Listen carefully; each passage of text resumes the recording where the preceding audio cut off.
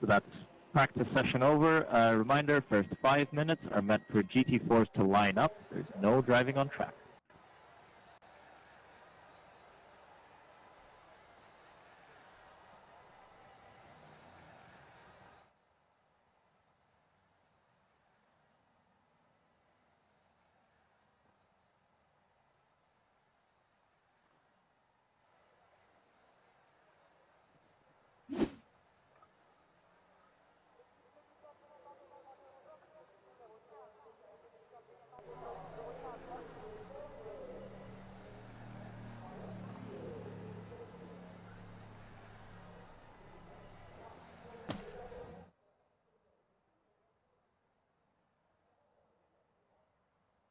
Nestled in the heart of the Ardennes Forest is a racetrack of fame and song and story, boasting some of the greatest racing history of all time and featuring such events as the Belgian Grand Prix and the 24 Hours of Spa. This is a circuit that truly needs no introduction.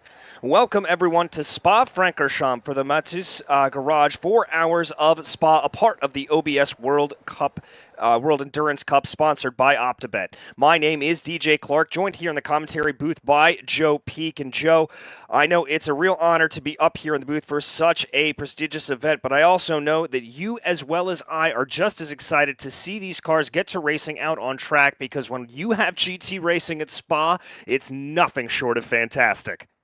Absolutely. It always puts on a good show. There's plenty of opportunities for overtaking, but also plenty of opportunities for mistakes. This is a track that tests just about any driver that tries to set foot here, and especially in GT cars. The GT3, both Pro and AM classes, and the GT4s are really going to have to be on it. And not only that, for 4 hours. That's the thing. When you enter endurance racing into it, you got to think about the long haul. And considering this track can certainly bite with the high speeds around here, they cannot afford to make mistakes. No, mistakes are going to be punished mightily, and no more than in qualifying, which we are getting ready to line up for right now. The way qualifying will work around here is there's about a 5-minute session for drivers to get themselves out onto the track, and then they will have 15 minutes. That'll be 15 minutes for the GT4 category, and then 15 minutes for the Pro category. Indeed, and as we wait for that to get started up here, they are going to be exiting out onto the track. They'll split up that qualifying for each, obviously, and then there'll be a little break between them so that everybody kind of gets their own little separate qualifying without tripping over one another. That'll certainly be important out there, but waiting for them to just make their way out onto the track here right now. It's pretty good conditions today, DJ, at 72 Fahrenheit, but of course it is a 4-hour event, so the weather will change as it goes on, especially the lighting. Yeah, the lighting will most certainly change, as we see a couple of sponsor reads here from OBS World. Massive thank you to them for jumping on board to be one of the primary sponsors for this event, and also massive thanks to OPTIBET. We'll tell you a little bit more about them a little later on. But yeah, that temperature change over the course of the run is going to be a little bit interesting to see how the daylight affects everything. It is at about 6 o'clock p.m. virtual standard time right now, so that could throw some things around here, and we'll have to see how that lighting does affect everything as they run. As you said, about 72 degrees track temperature right now, looking to be about 66 degrees Fahrenheit in the air, so that is going to be pretty nice for these drivers. Plenty of cool air coming on into the front radiators of these cars. 72 degrees, a little bit on the chilly side, but I think drivers are going to be very, very happy to see that. Much better than it being absolutely blistering out on track and having a big amount of problem as a result of that. But as we said, right now the GT4s lining themselves up, getting ready to head out onto track here. They will have 15 minutes to qualify, 15 minutes to put a time down, and Joe, you want to try to get the best qualifying time that you can, obviously. You want to be able to get your way up towards the front of the field, but in a long endurance race such as this, qualifying not the most important.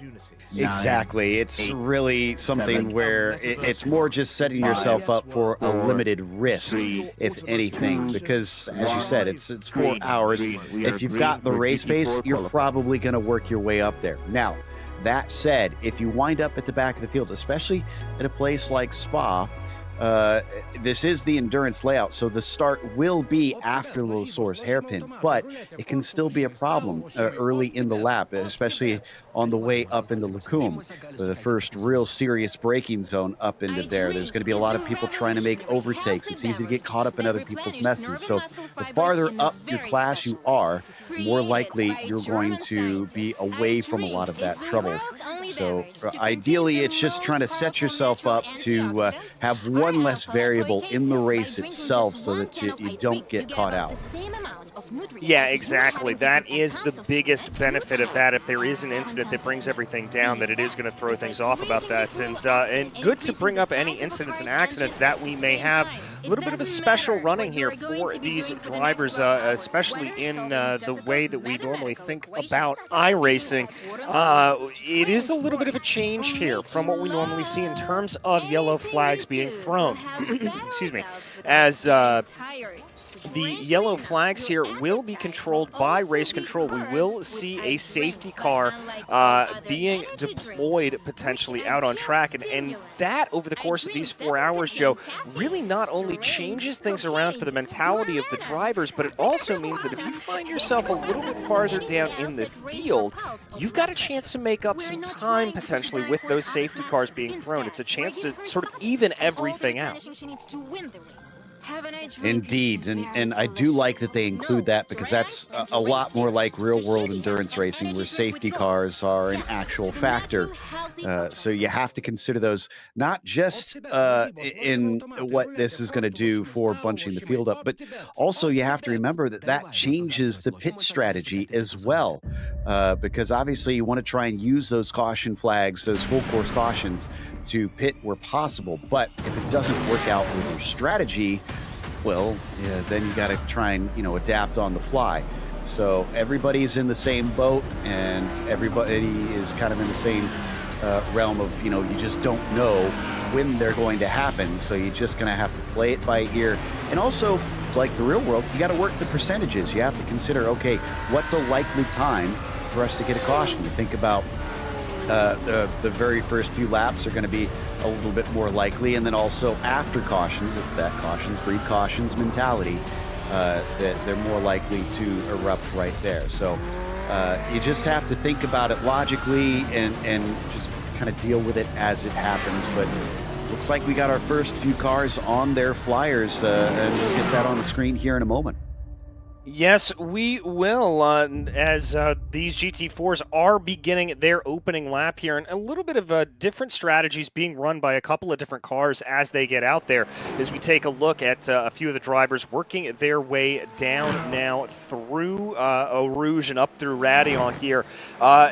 Joe, a little bit of give and take here, it has to be said, for these drivers as you think about how you want to sort everything out. Now, you definitely want to try to get as much of a draft as you can here down the Kemmel Straight, trying to really get that pull, get that to go. But you also need to have a little bit of clean air when you run through Sector 2, down through this portion of the track, through Malmedy, through Bruxelles, and down through Speaker's Corner. So you've got to kind of balance that out, and it looks like here a lot of these drivers are opting to really space themselves out a little bit. Not exactly the strategy that I would immediately want to drive into. I would frankly want to be tucked up behind another car to try to take advantage of the draft as much as possible, but we'll have to see how this plays out for these drivers.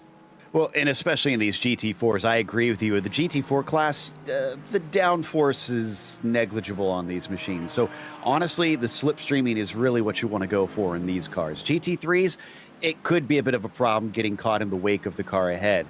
But of the different makes of the GT4s that we've got here, These things all pretty much are more streamlined, and you want to try and hop in behind your rival to see if you can get a little bit of a tow. Now, that said, if you get behind somebody who is a little bit slower, yeah, they can hold you up. So you want to try and plan that out so that you're with someone who is comparable in pace, and you're not going to wind up getting stuck behind them a little bit there. But I see the first of ours coming across as it looks like Aishkaram is going to put that 2:44 on the provisional pole with the only one with a time down. We'll see who can match that 2:29.4.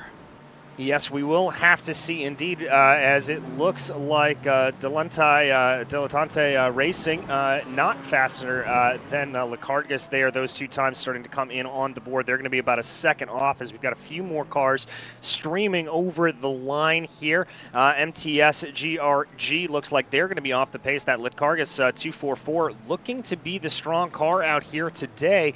They are holding down that top time. 50-50 Racing Team going to be able to close in there on second position with a time of 2:30.224. There is Schrotus coming in on the board as well, the 2:24. So time's starting to come in, but that number 2:44 looking pretty strong here early on. And Joe, a little bit surprising to me, it is an Aston Martin party up the top of the field. We obviously have a fleet of GT4s to choose from. Really only the Aston Martin and the Porsche Cayman being represented here today, but I'm a little bit surprised to see the Astons as strong as that. They're normally a pretty good all-around car, but not necessarily known as being spa killers. Yeah, I would have thought the Porsche would probably be a little bit better, but maybe this could change around. This is still early, and that first lap might work better, as you said, a good all-around. So maybe it's just lighten up the tires a little bit better. Now, they do have to take some things into consideration in this qualifying because it's such a long lap for GT4s. We're talking 2.5 minutes to get around. So 15 minutes isn't really all that long. They're not going to get that many laps in.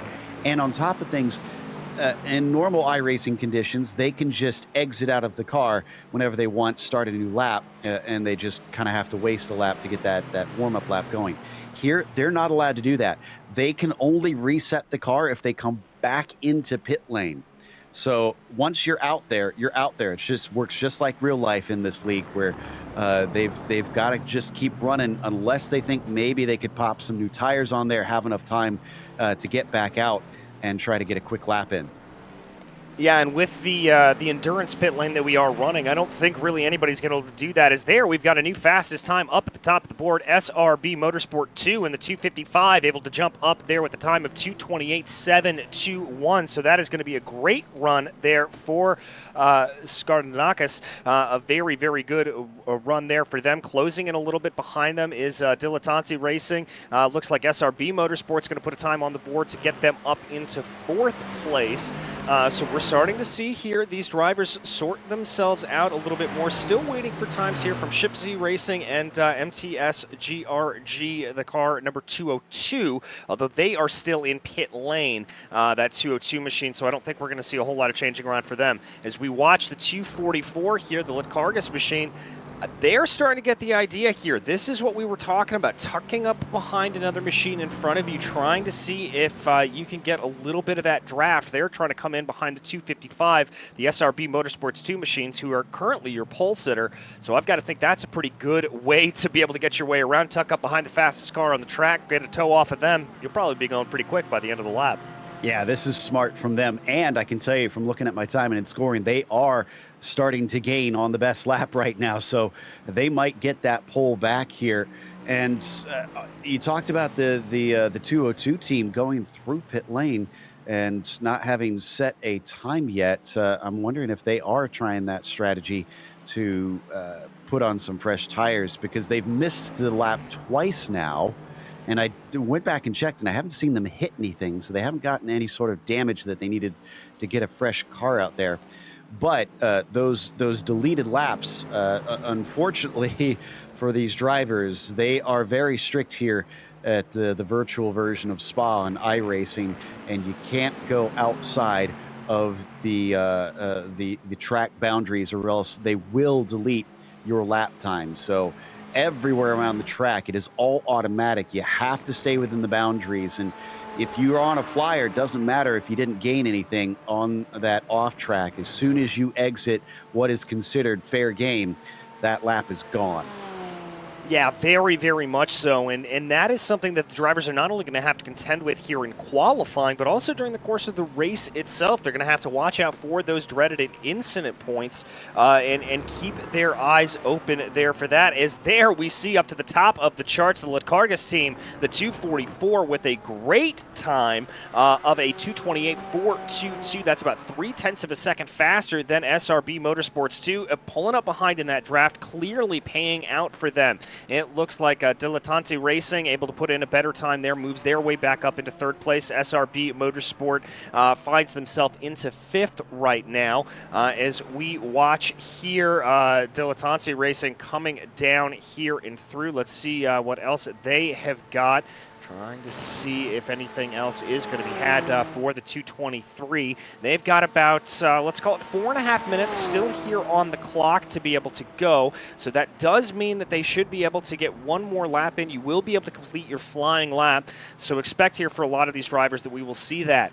Now, we talked a little bit about the GT4, kind of the makeup of the car, but those aren't the only cars that are running out here. We also have the GT3s, and that's going to create, once we get to the race, a pretty interesting dilemma here for these cars. We're definitely going to deal with some lap traffic over the course of this 4-hour endurance event. And the differences between GT3s and GT4s, they're not as extreme as you may think, and it can be a little bit tricky at points for the GT3s to get by these GT4 machineries.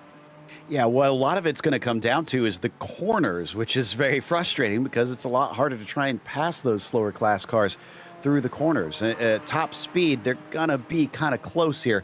It's the downforce that those cars have that really makes the big difference. So something that they'll have to really consider as they're lapping the class cars. And if we do get a caution, of course, that will split up a little bit and they'll have some time without having to deal with it until they cycle back around. But when we get the long green flag runs, it's just going to be a constant flux of those cars coming by. Still waiting for that 202 team to get a lap down. Also, I watched the Schroeders guys in the 224 managed to go quicker. Unfortunately, they're 2,000ths off of the 292 team for that 7th place. So they've got to go just a little bit faster around the mini miles of this circuit if they want to try and move up a position. Yeah, they're certainly going to have to try to do that. We continue to watch here Dilettante Racing in that 223 working their way through the bus stop chicane right now. The bus stop aptly named because it used to be a true bus stop bus stop chicane, but now obviously it has been changed, but the name still remains. As they come across the line, fans of the Belgian Grand Prix may recognize there the fact that, well, didn't they already cross over the line? Well, as we said earlier, this is the endurance layout, so the start-finish line is actually coming down here after the Source hairpin, as Joe said earlier. Dilettante going to come across the line. Looks like that's not going to be an improvement there for the 223, so they will stay in position. Still waiting for more times to come in. 50-50 Racing able to improve one spot there with a time of 229.442, so that'll be a good run there for them. They'll be pretty happy to be able to see them move up again. I think the biggest thing here, Joe, because we've talked about this endurance-style qualifying, where qualifying not necessarily is important if you are these drivers, they are going to be a little bit weary, let's say, to start outside of the top 5. You certainly want to be in that top 5 to avoid any incidents that come to you. Absolutely. And one thing that you do got to watch out for on that timing line is it's actually at the start of pit lane. It's just outside of the bus stop. Yes, they start the race on the downhill, but they count the timing line, and actually the finish line itself is the traditional spot where you see in Formula One, et cetera, and whatnot. So it's a safer start, but the finish and the timing is where it usually is. And it does actually catch some drivers out sometimes, and they do need to be wary of that as well, because they think, oh, maybe I've got one last chance to pass them in the source at the end of the race. No, you got to pass them in the bus stop. That is a good point. One of the little tricks and quirks here about SPOD that sometimes you get thrown off on as we watch here SRB Motorsports 2. Still giving that toe to the Likargas team as they run around here, going down into the aforementioned bus stop out of Blanchimont. A very, very tricky corner here in these GT4s. They definitely have to be a little bit careful, as it looks like that SRB Motorsports 2 team is going to call it quits here today. They're going to come on in. Let's see if Likargas is able to improve on their lead a little bit. Yes, they are. A time of 2:28.390. So a great run there for the 244. They will be very, very pleased. They'll get one more crack at the apple. Joshua going to be, I'm sure, very happy, as checkered flag is in the air here for the GT4 qualifying. So you will be able to finish up your flying lap, but after that, all GT4s have to come down into pit lane. Yeah, 50-50 Racing Team is going to be the next ones to get that checkered flag. So they sit in 5th in that number 250 machine. As we continue to watch Dilettante Racing up there, it looks like the 50-50 team is going to abandon their lap, so they weren't happy with that one. Shipsy's on a fast one, though, and as I expected, they're going to finish it out, so I'm watching them to see whether or not they're going to be able to improve. Is this a clean lap for them? It is. 2:28.5 is going to put them on the front row for now. That's for the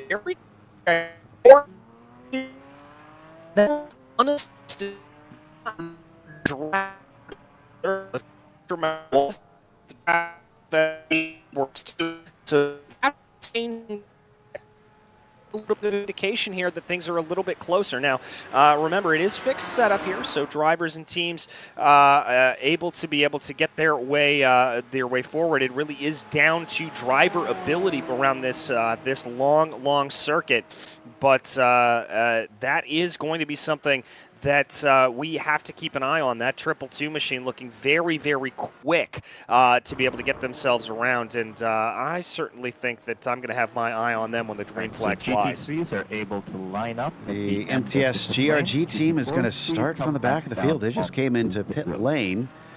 And, excuse me, that's the 202 team, rather. They have a 292 team that's also finishing their lap right now, but they're not able to improve. And we'll see whether or not the 244 wants to just put a stamp on it and complete the lap that they're on, but it doesn't look like it's a fast one, so I doubt they will. And then Dilettante Racing, did they cross and take the checkers actually already?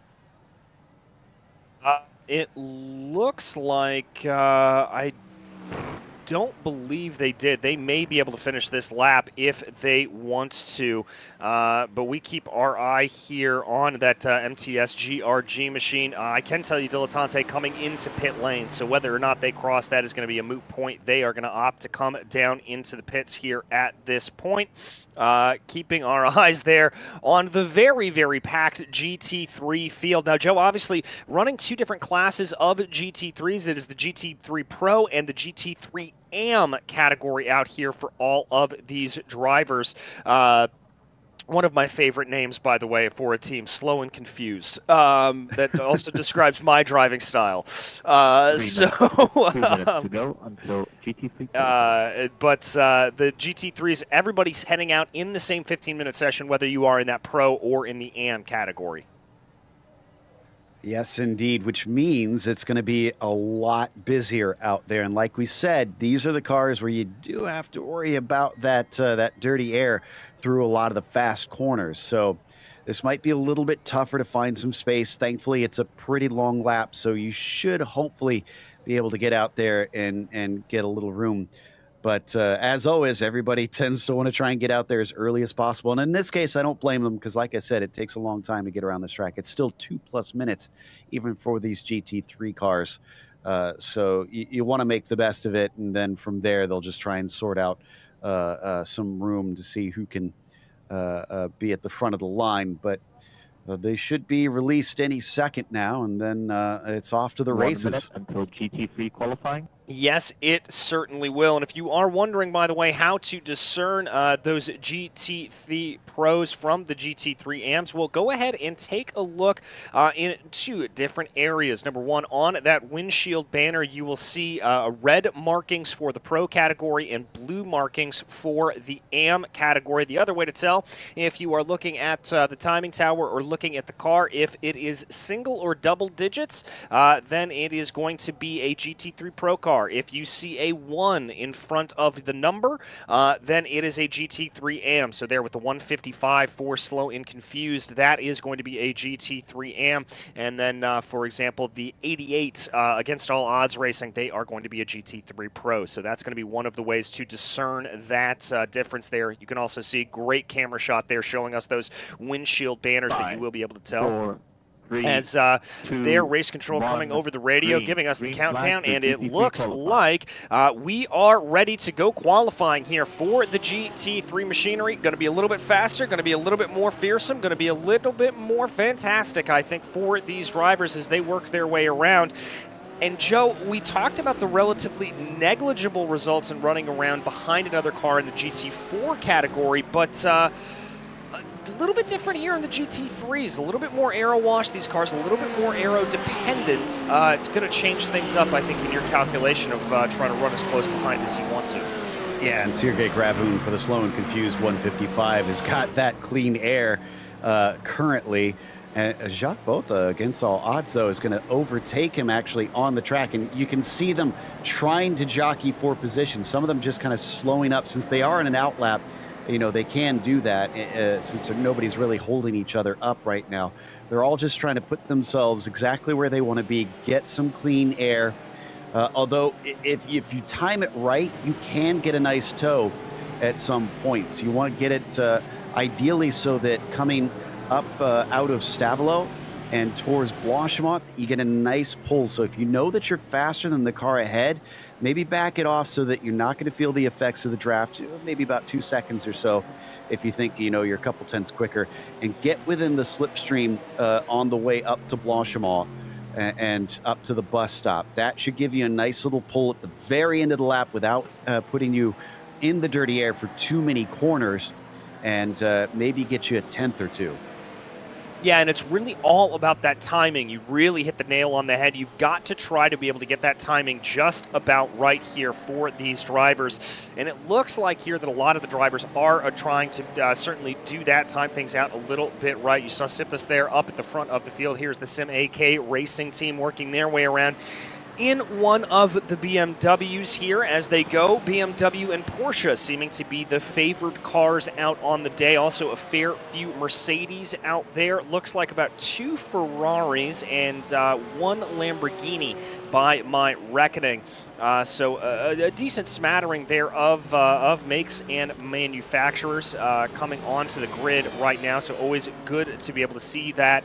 To see some parity, because one of the things we will be talking about over the course of this event, and indeed all of our events here for the OBS World Endurance Championship sponsored by OPTIBET, is the fact that you're going to have cars that do better at different tracks. That's just kind of the nature of the beast when you're getting into a long-form championship, and we may see some switching back and forth of which car is going to be favored, Joe.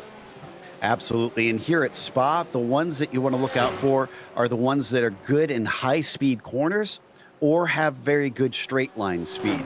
The all-rounders might be okay here, but as we talked about with the Aston Martin, we didn't really expect it to be that great. For what it's worth, the Porsches did come good towards the end of the session, so I think it was maybe just getting the tires fired up there for them in the GT4s. So for here, watch for the BMW. It's known for having a lot of good straight line speed, that M4 in the GT3 class. So it'll probably fare well here today. The Porsche probably also will do well, but in those high-speed corners, it needs to be a very well-balanced car because it has that rear engine and all the weight at the back of it. If it's not balanced, then it can be pretty diabolical in high-speed corners, and when it goes, it tends to go, and you're not saving it. Yeah, exactly. We often talk about the sort of pendulum of the Porsche, that when it really starts to swing around, it's very, very hard to catch. As we watch here, Jacques Botha for the Against All Odds racing team, working his way down through Blanchimont right now. That fearsome left-hander, absolutely flat out here for those drivers in the GT3 machinery, getting onto the binders now, down into the braking zone for the bus stop. I believe here that the 88 is going to put the first time down on the board.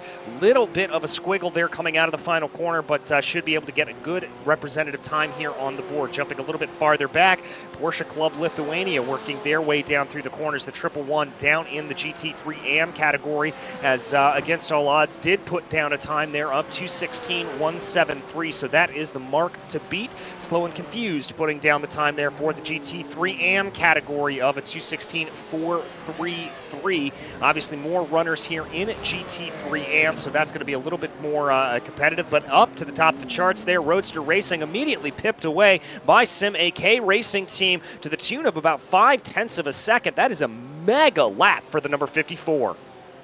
Absolutely. So it's already changing quite quickly out there, and Sim AK Racing Team now up at the top in the number 54. Fordzilla joins them on the front row for that pro class. We've got about half the cars now with a time down, but we're still waiting for a number of them to come through. Curious how many of them have had laps deleted. I'd have to go through manually and check. Over the Limit Racing Red puts themselves on the second row there, but our highest AM currently is the 111 team of the Porsche Club Lithuania. And immediately pipped there by RK Foundation with a time of 2:15.962. Now, just for relevance, that would actually put them 7th. They call that 8th overall. So they are exceptionally quick around here, about 0.4 of a second faster than RK Foundation. So that's going to make for maybe a little bit of a runaway there in that AM category. Here is that RK Foundation Mercedes looking particularly quick. They're going to be getting a little bit of a draft there up ahead of them as they run, so they'll be pretty pleased to be able to see that as they come down now into Lacombe, working the car around that Mercedes. One of the newest additions here in the GT3 machines on the service, the GT3 Evo version of that Mercedes AMG, met with a lot of fanfare. A little bit surprised when we originally got it, Joe, but it has been a welcome addition here to the sim. And this is one of those cars that I talked about that's considered a good all-rounder, but more so because of the fact that the Mercedes is known for being very compliant, and you can tend to attack curbs in this car. I never really liked driving it personally because to me it just felt floaty because of that, and I guess I tend to like a snappier car in that case, that you can really feel what it's doing. But it tends to be a very popular car because of that, because most drivers can get into it and not feel like it's going to really come out from underneath them, as we got a spinner just in front of them. That ruins the lap for the 112 team. That was actually the Locals Autosport Black 188 that unfortunately had a spin there. Yeah, as we're actually going to go back here and take a look at that, Juslavixis there getting into it all wrong. Just frankly, a pretty easy thing to do here around Spa.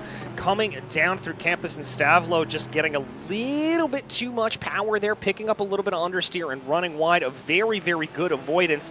It's unfortunately probably not the last time we are going to see an incident like that, as especially when you're trying to trail in behind somebody. Those two corners, Campus and Stavlo, very much an area where you can pick up a little bit of that aero wash, pick up that understeer coming through the corner.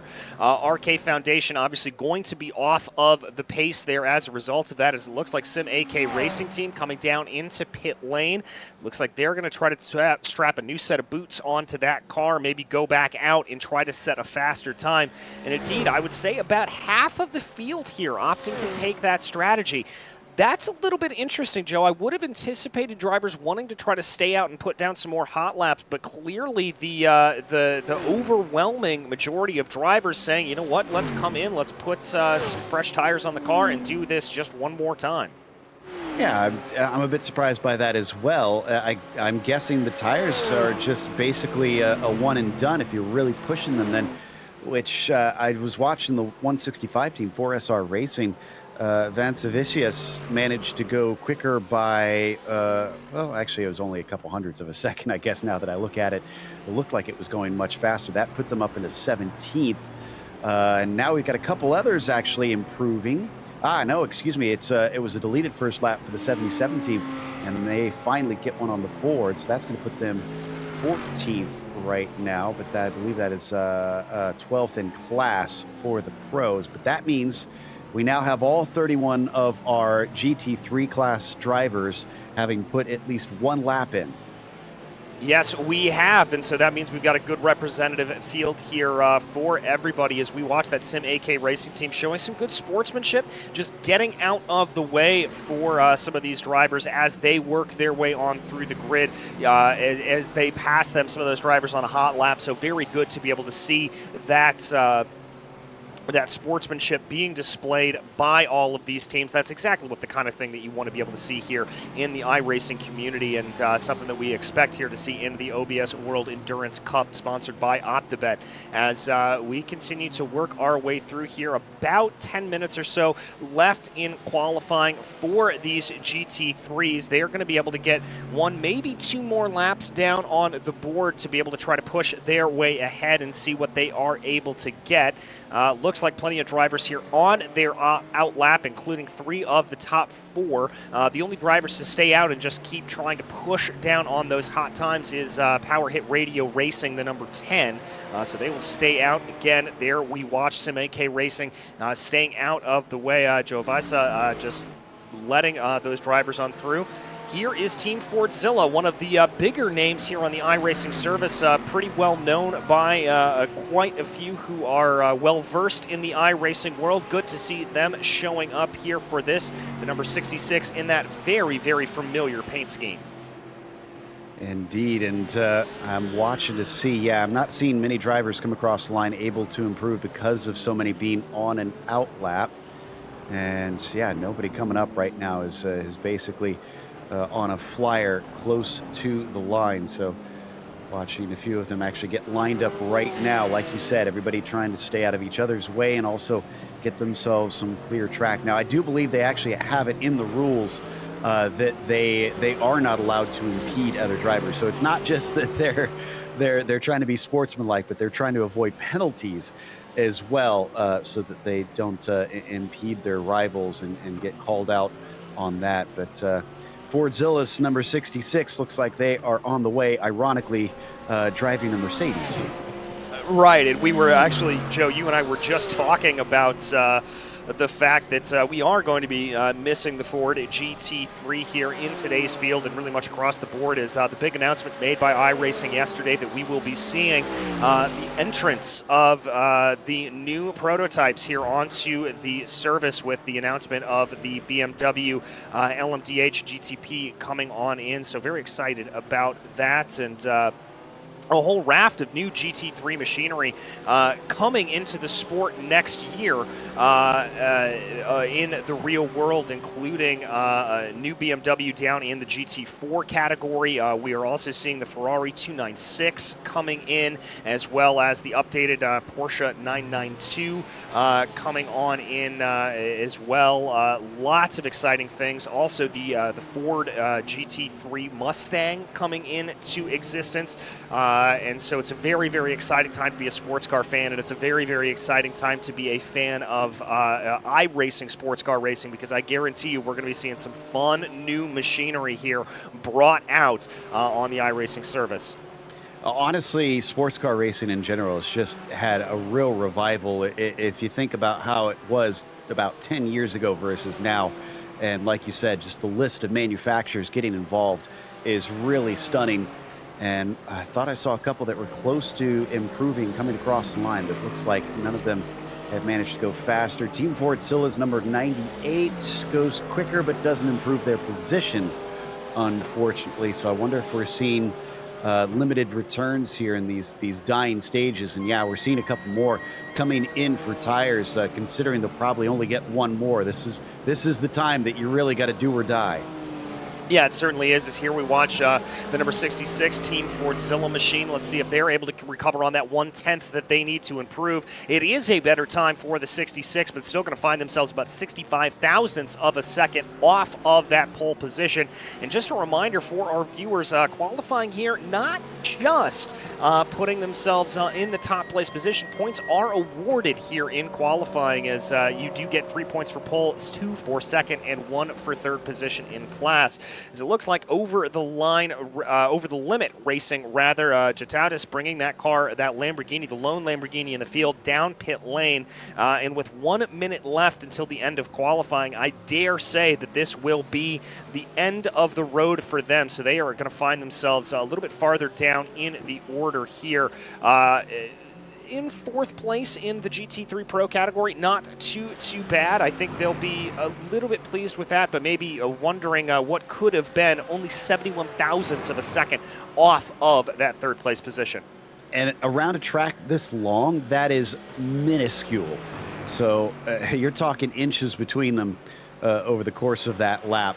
And I'm waiting to see when that timer ticks to 0. Ooh, both, and the 88 just improved up to 7th. So they've started a new lap, and now it looks like the 155 is going to be the first to take the checkered flag, and they did improve. They're up to 12th overall now, and that puts them second in that AM class. Yeah, another improvement there for SRB Motorsports. They're going to find themselves up in a little bit of good running there into third place as they cross over the line. We continue to watch here Team Fordzilla working their way around, getting a very, very healthy toe off of the Porsche Club Lithuania machine in front of them. Oh, that's going to be a little bit close, though, coming through Blanchimont. I don't think that's what you want. There may have to be a little bit of a checkup there for William Chadwick, and that slows them down just a little bit. That is not what you want to see there, I think, if you are Team Fordzilla. Would not be surprised if we see a little bit of a back off there from them potentially, as that looks like, indeed, they're going to come on into pit lane. Locals Autosport managed to jump up. Porsche Club Lithuania goes quicker and are 14th overall. Let's see who else is on a fast lap here. I'm not seeing many coming to the line that look like they are going to improve. In fact, a bunch of them were on an outlap. Locals Autosport Black, who is currently last of the GT3s overall, are coming out around the bus stop right now, and it does look like they are quicker. They really need this one. And it's a 2:17.3. That will jump them to 30th out of 31st. So they made a position up, but it was only one. Yeah, only made up a little bit there as they run, but any little bit helps, as we know. So trying to be able to get themselves up as much as possible and seeing what they are able to do. We continue to work our way around right now. There is Slow and Confused coming down through the third sector of the lap right now, trying to see what they are able to get. So hopefully that means that they're going to be able to improve here a little bit more as they run. That's going to be the big want there for them. We'll have to see if they are able to improve a little bit right now. Looks like we're seeing the majority of the teams coming down into pit lane, though, Joe, and it looks like I think we've just about got our qualifying grid all set here. In fact, it is set. The 155 was the first one to take the checkered flag, so that's everybody out there done. And we had 1 out of 41 cars that did not set a time. That's actually pretty good, especially in a track like this, which is so punishing with the paved runoff and trying to push the edges of what are the boundaries of the track. It's so easy to have those times deleted.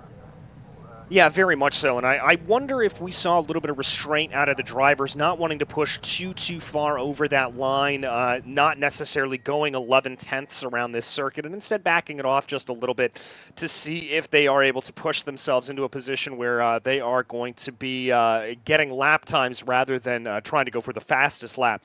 We'll have to see once we get into race conditions here, which should be kicking off here in just a few minutes' time. We will have a rolling start around Spa, as is customary in GT3 machinery. And again, points being awarded here in this qualifying session. Sim AK Racing Team, Team Fordzilla, and Power Hit Radio Racing in that GT3 Pro category. They are going to be the first to be able to score points here in those. Arcade Foundation, Slow and Confused, and Porsche Club Lithuania down in the GT3 AMs, and then Likargas, Ship Z Racing, and SRB Motorsports 2.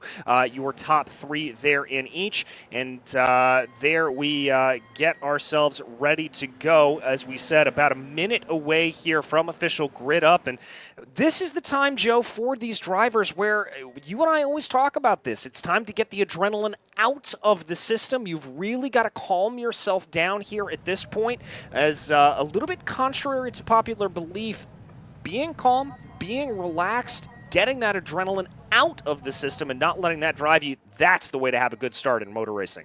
Yeah, you want to be able to make good decisions, and a lot of times you need the adrenaline to not be a part of that decision, because you really are just making snap ones when that happens. The other thing, too, is you got to start thinking about your driver's strategy. Who do you want to start this race? I know in my time in endurance racing, I was almost always the one they stuck in there, mainly because I was a safe pair of hands at the start. I tended to get the car through without getting into trouble, because this is the most dangerous part of the race, where you're close to every other car. You're closest to every other car there at the start. So a safe pair of hands is always a good bet. But if you're vying for the win, yes, it's a long race. Getting that track position is important. So for those who are up at the sharp end of the field, DJ, sometimes you want an aggressive driver at the start. Yeah, it's a little bit of one way and the other here for these drivers. You want to try to figure that out the best you can and work their way through, as we are ready to officially start gridding up here in this session. As we mentioned a little bit earlier, it will be Sim AK Racing Team leading the way out onto it. A short pace lap here. We will be starting just before Blanchiment to get underway. It's going to be Sim AK Racing Team leading from Team Fordzilla. Power hit ratio coming on through as everything continues to line themselves up right now. The cars getting on to the grid, and this is the moment, Joe, as we said before, get that adrenaline out of your system, calm yourself in, and just get ready to go racing. 4 hours, a long race here for these drivers. Not exactly wanting to start things off in a bad way, most certainly. You want to get through these first couple of laps cleanly and just start ticking off the time. Indeed. Yeah, that's the thing here is just make it through these first few laps, get things settled in, and then you could start to affect your strategy. If you've got the pace, just let the race come to you. Don't risk it here. Like I said, those at the sharp end are probably going to want to try and get track position, because that might be important a little bit farther down the line. But for the most part, you've got a lot of time for things to try and work themselves out. So as long as you're in, I'd say, the top 3 to 5, you're probably good on trying to get that victory if you think you've got the pace for it. So don't risk the car. Try to keep out of trouble, and just try to get yourself the first couple laps under your belt. Exactly, and thank you again to all of our viewers for joining us here for the Metasis Garage. 4 hours of Spa, a part of the OBS World Endurance Cup, sponsored by OPTIBET. As here we go, Sim AK Racing Team and Zadakis leading this field around to green here. There you can see that starting order. Chadwick starting to his outside. Power Hit Radio Racing, followed by Over the Limit Racing Team looking there in that top category. It's going to be Zentalis and Grabun there in the GT3 AM field that will lead us around here in that category, starting a little bit farther back in the field there, as you can imagine. But here they come, bringing their way through the bus stop. Again, start line here a little bit farther back down on the track. It will be past La Source as we continue to work our way down through the order there. You can see everyone on your screen. A staggered start here between the GT3s and the GT4s, but the GT3 machinery will be able to race in and amongst themselves here, as here comes Sim AK Racing Team, Team Fordzilla to their outside, coming down to the line, looking to Barney the flag man, as we get ready to go racing here for the Matusas Garage. 4 hours of Spa, and there goes the green. We are racing in Belgium. It looks like a very, very clustered start there. Not anybody really able to get a good breakaway as they dive down into La Source and over, dive down into Eau Rouge rather, and up and over Radillon for the first time. Looks like a little bit of jostling there in the back of the field, but the first couple of rows through nice and cleanly. Team Fordzilla now onto the attack here on Sim AK Racing Team, going down the Kemmel Straight. They're going to have to go the long way around La Source, around the Lacombe rather, and it looks like Team Fordzilla slightly outbraking themselves. That is going to be Sim AK Racing Team holding on to the lead, Joe. Oof, I told you they'd have to be aggressive at the start if you're going for the win. And it looks like Fordzilla's going to try and come back at him. Chadwick gets the inside down into Ravage, and Zedeckis is going to fight it all the way around the outside, and successfully, as they come into No Name, he'll hold on to the lead. That is fierce stuff. And a little bit of defense there from Zedeckis, trying to be able to do that. Team Fordzilla now working to the outside there of Puhan, trying to carry as much speed through the corner as possible, looking maybe at a little bit of a crossover move. This battle up for the front of the field, absolutely fearsome here. Holding on in behind them is Power Hit Radio Racing, as now going around the outside of Fagnes is going to be Team Fordzilla. That cuts back to the inside, and it looks like finally, after corner of trying, that is going to be William Chadwick and Team Fordzilla and the number 66 Mercedes able to move their way up into first position. Sim AK Racing Team holds their spot down into P3. Then it's Power Hit Radio, Roadster Racing, and Over the Limit Racing Red coming in behind them in the top 5. In the GT3 AM category, RK Foundation leads ahead of Slow and Confused with Porsche Club Lithuania. Looks like RK Foundation having XZ Racing in between them to kind of break things off. As here we've got another pass trying to go down into the bus stop there. Sim AK Racing Team looking for a little bit of overlap, didn't quite get it. That's going to check them up coming through the final corner, but I've got to give some pretty massive credit to this field, Joe. Big bobble there in the back. I believe that was 4SR Racing, but we are able, and on this first lap, through clean. Absolutely, yeah. They've done a fantastic job, and we can't forget about the GT4 cars as well. Right now being led by Shipsy Racing, although they're having some internet connection problems on my end. Lacargas, the 244, has been chasing them. It's just as tight up at the front of there. So as we continue to watch our leaders here at the top of the GT3 Pros, I'm kind of surprised that Duchovskis hasn't gotten more involved in that number 10 machine. I would have thought that with all the battling between P1 and P2, they'd be able to get in and amongst them. As now we take a glance here at our GT4 lead. Yeah, and there you can see those internet issues for Shipsy Racing. That is what that blinking that you see on your screen is. Lacargas trying to close in behind right now. And when you have those internet connection blinks like that, it not only affects you as you are running, but it will actually affect the draft effect for the driver behind you. So that's going to be a little bit frustrating here for Lacargas, as they're not going to be able to get the full draft coming down. And it also is a very scary situation, Joe. When you've got a car blinking like that, you don't know where it's going to reappear. As we go back to check out a little bit of a replay here, this is the 299 coming down into the bus stop. The Aston Martin looks like they're going to come on into pit lane, so not sure exactly what the KTK Racing Division team is doing there, but they are into the pits on lap 1.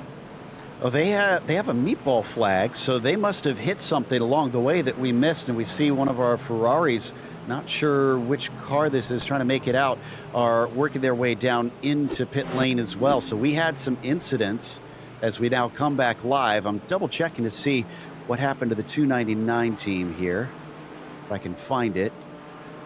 And I'm not seeing it quite yet, but I'll continue to look through.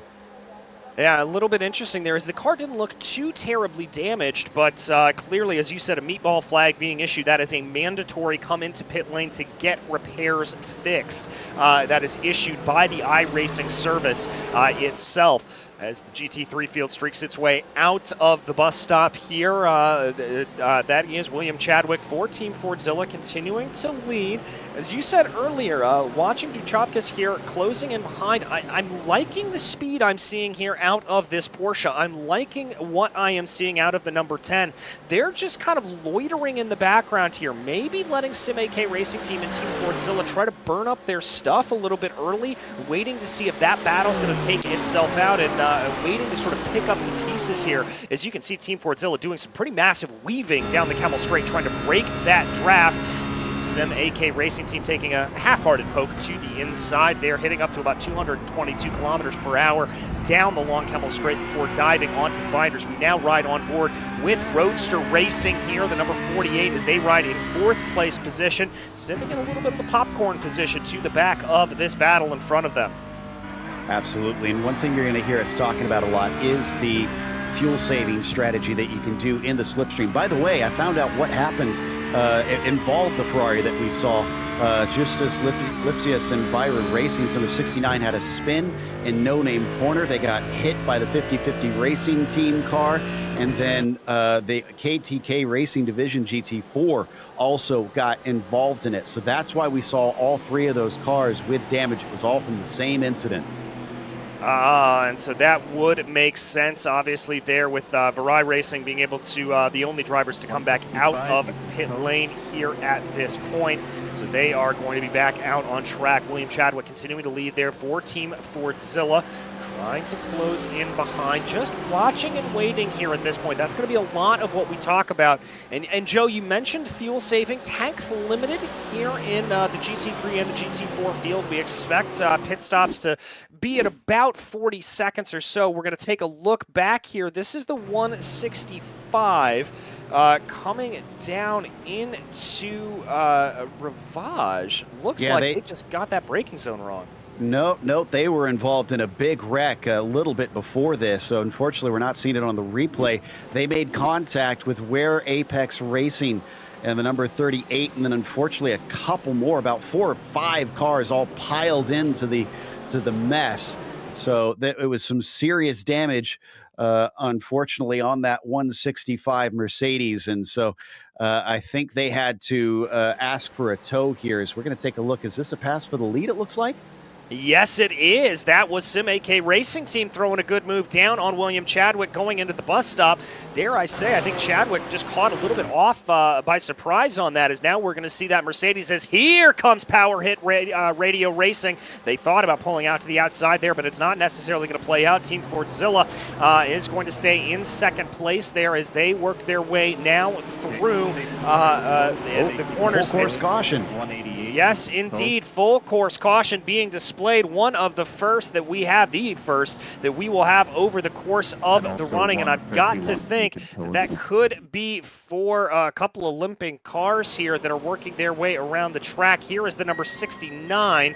It's the Varai Racing Ferrari. Remember, we saw them come on into pit lane a little bit earlier. Here they come on in. I think that's just a view of that replay. Car 54 is your race leader, so keep pushing. As they get their way back around right now, just some controls. Go ahead, Joe. I think I found him. It was the 188.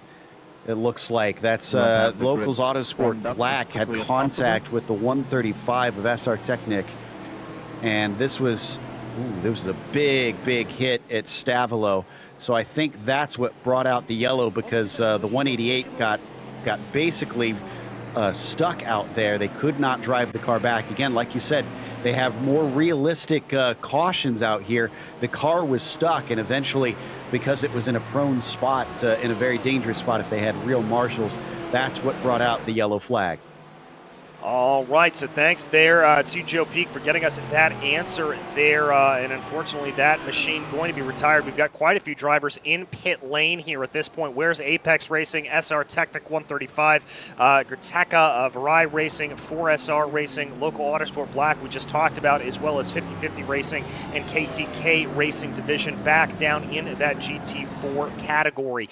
So plenty of them coming in and out right now, and not sure if we're going to see any of them be able to return to the track here as we jump back to live pictures.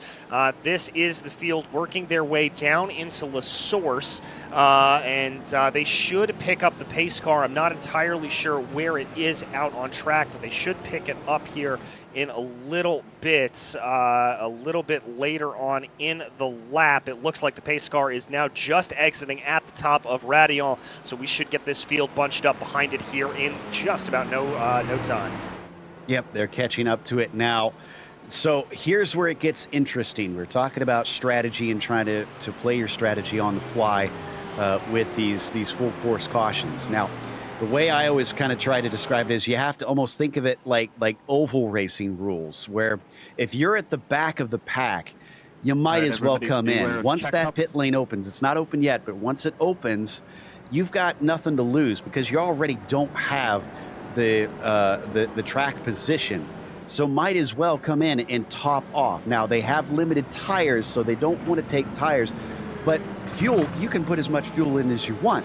And if you can get yourself in a position where you've got more options on strategy, which having more fuel on board will do, then do that, because really you lose nothing. So I'd say the last 5 to 10 cars in line come in and top off as soon as that pit opens, and give yourself more options down the line on fuel strategy.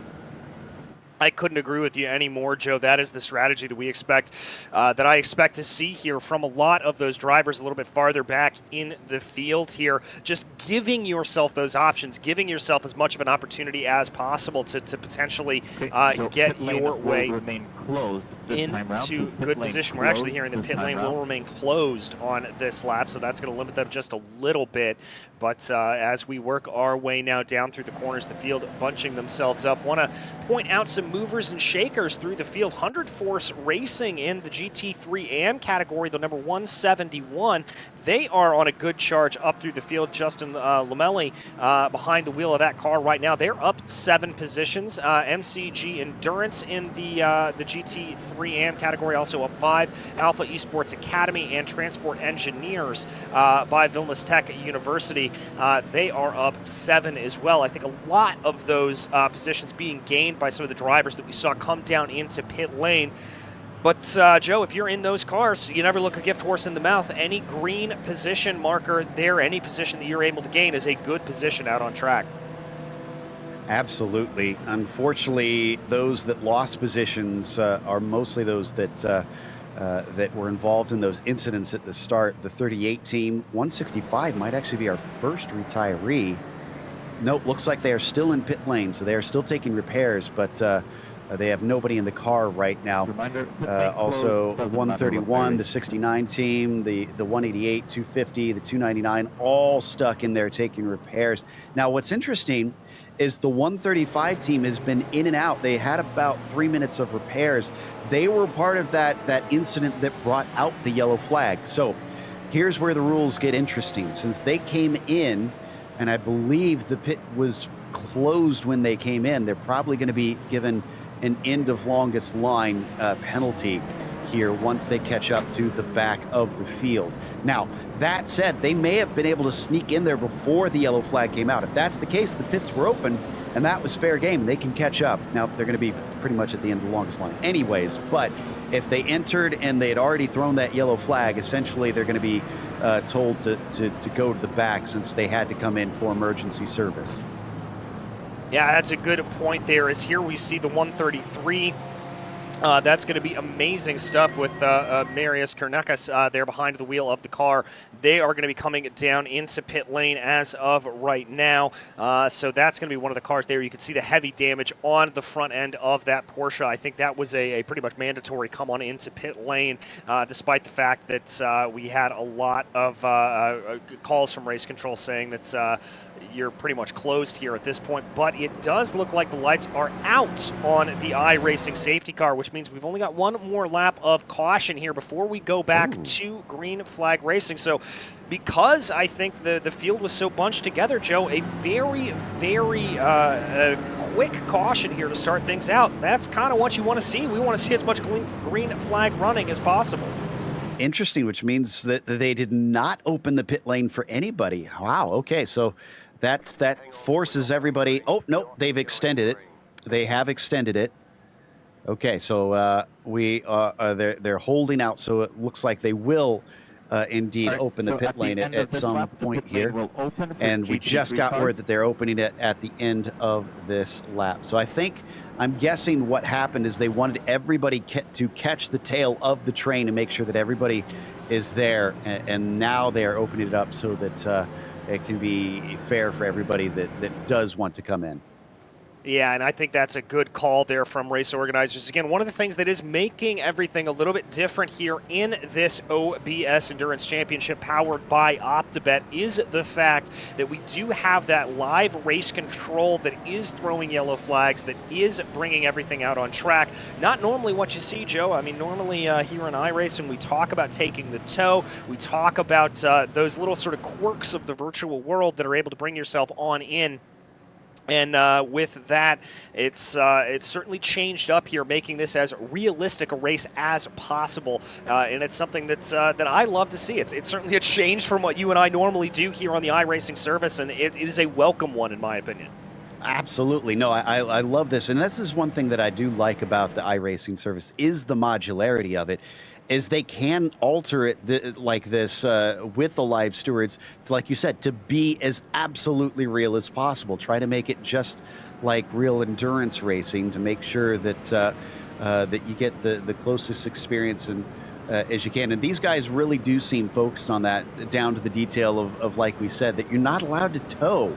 In normal iRacing, it's honestly, if anything, it's almost considered good etiquette in usual circumstances that you tow as quickly as possible because you don't want a track blockage. You don't want someone lying on the track. But in the real world, you don't have that situation. So these guys want that to be the case, that you do have to treat the car with as much respect as possible. If you see a yellow flag, you have to respect that because you don't know if there is a car just stuck out there in the middle of the circuit on the racing line. So you have to watch out as you're coming up to those blind corners that if you see the yellow flag, slow up, preserve the car, and don't get involved in a silly incident. And so far, it has not lessened the drama, DJ, because you think about the battle we've had for the lead in these first few laps. Sim AK and Team Fordzilla, they've been going at it like it's the last lap.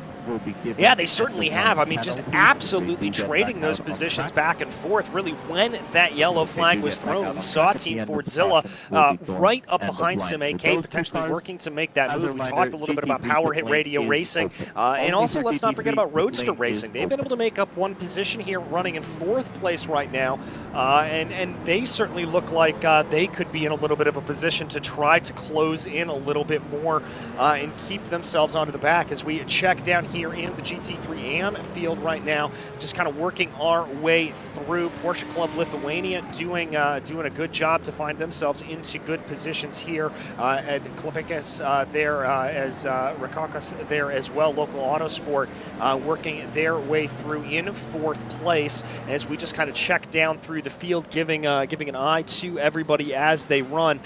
We haven't really focused in a whole lot on the battle for this GT3 AM class, although I am looking there. 123, a little bit of damage to the front. That's the MCG Endurance team. I didn't notice that earlier. They run 6th in class right now. But one of the things that's going to be a little bit interesting here for this GT3 AM field, remember, is the fact that they're going to find themselves mixed in with a few of these GT3 pros potentially. And indeed, right now, the RSR by butt kicker number 68 actually finds themselves in 12th overall, one spot behind your GT3 AM leader. So they're in a little bit of no man's land. But for your GT3 AM leader, RK Foundation, they've got themselves a little bit of a buffer.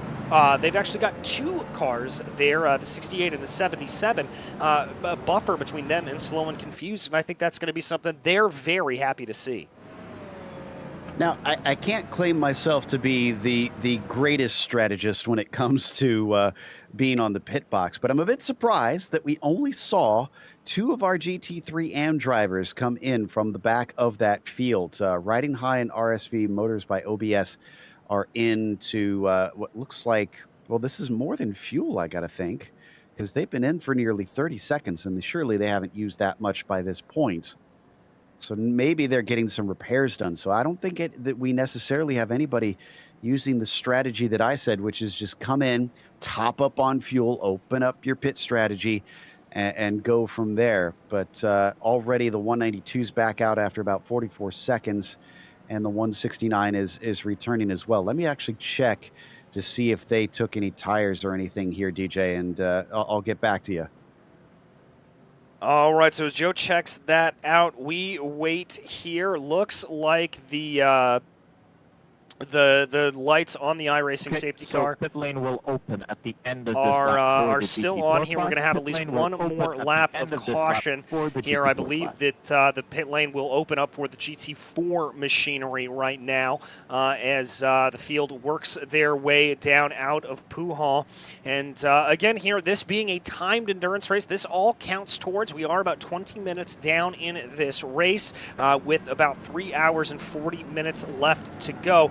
And Joe, one of the things that this is going to do is certainly going to be able to change up a little bit of that fuel strategy. When you're running behind safety car conditions, you're not using as much fuel. That's going to extend that 40 to 45-minute fuel window that we were expecting to see out of these GT3 cars. Yeah, absolutely. So this does extend the period that you can go for the first stint. By the way, the 169 riding high team, they did take tires, but the 192 RSV Motors did not. So differing strategies. That I will clarify that the 169 riding high car is still stuck in pit lane taking some extensive repairs. The front of that Ferrari looks absolutely atrocious right now. So they got involved in some bad incidents there at the start. So we still see the lights on in the pace car. So at least a little bit more to go before we are sent on our way. But one thing about Spa is you talked about saving the fuel, is these pace laps are very, very long. So whenever we get cautions like this is going to eat up a lot of the race time. Yeah, it certainly is, and it's going to eat up a lot of your drive time here for some of these competitors as well. So that is going to be something that we do see that when you talk about those stint lengths, this may change things around a little bit. Some drivers may feel that, well, I've been able to do enough time here. I want to hop on out and do that, or we may see some drivers now extending their stints to an extra one longer to potentially put themselves up forward as we cross over the finish line there, working on lap 8 here, and we continue to stay under under yellow flag conditions here at this moment. Looks like there is a warning being issued by race control to the number 165 machine. That is the 4SR Racing Mercedes. They have been given an issue, given a warning for contact with, I believe that's the Where's Apex Racing number 38. So race control staying on top of their game here and issuing some penalties early on, or some warnings here rather early on. So at the end of this so that was the incident that I mentioned some time ago. We saw the 165 kind of slowed up into the gravel trap of Rivage. And that's what the incident that I was talking about, that they came together in to Lacombe, and that was because the 165 turned down in on the 130 or on the 38 team. So I think they just thought that they didn't like what they saw out of 4SR Racing, who are back out on track now, so they've been able to repair the car. But it was a pretty long time in pit lane, about 10 minutes. The only thing that saved them was the fact that we have this caution. They've lost about, it looks like a lap on, no, 2 laps actually, because they're GT3 class. So 2 laps down from the leaders. It would have been a lot more most likely, but the slow pace of the pace car allowed them a lot more time to try and bang away at that machine. Yes, as we do have a couple of more penalties being issued out here right now. Looks like a drive-through penalty being issued to the 135 machine. That is been assessed again to the 135. That's the SR Technic 135 entry. They are still down in pit lane here at this point. Also seeing a drive-through penalty issued to the 181 machine. So there are 2 drive-through penalties that have been issued here. Those are both for contact with other cars, the 181 being the SRB Motorsports line by Latinva. So that means that they will have to serve that drive-through penalty once we get back to green flag racing, which will be, Joe, in just about a half a lap's time here at this point, as race control has ordered that safety car lights off, and we are getting ready to go back under green. Yeah, that penalty for SR Technic 135 is because they were the ones that caused the caution here. when they came together with the 188. Really what happened, since unfortunately we didn't get to see the replay on that, is that they clipped the inside curb coming out of Stavilo, and that basically sent the car flying. The poor 188 car was basically there and a real innocent victim in that situation.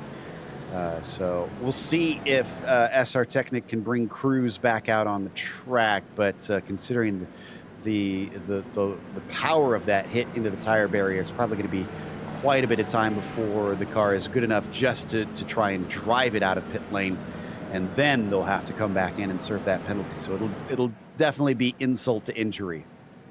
Yeah, it certainly will, and not how they wanted to get everything going here today. A little bit unfortunate. Surprised we're not seeing a little bit more weaving out of some of these drivers up at the front of the field, trying to get those tires up to temperature a little bit more, but clearly Sim AK Racing Team and Team Fordzilla feeling pretty confident about where their tire temperatures are right now. The track temperatures have fallen ever so slightly. It's down to about 80 degrees Fahrenheit out on track as we work our way towards about 4:30 p.m. virtual standard time. So time continuing to tick along here for these drivers. But they now come out through the bus stop right now. The pace car going to move off down into pit lane. Again, we have to wait here for the start line down past La Source here to get going, I do believe. So that is going to be pacing here for Zadakis. They are into the Sim AK Racing Team, the number 54 at the front of the field. Moving over to the left-hand side of the track, ready to go down into La Source as they now get ready to get on the loud pedal. And there we go. We are back racing once more from Spa-Francorchamps for the OBS Endurance Cup powered by OPTIBET. Good getaway there from Sim AK Racing Team. It looks like the field going to spread themselves out here a little bit on this single file restart. The big question here is going to be if Team Fordzilla is going to be able to close down enough down the Kemmel Straight. We flick back in the field here a little bit more. You see drivers working their way around. A couple of drivers moving off to the outside, trying to break a little bit of that toe. We look back here on the RSR by butt kicker Porsche all the way off to the inside. There is the 68 trying to defend right now from the Alpha Esports by MDS Machine. Yeah, very tight battle here for 12th in the GT3s, just behind the the AM leader in this class right now as they come down into Rivage, but not quite close enough for now. So Herwanen in the 77 going to have to try again a little bit later, and now we come back once again as this looks like we've got, actually a replay here on the restart maybe?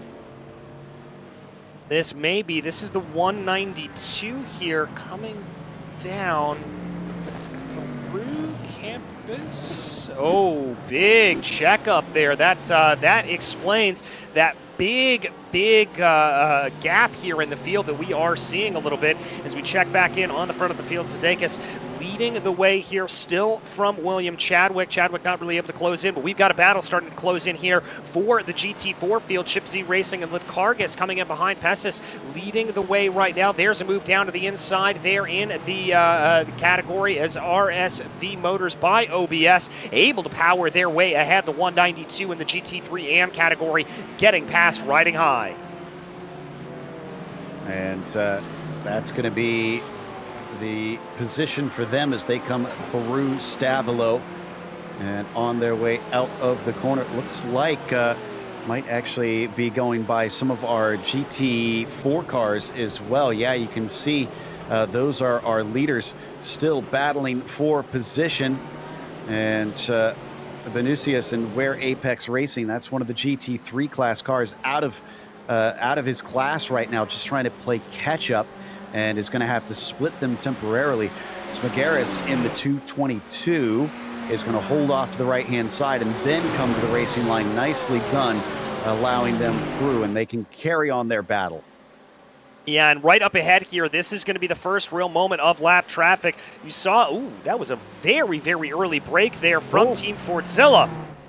And off track there, who is that? That's Vira Racing, so they're a lap down, so they're just trying to stay out of the way. Thought maybe they had outbraked themselves, so Lipsius is just trying to basically not be an obstacle to the battling leaders. Yeah, once again, staying out of the way there for the rules and for good sportsmanship. I'm a little bit surprised there, Joe. Team Fordzilla really breaking early into the corner there going into Lake Combe. It looks like they're starting to attack here, but don't want to be too aggressive on Sim AK Racing. But what that's really allowed now is it's allowed for Power Hit Radio Racing there in the number 10 machine to sort of close up on the back of them. It looked like they had a chance to really go for the lead, and they backed off like they wanted nothing to do with it. Well, I mentioned earlier, there could be some fuel-saving games, and if you're behind some faster cars and are able to keep up because of the slipstream, why try and pass them? Just let them pull you along. You get better laps, you'll get better fuel mileage. To me, yeah, that's kind of the right call at this stage of the race. If you see those two ahead and think, well, in normal circumstances, I'm not going to be able to keep up. But I think we might have a battle starting to brew here as Chadwick is once again getting close to the 54. Yep, starting to close up a little bit. The question's going to be is if they want to do that big clobber of the curb there for the number 54 coming through the bus stop, trying to be able to get a little bit of running here. It looks like Chadwick's going to find himself about 0.5 of a second behind. I've also got my eye on Roadster Racing sitting there in the 4th place position. They've quietly been able to keep up to the back of the number 10 here.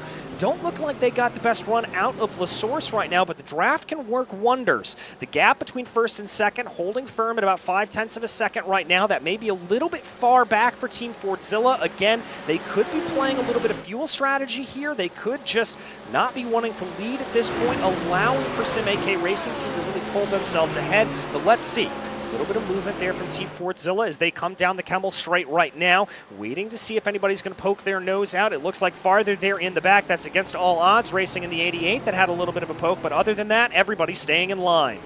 Yeah, nobody nearly close enough there into Lacombe to try anything, at least at this stage. Maybe if it was very late in the race, you'd try something ambitious like this as the number 10 almost dove inside of Chadwick, and there was a little bit of car contact between them. Thankfully, nobody spun out by that one, and they come down through No Name, but I was a bit surprised that Dukovskis was going to try something like that. Here we'll get a replay of it. Yeah, a very gutsy move there for the number 10. And not really what we've seen from them. Remember, I talked a little bit earlier about how they've been seemingly happy to play the waiting game. Well, and maybe it was just that they didn't have a door opening on them and so decided not to go for it. But we continue to watch the number 10 here, and that's sort of opened them up from behind. Roadster Racing in the number 48 starting to close in, bringing along with them Over the Limit Racing Red in that seemingly red Lamborghini, as you would expect, starting to close in. But Dukovskis being able to get a gap here of about 0.4 of a second there over Roadster Racing in the number 48. That's Marius Sippis behind the wheel of the car right now. They work their way through Blanchiment. Again, it looks like we're seeing a lot of drivers here relatively happy to be in place. We're going to take a look back here at a replay of the 133 as this is Kornikis coming down through Puhan. Oh, and there is that pendulum of the Porsche GT3 that we talked about, Joe. When that rear end breaks away, it breaks away big. Yeah, and unfortunately the car already had quite a bit of damage as he's in a very awkward spot. Boy, he's lucky that he didn't get hit there. I think that may have actually been our GT4 leaders that just flashed by the screen. I think it may have been as well. Very lucky that that was not a bigger incident there for them. As we continue to watch here, Dukovskis closing in behind Team Fordzilla. Now this could be a little bit of a run. That gap coming down under 0.3 of a second right now. Power Hit Radio Racing coming on strong. Seeing a Porsche there running offline a little bit in the back. Not seeing a movement down into the Combe. Warning, by the way, issued to car 69, Varai Racing Ferrari for an unsafe rejoin. May see another one there for that 133 that we saw a few minutes ago. No look down to the inside here for Dukovskis. He's going to keep everything nice and together through Ravage, as now they work their way towards No Name. And I think that aggression may be a little bit restrained here as they continue on and work their way out of the corner right now. Looking like it's pretty pedestrian here at the front of the field. Well, as pedestrian as you can be when you dive down into a corner at 200 kilometers per hour.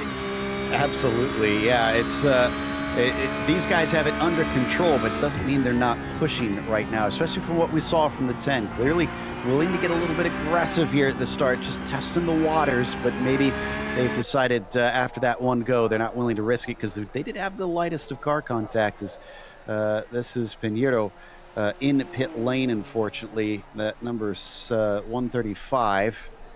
I'm trying to remember who this was here.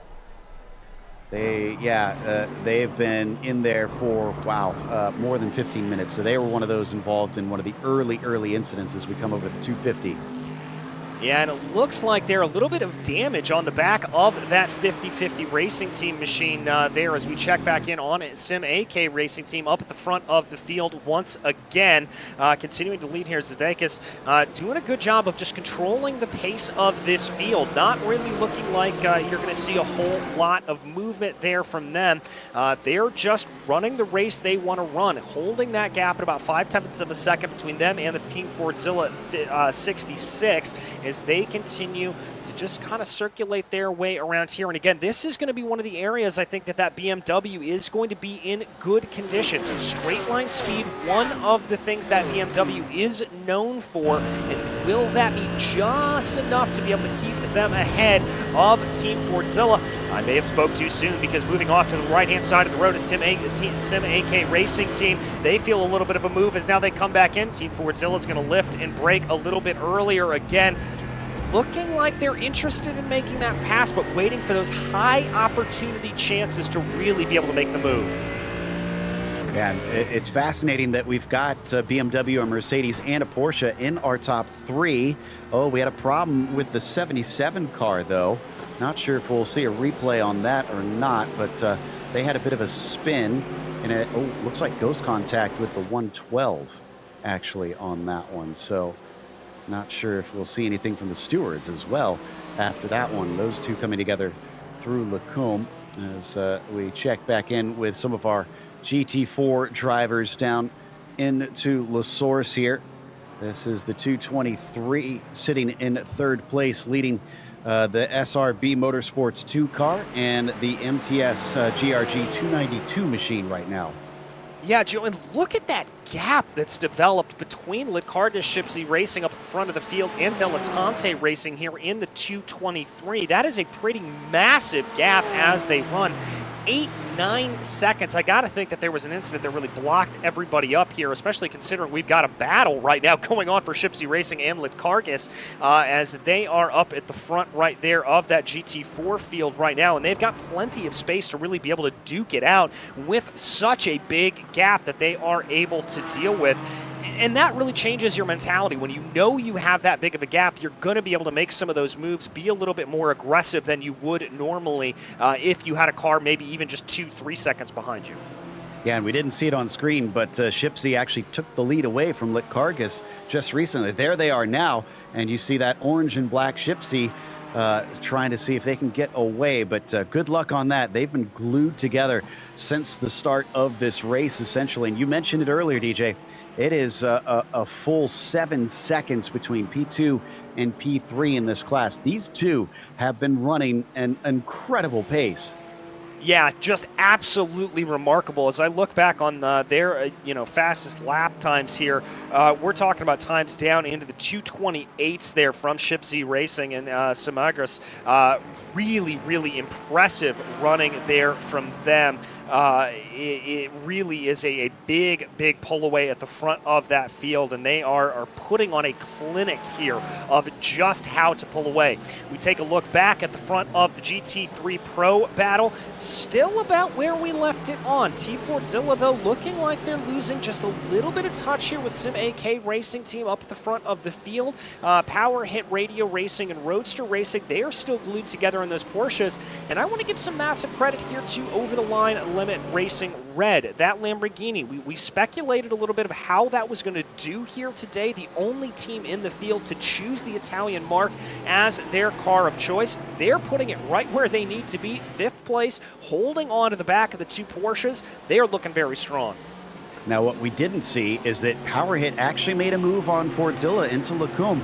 2 of them made contact even, but Fordzilla rebuffed them. Power Hit has been making a couple aggressive moves now, so They definitely think they've got something, and they seem to be pretty good on the brakes because both moves have been almost kind of surprise moves to me that I was not expecting. I don't know if the 66 team was expecting it at all either. Just basically send it into heavy braking zones and seeing if it'll stick. Yeah, I mean, they are being very, very aggressive here early on, and it's going to be interesting to see if they're able to really keep up that aggression over the course of the run, or if we see them fall back in line a little bit. Also interesting to see what happens when we get a driver change into the car, if that is going to change the aggression there of that number 10 machine. Now, we are at the 40-minute mark here, which is when we anticipated the pit stop window originally opening, but as we said a little bit earlier, those laps run under caution. That does mean they're going to be able to extend this pit stop just a little bit longer, so that will make for things a little bit longer of a go. But here we've got two equally good runs for Team Fordzilla and for Power Hit Radio.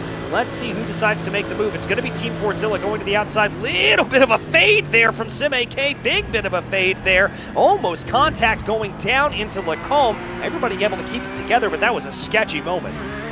And what this is doing is it's not just this car that we're riding with, Dukovskis, that is catching up. And now we switched to Chadwick in the Fordzilla car.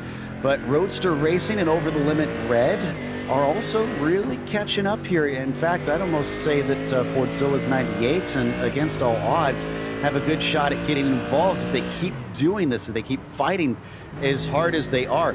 The strange thing is, DJ, they're all fighting hard, but nobody's changing position. These are all just kind of stabs and pokes to see what the defenses are like. Yeah, we're not seeing a lot of that high commitment to attacking, which is a little bit of what I would expect at this point in the race. I frankly am amazed a little bit at the defense that we saw there from Sim AK Racing Team. I would have thought here at this point, Joe, you may want to let some other drivers lead a little bit, maybe save a little bit of fuel, do that back and forth, as we're going to go back in line here. This is Dilettante Racing coming down into Fanyi's, I believe. It's 223 and one of the BMWs, the 255. Oh, that was a heads-up move until it wasn't, and big contact there on the outside. Yeah, so that's going to take a bunch of them out, and so now the 292 is your third-place car because of that. So that's Casitas in that machine right now, the MTS GRG 292 car. Up onto the podium.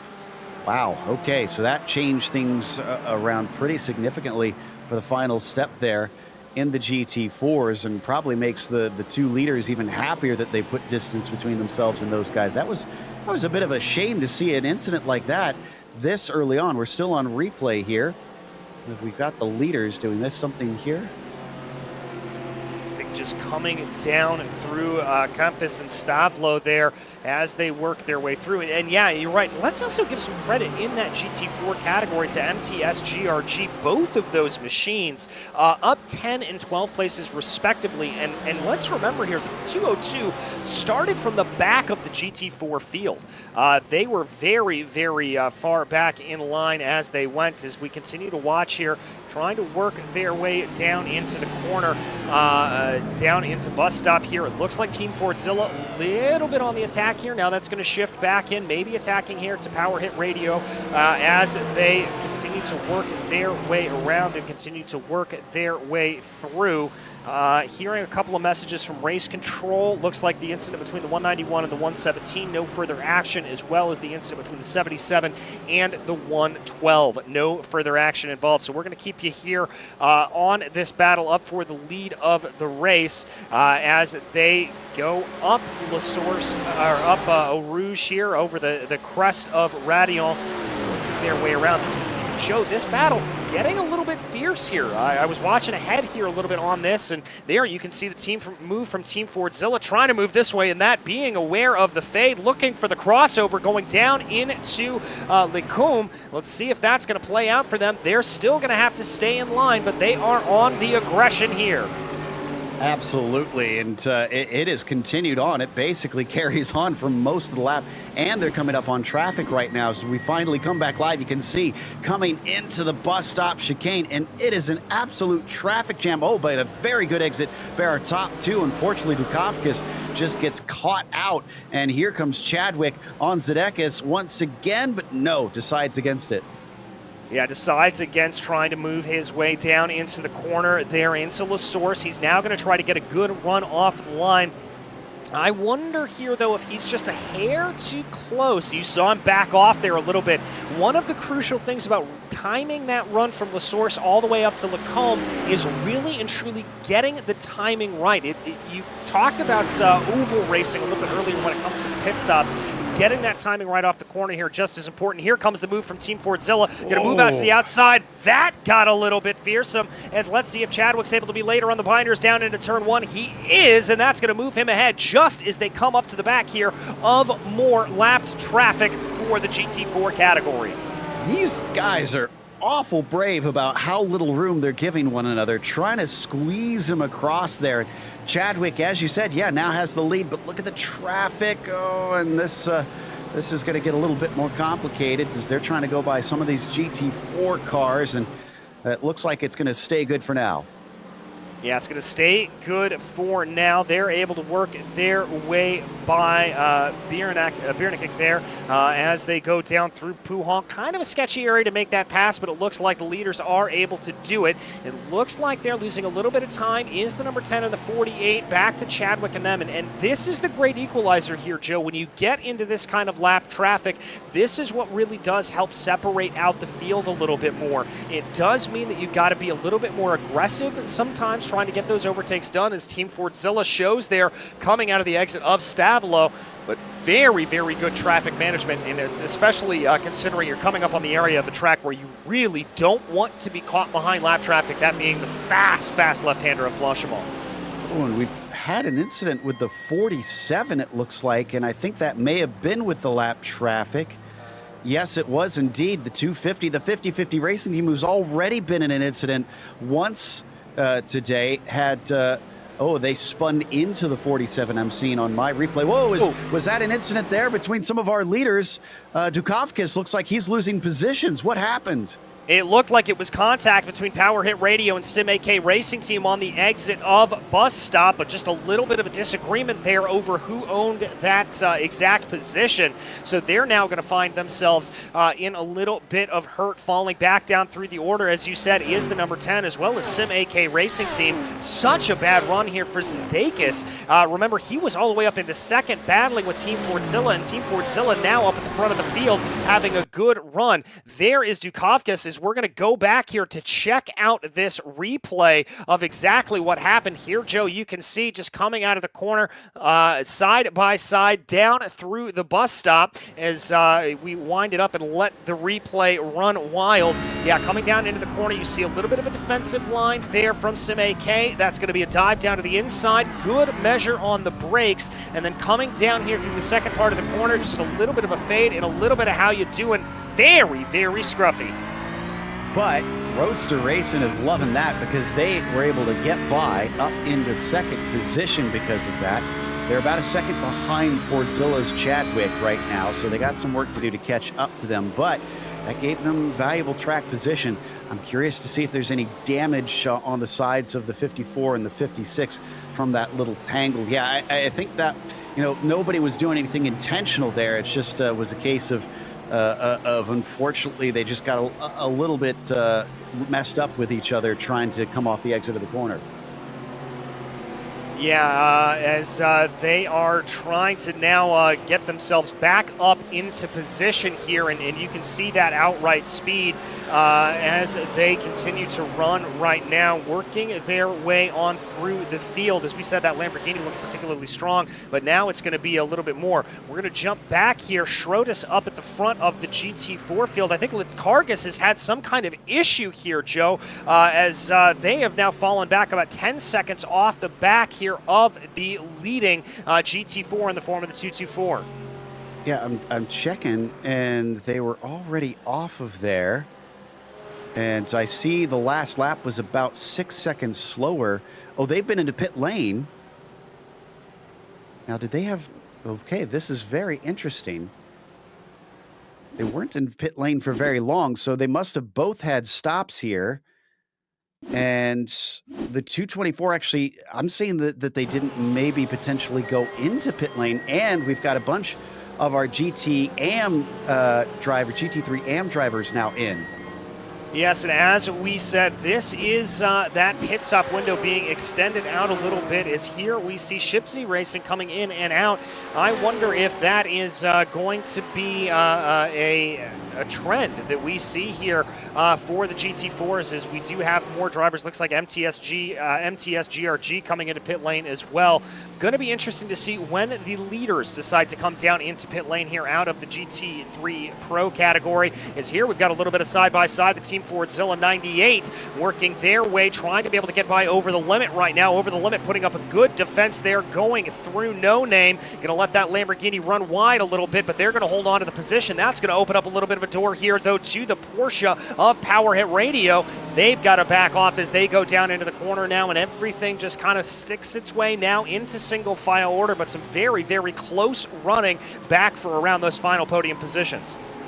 Yeah, Jatatis definitely using up the exit there.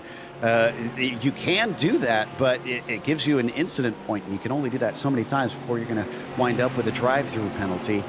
Speaking of which, the 245 was given a warning for unsafe re-entry. That's SRB Motorsport. So I'll have to go and check and see which incident that was specifically, but things suddenly really coming alive here in this battle for fourth in the GT3 Pro, and I thought Fordzilla's Roman was going to have a go at it, but decides not to, into Blanchimont, maybe into the bus stop. He's taking a little bit of a look, and no, good defense there from Over the Limit. Yeah, good defense from them. As there we see your former leader Sim AK Racing Team coming into pit lane, as well as Over the Limit, the Team Fordzilla 98 against all odds, Alpha Esports and RSR by Butt Kicker 68. Chadwick, though, going to be able to stay out on track. Not entirely surprising there for them, considering the fact that they came in and out and were able to really hold up behind Sim AK Race Team and maximize that fuel-saving strategy. Looks like the three drivers that are going to stay out here at this point are that 66 Team Fordzilla, Roadster Racing, and Power Hit Radio.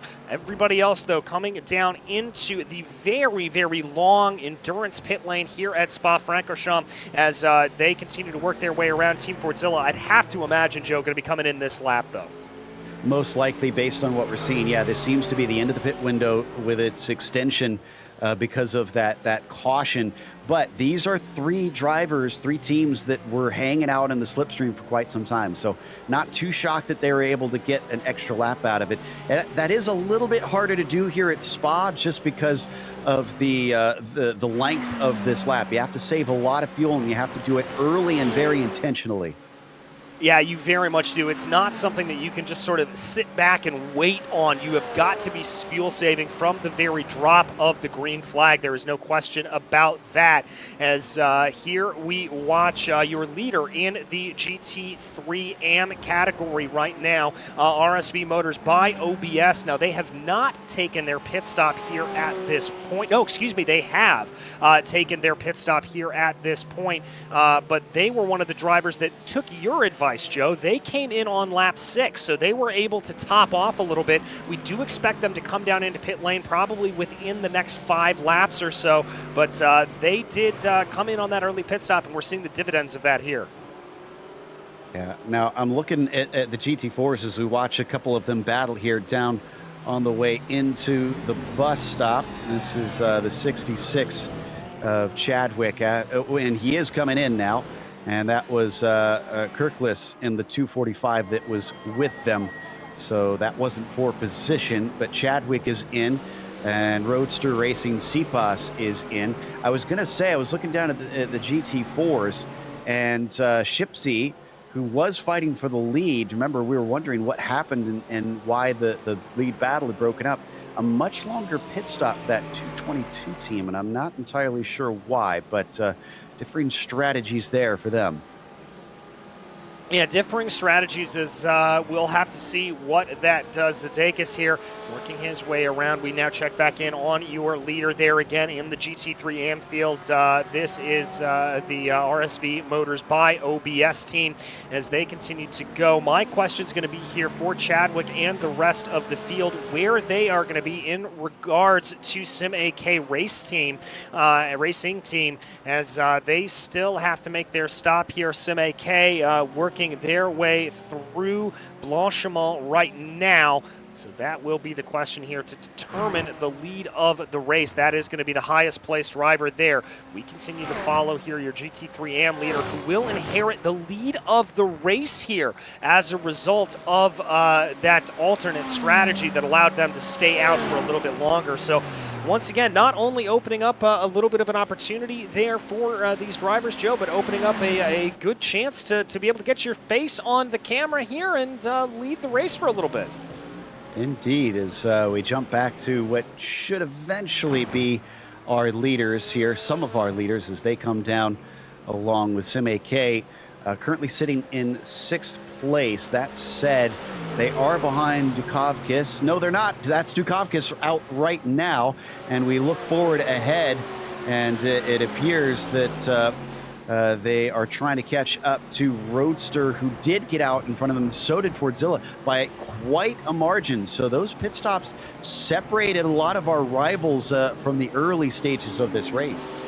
Yeah, very much so. And let's give some pretty massive credit here to Roadster Racing. They were just sort of loitering around in 4th place, and now they are able to get themselves up into a battle for what will be the lead of the race when the GT3 AM cycle themselves back around. So massive, massive credit there to them. We jump a little bit further back in the field. Good little battle here among 3 BMWs. Alpha Esports by G Performance XZ Racing, and against all odds in a 3-way fight here. We follow Jovaisa as he comes down through the corner right now, trying to see what they're able to do. This is Dukovkis that we were talking about a little bit earlier, that Power Hit Radio team trying to be able to close in on the back of Sim AK. Ooh, a little bit of close running there for over the limit. That almost got a little bit squirrely, but that Lamborghini just poking its nose through and being able to get by some of those slower lapped cars. Yeah, you got to be careful with that lap traffic. That often makes the difference in mixed class racing, especially endurance racing. That's where a lot of the danger comes from. You have to make good decisions in those situations, because yes, it can offer opportunities to pass. Yes, it can make you vulnerable to being passed, but it also can end your race. So it's a risk versus reward. Is it worth the risk of maybe potentially ending your race to get those few tenths or not lose those few tenths? Yeah, that's the real question here for them that they have to sort of make up here as we continue to check that BMW battle that we talked about a little bit earlier. As they come across the line here, it does look like that Alpha Esports by G Performance starting to pull their way a little bit ahead right now. Now we check back in on the lead of the race. RSV Motors by OBS, again, remember they are on a pit stop cycle here that will put them back a little bit in the order. So we are waiting for them to work their way back through right now, and we are waiting for that to come up on. But we are going to step away here for a quick moment for a quick commercial break. We will be back with you as soon as those commercials have run through here. We'll be back live from Spa.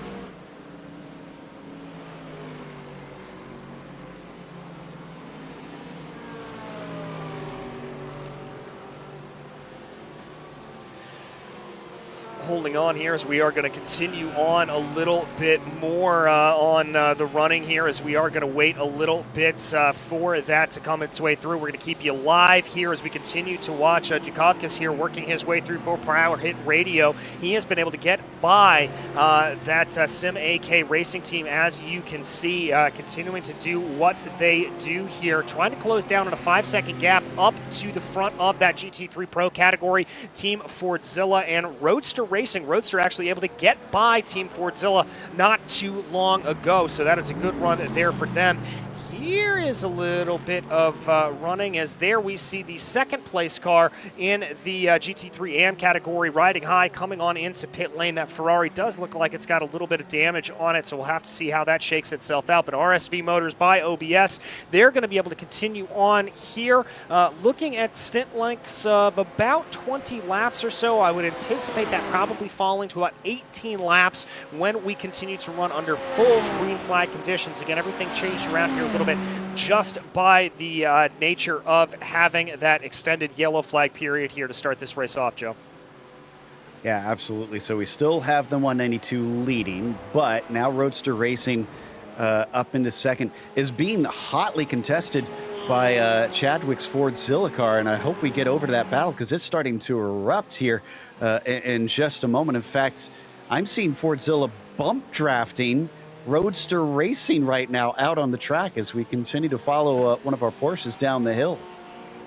Yeah, and that is something that you can certainly do here in these GT3s. It's a little less common to see in the GT3s. A lot of times we'll see that in prototype racing here on the iRacing service, that you will get a little bit of that bump draft. There is a check-in on that battle. That is them working their way by Locals Autosports Black, by the way, that they just were able to get their way around as we check back in on the leader of the race. But yeah, Joe, certainly not the craziest thing to see a bump draft, and it's a strategy that can play dividends, but it also has a lot of risk involved in it. Absolutely. So you want to try and play that carefully. You want to make sure that you know what you're doing, because if you wreck somebody, I'm sure the stewards are not going to look kindly on that, trying to do a bump draft, and you're probably going to get sent down for a drive-through on that one. But when will we see Sakaluskas come into pit lane here? He's coming up to the entry now. Is this finally going to be the lap here at the end of 16? Yes, indeed it is. All right, so there we see that RSV Motors by OBS time coming into last night as they work their way around right now. As they continue to go, this is going to give the lead of the race back over to Roadster Racing and Team Fordzilla as they continue to cycle through right now. Team Fordzilla looking like they're losing a little bit of time here, Joe. Just slipping back a little bit as Roadster Racing really starting to press their advantage. Yeah, before they were right on top of them. We'll see if that changes. Maybe the slipstream will pull them back in because they're still pretty tight to them here coming down towards Eau Rouge. It's really the Kemmel Straight, which is one of the longest stretches, longest flat-out stretches here on the lap. Let's see if they start to gain. Not the best of runs up and over the hill. As they continue to go, yeah, that is not the best run there for Team Fordzilla, but the grunt of that V8 there in the hood of the Mercedes AMG just continuing to work their way through right now. Pushing ahead here, and I think maybe again this could be a moment for Team Fordzilla that they could be in a position to be relatively okay, relatively content with the fact that they don't need to push too hard, that they are able to save fuel in this position. We saw them be able to get the jump over Sim AK on the last round of pit stops, and if I'm Will Chadwick behind the wheel of that number 66, that's really what I'm focusing on here at this point. I'm trying to figure out why our GT4 leader is so far ahead. Yes, there was some difference between themselves and one of their rivals for pitting, but they had about the same pit stop time as those in second place, which is currently MTS GRG right now in the 202 machine. And they've got, my goodness, it's something like 20 seconds between them. It's a massive gap from P1 to P2 in the GT4s. Yeah, it's truly, truly massive, but they've actually got two GT3s in between themselves and MTS GRG, so not entirely sure what that is to account for there, Joe. We will have to figure that out, but that is a truly monstrous gap, and more power to them to be able to do that. As they are able to secure onto that position. We continue to follow Roadster Racing, though, up at the front of the field right now. Team Fordzilla trying to stalk in behind them. A little bit farther back in the grid just to keep you abreast of the situation. Sim AK Racing Team continues to lead in 4th place over the line, and the Team Fordzilla 98 machine, they continue to get their way going, and through that being a close little battle that we continue to see play itself out. We'll keep you abreast of that one as well. They're having to work their way through some lap traffic, but we keep our eyes focused right now on the battle at hand. Team Fordzilla, we think they may be doing a little bit of fuel saving here. We think they may be relatively content to stay in line. We've seen some aggression out of William Chadwick, but I would call it here at this point controlled aggression. It's not anything too crazy. If we jump you back down in the field here, this is Jatautis trying to make a little bit of a move, thinking about a little bit of a move there, trying to go on the Sim AK Racing Team. That was, again, one of those slower lap cars that they were able to get around, one of the cars that suffered a little bit of damage here earlier on as they work their way out of the Malmedy corner and now down into Rivage as a yellow flag. Yellow flag being thrown. So safety car deployed now. Safety car deployed. See if I can find it here. The Trying to figure out is who. that we have the same issue that IVRA had. This sounds like this is not for an incident on track. We're getting some information from the stewards. Yeah, so it looks like here that there is a bit of a tire set issue going on here for the race organizers that is taking place. So what that basically means is there is an inaccurate number of tires being being offered here for the drivers that was not promised, and that is obviously throwing off their team strategy. It sounds like what's going to happen here, Joe, is they are going to red flag the session, and they will start a new session here. One of the advantages of being able to work on the iRacing service is that that will change things around here a little bit. So it'll essentially be a new session with the correct tire limits being issued, and we should be able to see, I'm not sure how exactly accurate to the point they are going to be able to get in terms of timing, but I've got to imagine that we will be running just about the exact same amount of time that we were beforehand. So again, an issue here with the iRacing service, and race control being on it, recognizing that there was the problem and being proactive in making a move here to be able to get this set to go.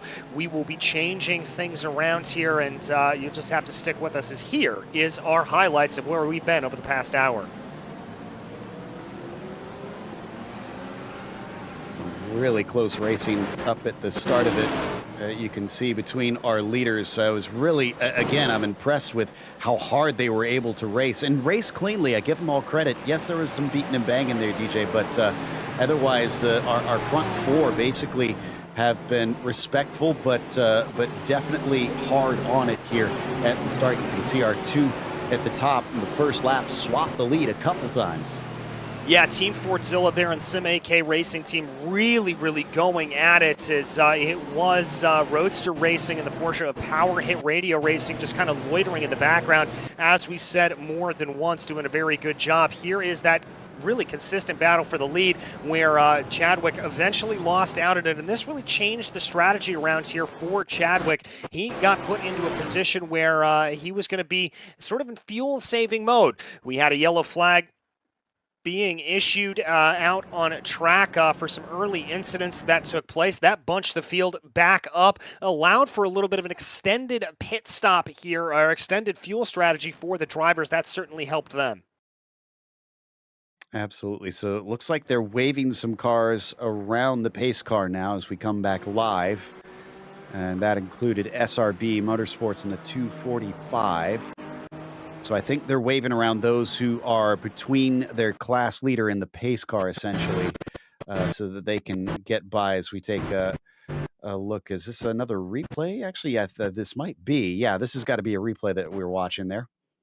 Yeah, and this is that contact that we saw a little bit earlier back down in the GT4 category. The big hit, Joe and we sort of remarked at the time that it looked a little bit too aggressive too early. And speaking of that, a little bit of the fade here coming back from Sim AK. The fight back there from William Chadwick trying to go down to the inside. That didn't play out. And then again, on a different lap, almost contact there between your two leaders as Chadwick really muscled his way there around the outside, working the car on through and doing a fantastic job to be able to take over the lead of the race, passing by some of the slower GT4 traffic there. That it started to become an issue here in the field as they worked their way around. Then a big send here from the Porsche. Dukakis going down into the bus stop, and that led to contact there, unfortunately, between themselves and Sim AK. Dukakis really coming off the worst for wear, losing a lot of momentum and finding himself falling his way back down through the field.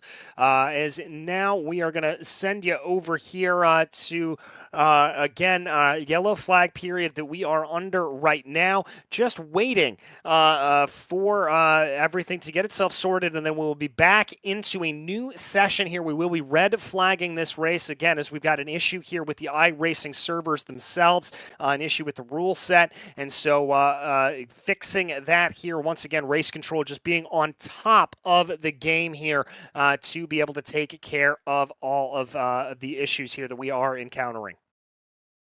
Indeed. So just kind of in a holding pattern for the time being. You're listening.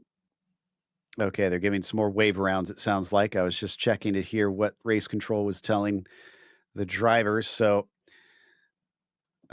everybody is just going to have to sit tight here. Sometimes this is the nature of racing, and we want to make sure that we get everything correct. But that said, I mean, we're already a quarter of the way into the race, DJ. So we've seen plenty of action and already had at least one caution flag. Haven't seen a second.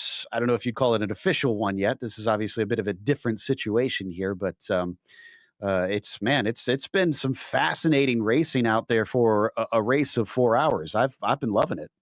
Yeah, I've been loving it as well. It's been very, very close, very, very good racing, and for the most part, clean and fair. We've seen these drivers pushing each other to the limits as much as possible while giving each other enough respect to be able to hold on to positions. We haven't really seen all that many big, fearsome wrecks, which is something that we predicted may happen at the start of some of these races here, if you were in the positions that we saw some of these drivers having. So that's certainly throwing things around here a little bit for them.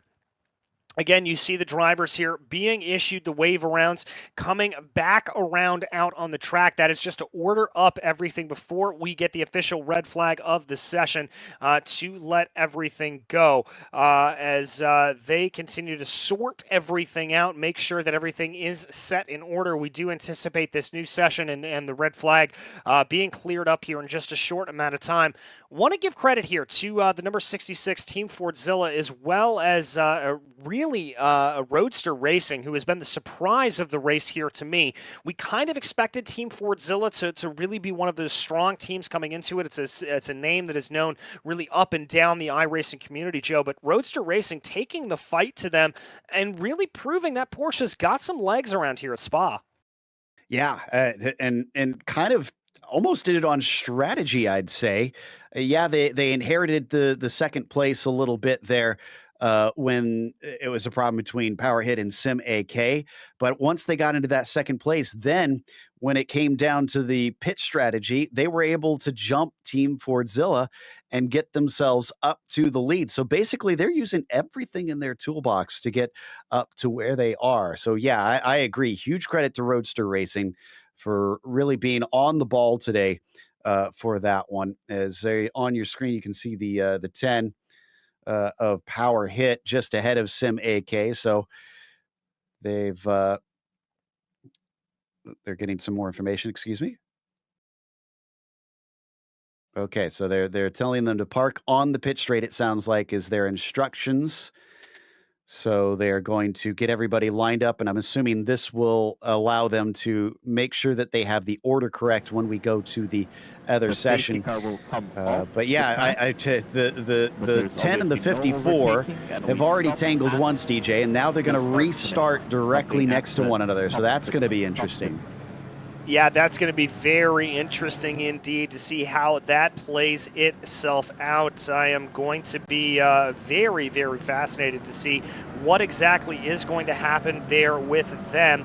And you know, as we talk about, there definitely are some drivers that that have had their elbows out here early on, and they are going to probably remember those incidents, Joe. I mean, we always talk about that sim racing drivers and racing drivers in general have the memory of elephants, so they're going to remember who's raced them just a little bit rough here, and they're going to have to be a little bit careful not to make any more of those, let's call it aggressive moves. You don't want to be really stuck into a situation where you are being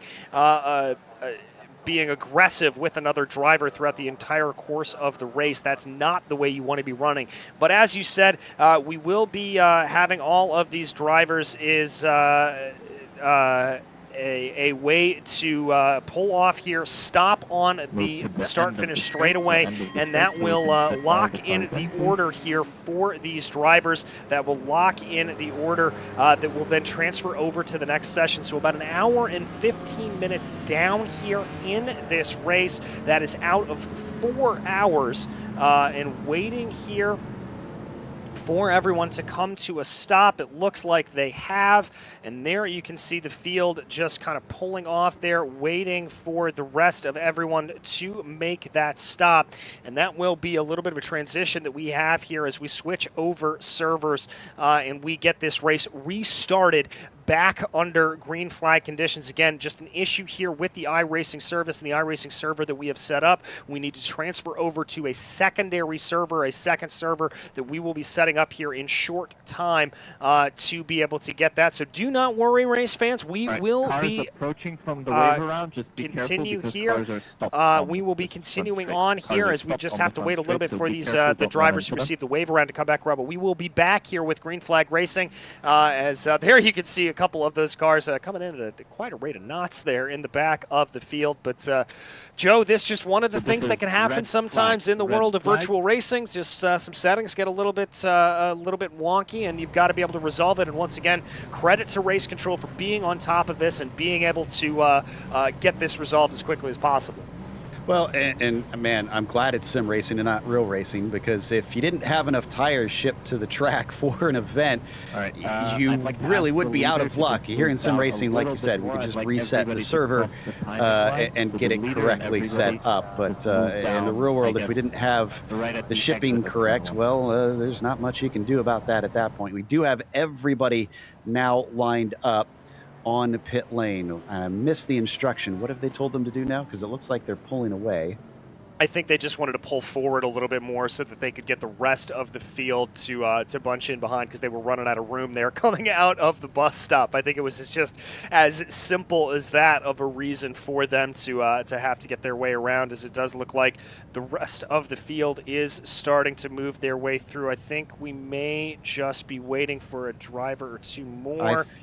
I think they're trying to get them to go across the start-finish line, or, well, the finish line, essentially, because that is the timing line, and they've got them in the order that they want them, and that will officiate it in iRacing, that they are all in that specific order. So I think that's what's happening here, is they're trying to get them past that timing line. Yeah, I believe you're right. You absolutely called that right there, Joe, and that is going to be what they did to be able to move them down the line a little bit more.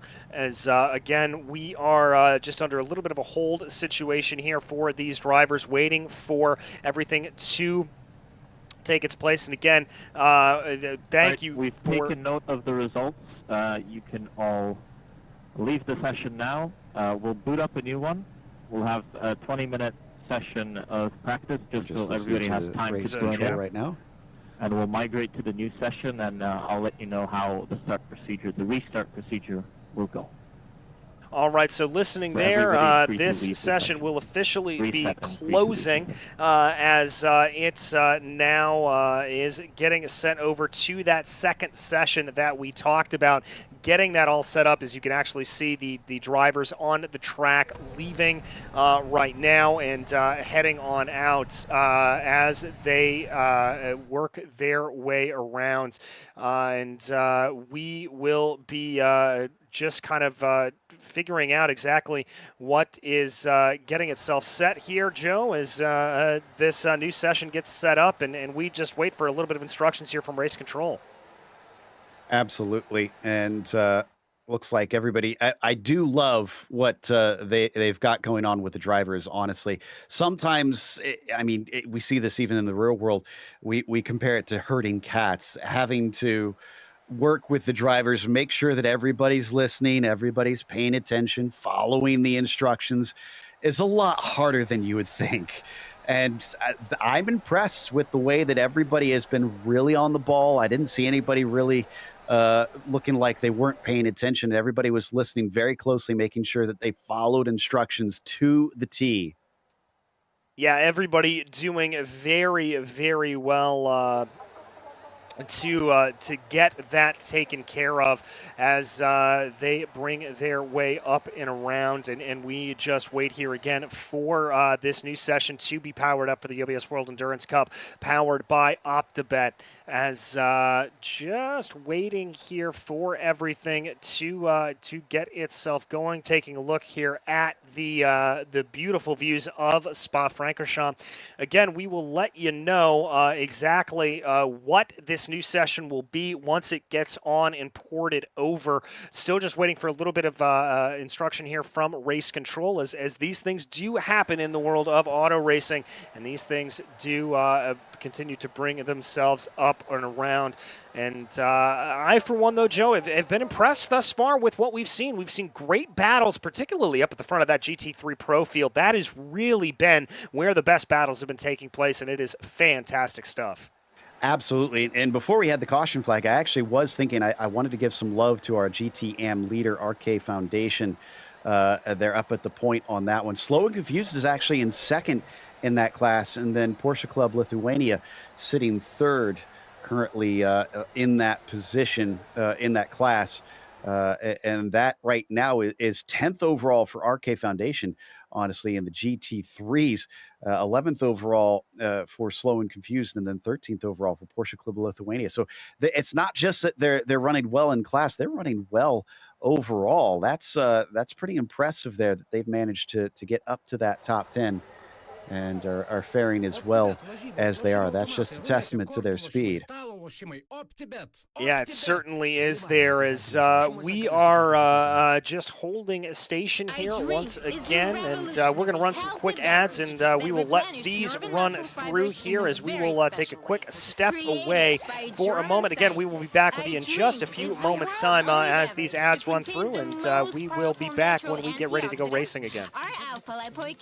By drinking just 1 can of iDrink, you get about the same amount of nutrients as you would having eaten a tons of spinach, 2 tons of beef, and 7 tons of nuts. The effect is like raising the fuel octane and increasing the size of a car's engine at the same time. It doesn't matter what you are going to be doing for the next 12 hours, whether it's solving difficult mathematical equations, speaking a foreign language, playing sports, or making love. Anything you do will have better results without getting tired. Strangely enough, your appetite will also be curbed with iDrink. But unlike all other energy drinks, which are just stimulants, iDrink doesn't contain caffeine, terrain, cocaine, guarana, marijuana, iguana, or anything else that raises your pulse or blood pressure. We're not trying to push a dying horse up its last run. Instead, we're giving her a spa day and all the replenishing she needs to win the race. Have an iDrink, it's very delicious. No to red eyes and deranged stares, to shaky hands and energy drink withdrawals. Yes, to the natural, healthy alternative. OPTIBET, lažybos, lošimo automatai, ruletė, kortų lošimai, stalo lošimai. OPTIBET, OPTIBET. Dalyvavimas azartiniuose lošimuose gali sukelti priklausomybę. OPTIBET, lažybos, lošimo automatai, ruletė, kortų lošimai, stalo lošimai. OPTIBET. OPTIBET. Dalyvavimas azartiniuose lošimuose gali sukelti priklausomybę. The passion for automobiles is what unites us. Enter the OBS world, the metaverse for true petrol heads. The world is changing now. It's high time to be part of this momentous transformation. The metaverse is the technology's next big thing, and it seems like it will stick with us for good. Finally, a new digital world emerges, giving us endless possibilities to fulfill ourselves, meet like-minded people, play games, and earn money. The OBS world is a place for everyone, where all automotive enthusiasts can live their passion in diverse ways. Build your garage. Spend time with friends, display your car collection and other NFTs, and host free or paid events in your garage. Enjoy using cars. Collect, customize, and sell cars, and use them in games and sim racing events. Host and join events. From private garage meetups to world-renowned car shows, everything is possible in the OBS world. Enter the NFT gallery and marketplace. Buy, sell, and trade unique NFT assets, from cars, garages, and car elements to art and digital avatars.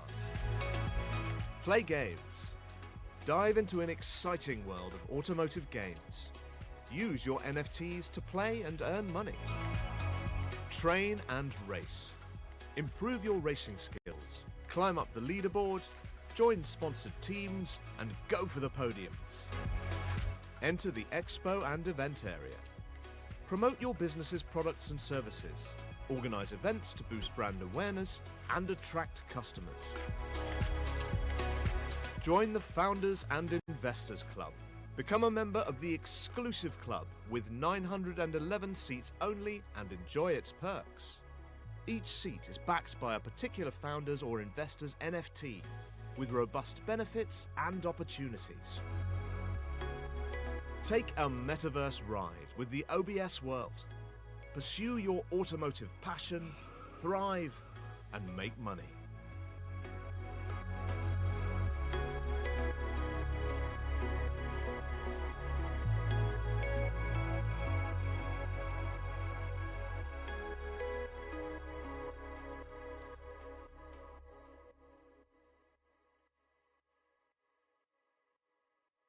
OPTIBET, lažybos, lošimo automatai, ruletė, kortų lošimai, stalo lošimai. OPTIBET. OPTIBET. Dalyvavimas azartiniuose lošimuose gali sukelti priklausomybę. OPTIBET, lažybos, lošimo automatai, ruletė, kortų lošimai, stalo lošimai. OPTIBET. OPTIBET. Dalyvavimas azartiniuose lošimuose gali sukelti priklausomybę. The passion for automobiles is what unites us. Enter the OBS world, the metaverse for true petrol heads. The world is changing now. It's high time to be part of this momentous transformation. The metaverse is the technology's next big thing, and it seems like it will stick with us for good. Finally, a new digital world emerges, giving us endless possibilities to fulfill ourselves, meet like-minded people, play games, and earn money. The OBS world is a place for everyone, where all automotive enthusiasts can live their passion in diverse ways.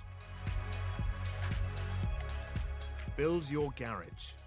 Spend time with friends, display your car collection and other NFTs, and host free or paid events in your garage.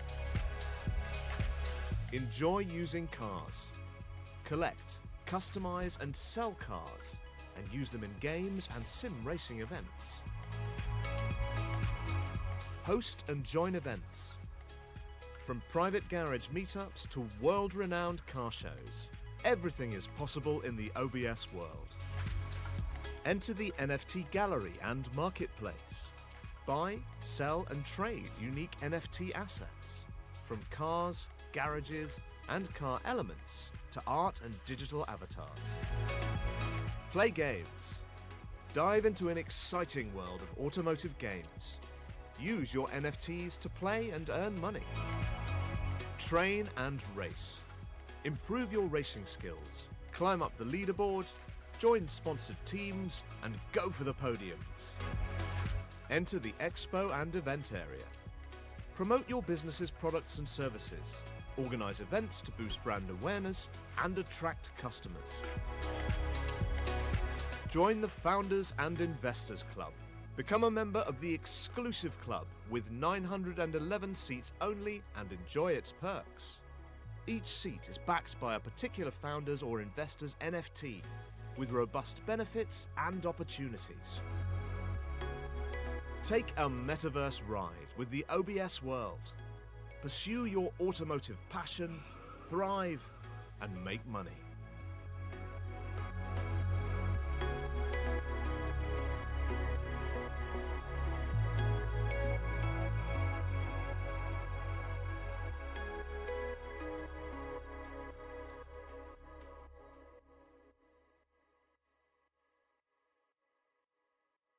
OPTIBET, lažybos, lošimo automatai, ruletė, kortų lošimai, stalo lošimai. OPTIBET! OPTIBET! Dalyvavimas azartiniuose lošimuose gali sukelti priklausomybę.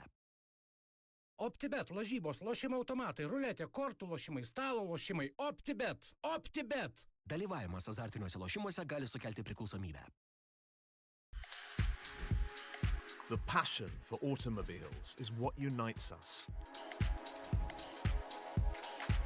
Enter the OBS world, the metaverse for true petrol heads. The world is changing now.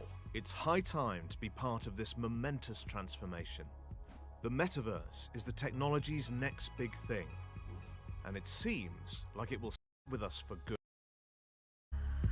Finally, a new digital world emerges, giving us endless possibilities to fulfill ourselves, meet like-minded people, play games, and earn money. The OBS world is a place for everyone, where all automotive enthusiasts can live their passion in diverse ways. Build your garage. Spend time with friends, display your car collection and other NFTs, and host free or paid events in your garage. Enjoy using cars. Collect, customize, and sell cars, and use them in games and sim racing events. Host and join events. From private garage meetups to world-renowned car shows, everything is possible in the OBS world. Enter the NFT gallery and marketplace. Buy, sell, and trade unique NFT assets, from cars, garages, and car elements to art and digital avatars. Play games. Dive into an exciting world of automotive games. Use your NFTs to play and earn money. Train and race. Improve your racing skills. Climb up the leaderboard, join sponsored teams, and go for the podiums. Enter the expo and event area. Promote your business's products and services. Organize events to boost brand awareness and attract customers. Join the Founders and Investors Club. Become a member of the exclusive club with 911 seats only and enjoy its perks. Each seat is backed by a particular founder's or investor's NFT with robust benefits and opportunities. Take a metaverse ride with the OBS. Pursue your automotive passion, thrive, and make money.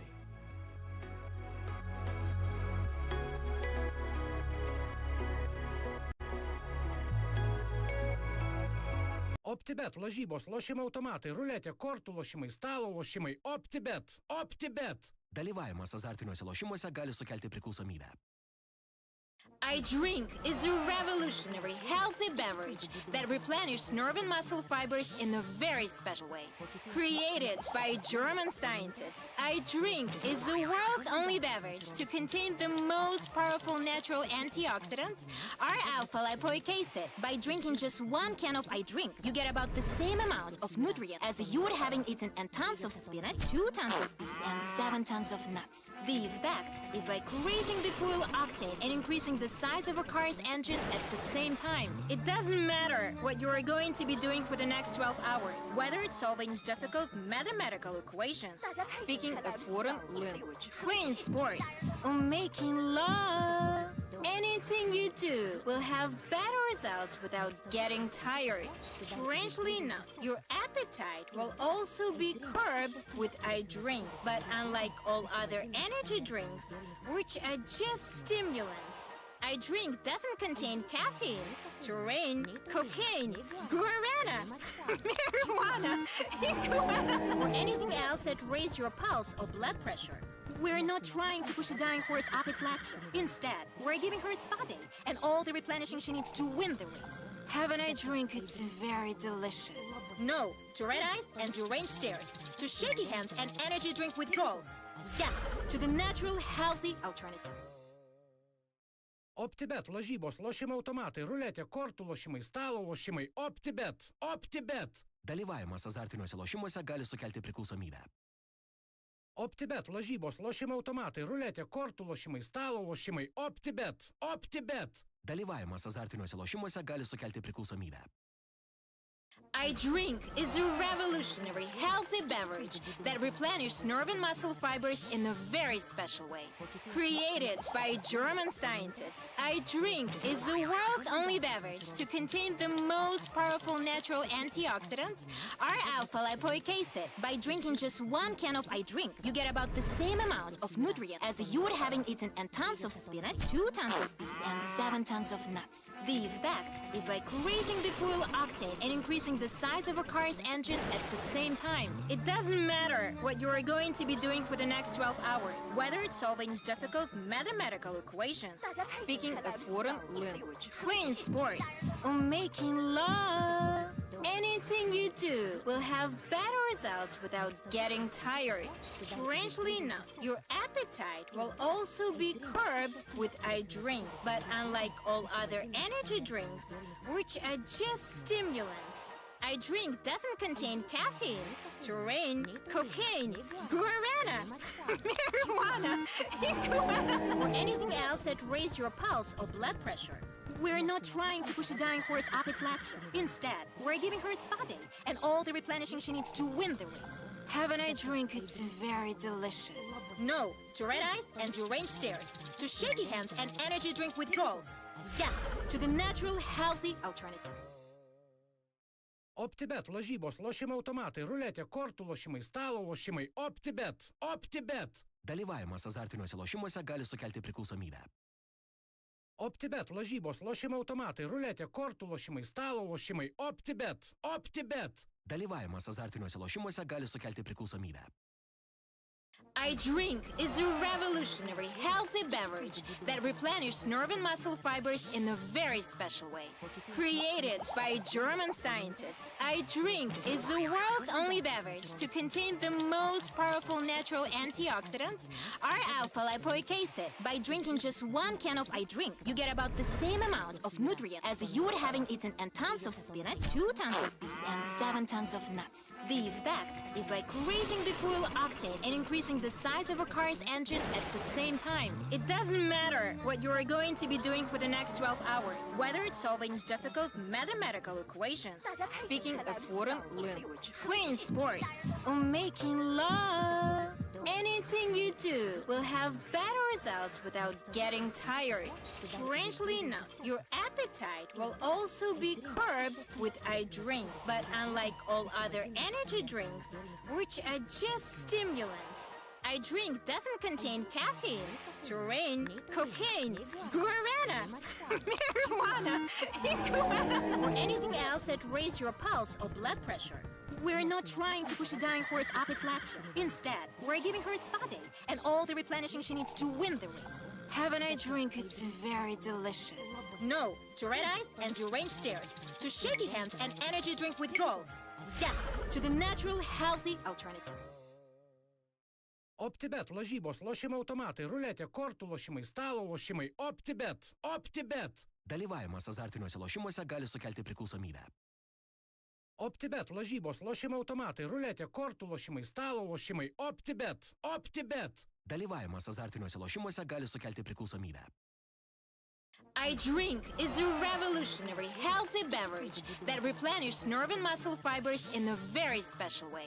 Created by German scientists, I Drink is the world's only beverage to contain the most powerful natural antioxidants, R-alpha-lipoic acid. By drinking just one can of I Drink, you get about the same amount of nutrient as you would having eaten a tons of spinach, 2 tons of beef, and 7 tons of nuts. The effect is like raising the fuel octane and increasing the size of a car's engine at the same time. It doesn't matter what you are going to be doing for the next 12 hours, whether it's solving difficult mathematical equations, speaking a foreign language, playing sports, or making love. Anything you do will have better results without getting tired. Strangely enough, your appetite will also be curbed with I Drink. But unlike all other energy drinks, which are just stimulants, I Drink doesn't contain caffeine, terrain, cocaine, guarana, marijuana, iguana, or anything else that raises your pulse or blood pressure. We're not trying to push a dying horse up its last run. Instead, we're giving her a spa day and all the replenishing she needs to win the race. Haven't I drink? It's very delicious. No to red eyes and deranged stares, to shaky hands and energy drink withdrawals. Yes, to the natural, healthy alternative. OPTIBET, lažybos, lošimo automatai, ruletė, kortų lošimai, stalo lošimai. OPTIBET, OPTIBET. Dalyvavimas azartiniuose lošimuose gali sukelti priklausomybę.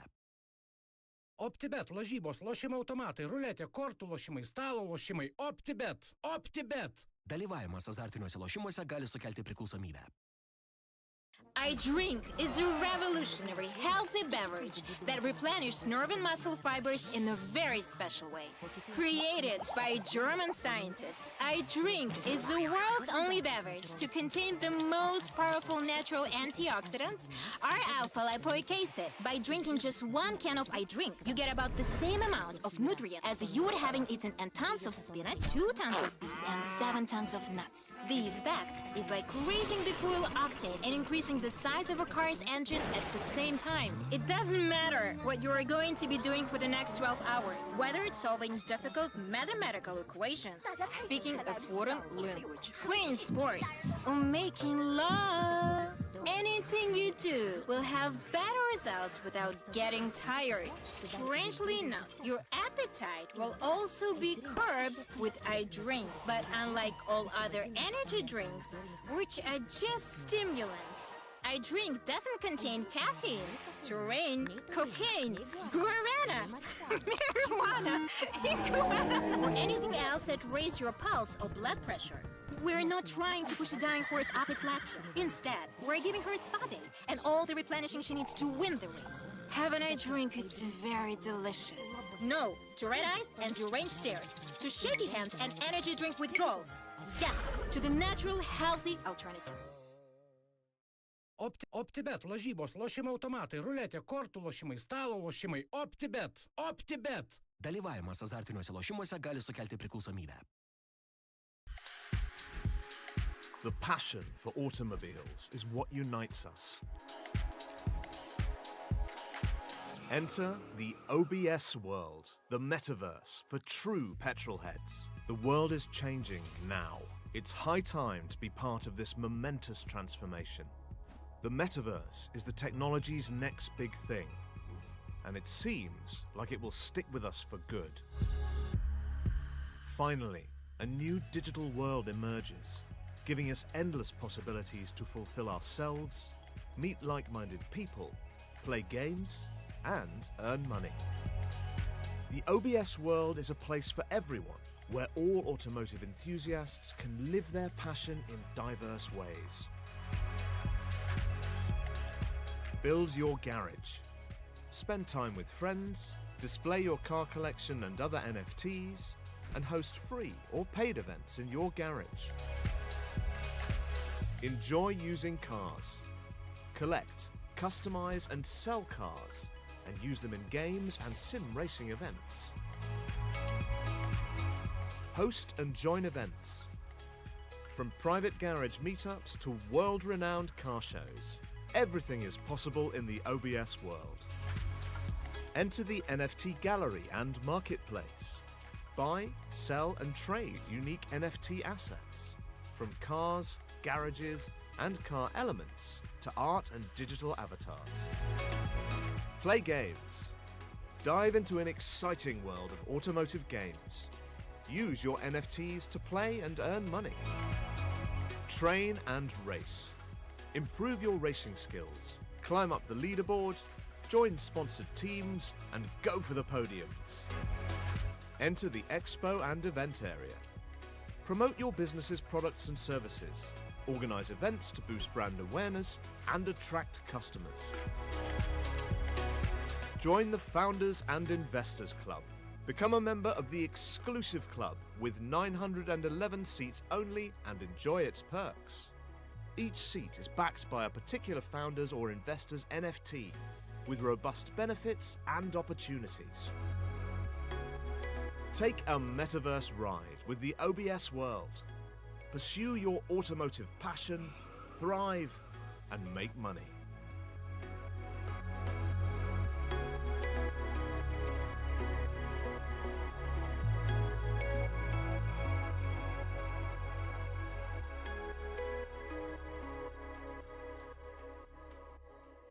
OPTIBET, lažybos, lošimo automatai, ruletė, kortų lošimai, stalo lošimai. OPTIBET! OPTIBET! Dalyvavimas azartiniuose lošimuose gali sukelti priklausomybę. iDrink is a revolutionary, healthy beverage that replenishes nerve and muscle fibers in a very special way. Created by German scientists, iDrink is the world's only beverage to contain the most powerful natural antioxidants, R-alpha-lipoic acid. By drinking just one can of iDrink, you get about the same amount of nutrient as you would having eaten a tons of spinach, 2 tons of beef, and 7 tons of nuts. The effect is like raising the fuel octane and increasing the size of a car's engine at the same time. It doesn't matter what you are going to be doing for the next 12 hours, whether it's solving difficult mathematical equations, speaking a foreign language, playing sports, or making love. Anything you do will have better results without getting tired. Strangely enough, your appetite will also be curbed with iDrink. But unlike all other energy drinks, which are just stimulants, iDrink doesn't contain caffeine, terrain, cocaine, guarana, marijuana, iguana, or anything else that raises your pulse or blood pressure. We're not trying to push a dying horse up its last hill. Instead, we're giving her a spa day and all the replenishing she needs to win the race. Have an iDrink, it's very delicious. No to red eyes and deranged stares, to shaky hands and energy drink withdrawals. Yes, to the natural, healthy alternative. OPTIBET, lažybos, lošimo automatai, ruletė, kortų lošimai, stalo lošimai. OPTIBET! OPTIBET! Dalyvavimas azartiniuose lošimuose gali sukelti priklausomybę. OPTIBET, lažybos, lošimo automatai, ruletė, kortų lošimai, stalo lošimai. OPTIBET! OPTIBET! Dalyvavimas azartiniuose lošimuose gali sukelti priklausomybę. The passion for automobiles is what unites us.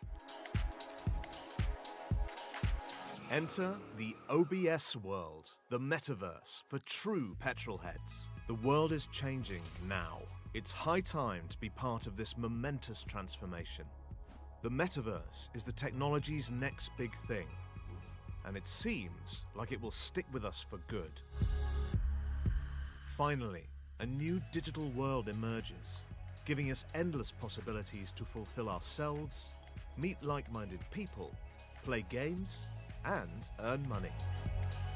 The OBS world is a place for everyone, where all automotive enthusiasts can live their passion in diverse ways. Build your garage. Spend time with friends, display your car collection and other NFTs, and host free or paid events in your garage. Enjoy using cars. Collect, customize and sell cars, and use them in games and sim racing events. Host and join events. From private garage meetups to world-renowned car shows, everything is possible in the OBS world. Enter the NFT gallery and marketplace.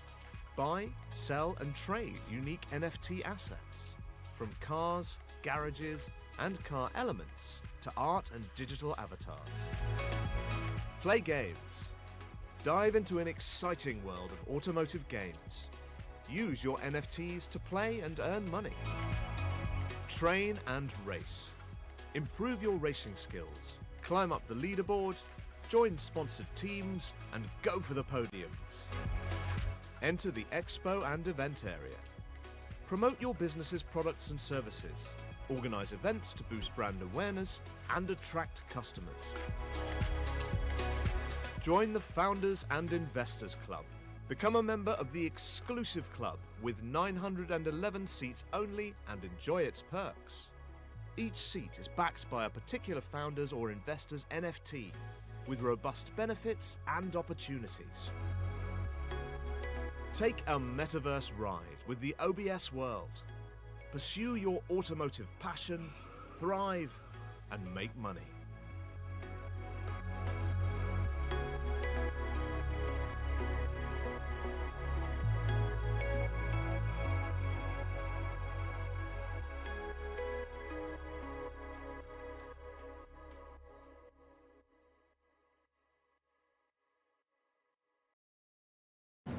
Ten, 54, 56, 98, 7, 88, 68, 86,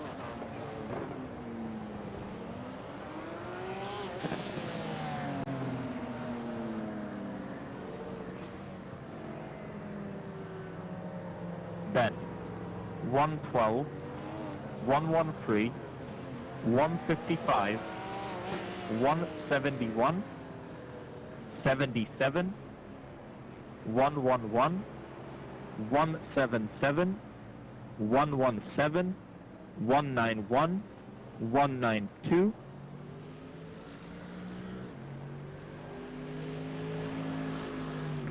181.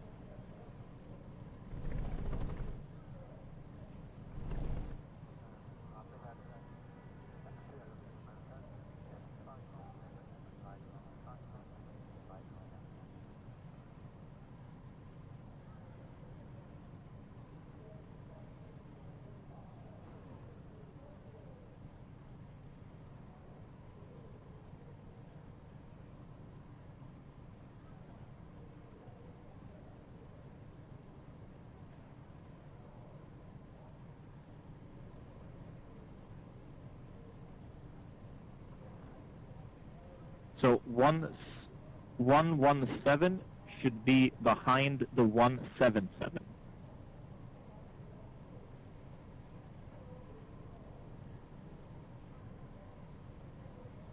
The 192 behind the 191.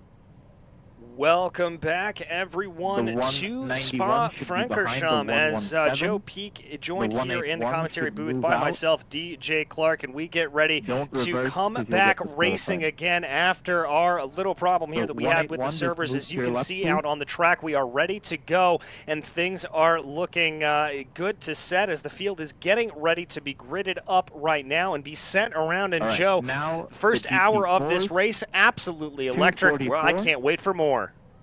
Absolutely. I'm looking forward to this. And like you said, yeah, the first hour, just fantastic racing up and down the field. So once they get all the cars sorted and we get the green flag, then this should be an absolute ton of fun.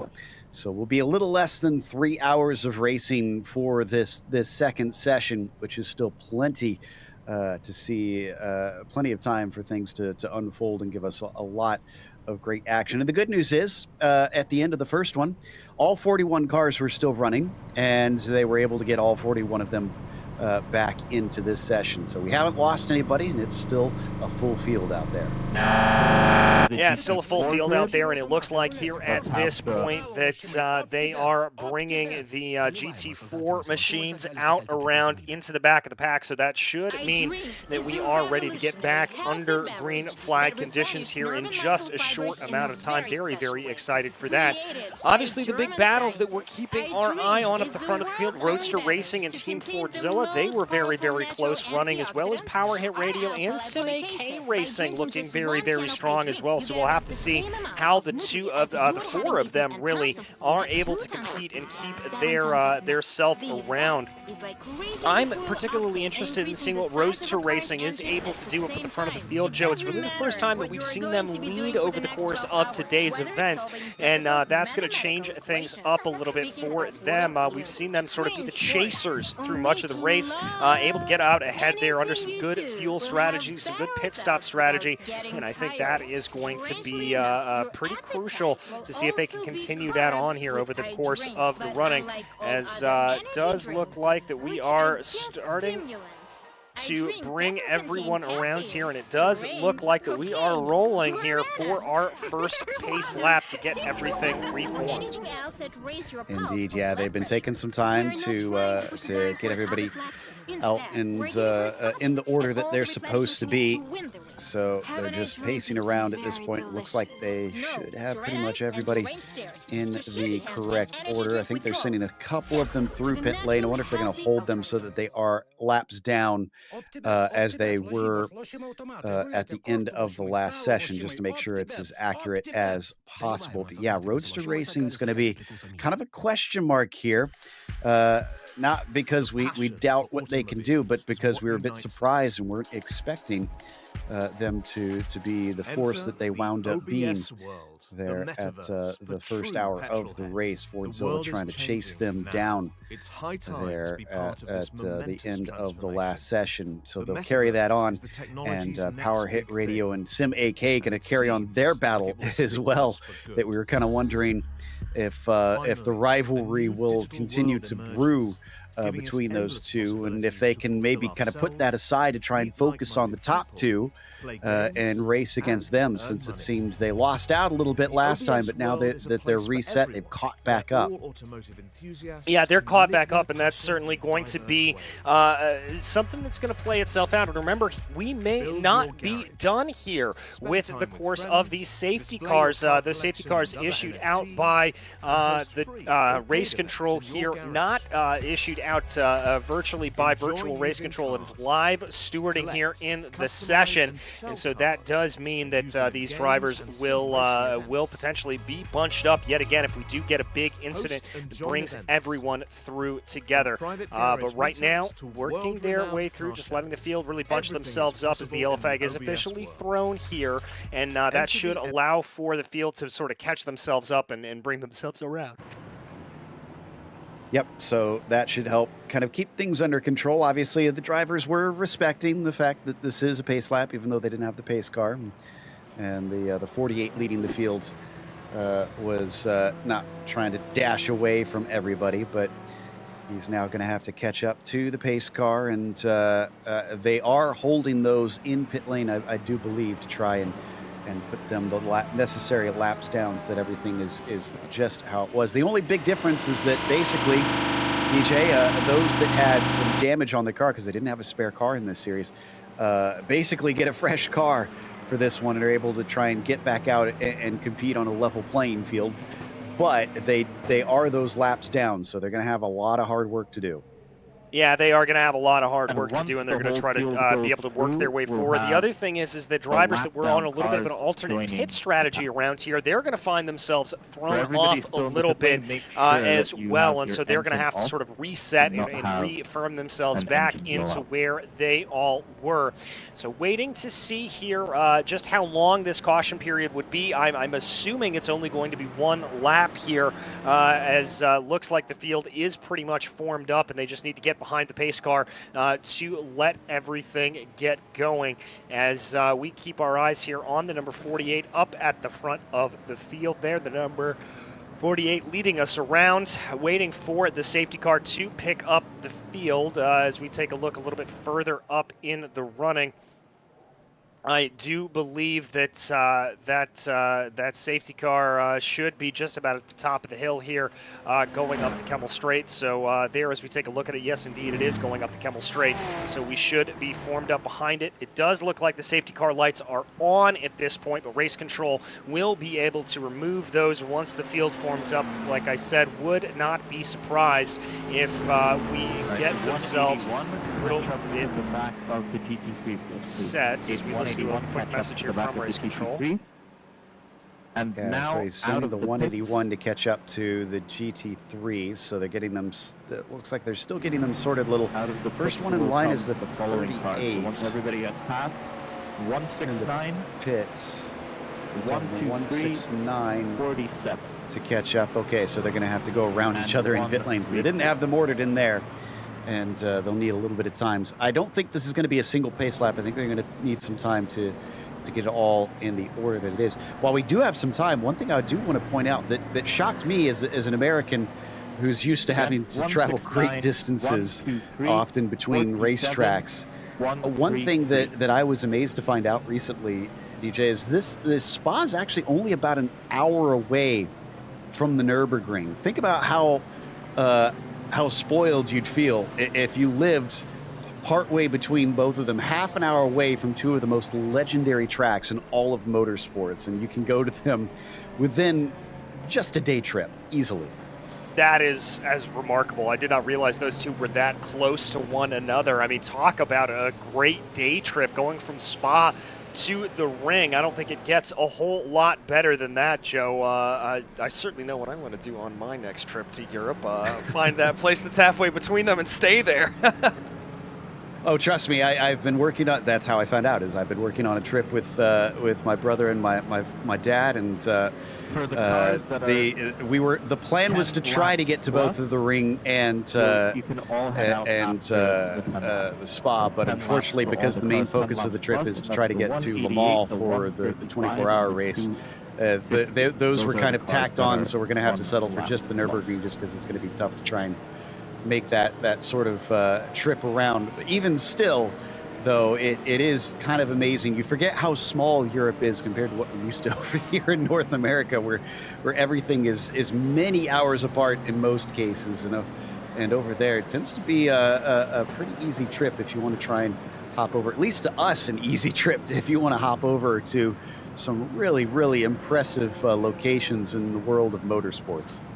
Yeah, I was going to say my trip from Southern California to Virginia earlier this year, 5-hour plane ride getting across certainly makes me long to be in Europe, where I can just hop on a quick little puddle jumper almost to be able to make it across there like that. That would certainly make my life a lot easier, I will tell you that.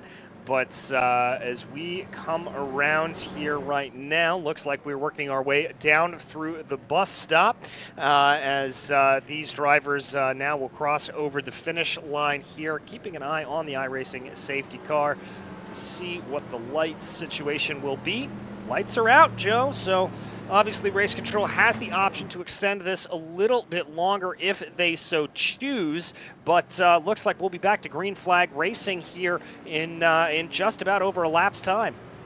got about 10 cars that are still sitting in pit lane that are waiting to be released. We'll see if they take them out now. All right, so at the end of And this we're lap, getting we'll some have instructions the safety now. car in, and They this are bringing the time pace car round, in. once the whole field comes through, the 165 should head out. The 165 once the whole field comes through. So just for everybody at home, what they are doing with those cars down in pit lane is they are holding them back to be representative of the laps that were lost over the course of the first hour or so of this race. So what that basically means is that if you were a lap down, this is their way of ensuring that you're not able to gain back a lap due to the server issues that we had a little bit earlier. They are bringing their way back on through, and so if you were 2 laps down, you will be released here at this lap, 3 laps down, next lap, etc., etc., etc., to ensure that you are indeed able to keep up the same amount of laps down that you were earlier on in this race. So a great job here by Race Control. Once again, we want to give them massive, massive credit for recognizing the problem that we had here, fixing it, getting this out and getting this taken care of, and then providing a solution here and implementing it quite well. This is really hard stuff to be able to stay on top of, and massive credit to everybody here at the OBS World Endurance Cup. Yeah, race control is a thankless job. It really is. You're rarely considered somebody that people look at and say, "I'm happy to see you and talk to you," and because usually it's under poor circumstances that you have to be involved with them. But without them, you wouldn't get to have this experience out here. And obviously, they do have multiple people that are helping organize this series. So I concur. We really need to give a huge thank you and a round of applause to everybody behind the scenes that's helping make sure that this race is underway. So it's not something that's fun in these situations, but it's something that has to be done to make sure that everybody does get to have fun. It looks like we've had a couple cars that were put a lap down, one that was put 2 laps down, and the rest of them, it looks like they're going to be releasing them after the green flag here. So about 9 or 10 cars that are going to be let go about 3 laps down, it looks like. And that's about the running that we would expect for these drivers as we give a quick view here to the Mercedes of Team Fordzilla. Again, one of the big names coming on into the race here today. Looking a little bit back down through the field. This is a car that I'm going to have my eye on, Joe. Sim AK Racing Team. They led for the majority of that first stint, and then sort of as a result of all of that leading, weren't able to save all that much fuel over the course of the pit cycle, and they found themselves back down in 4th place when all that was done. But they put themselves into a good position here because of this safety car. They were bunched up. They were about 4 to 5 seconds back from Team Fordzilla and Roadster Racing up at the front of the field. I think they're going to be the ones to really try to take opportunities here at the go. And let's not forget about the GT4 battles as well. Ship Z Racing down to 4th in their class, but they were a long ways back from the leader, Litkargas, before. So now they are able to be bunched back up by this and have a realistic shot about trying to get back into it. Porsche Club Lithuania there on your screen as well. And now we take a look at Roadster Racing. Again, we got to remember, DJ, start line not until after La Source, so they got a little bit to go here. Yes, they do, and it's going to be down to Roadster Racing to really control that pace of the field all the way around here and down through La Source. So it is going to be down to Maria Sipas there to control that pace of the field as the pace car has now exited down onto pit lane.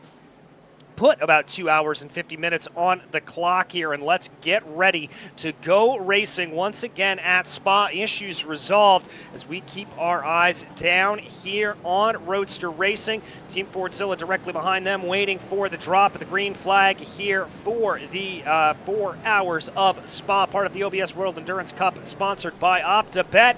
And there goes the green. We are back racing here in Belgium. A good getaway there from Roadster Racing, but is that going to be enough to be able to break the craft here for Team Fordzilla?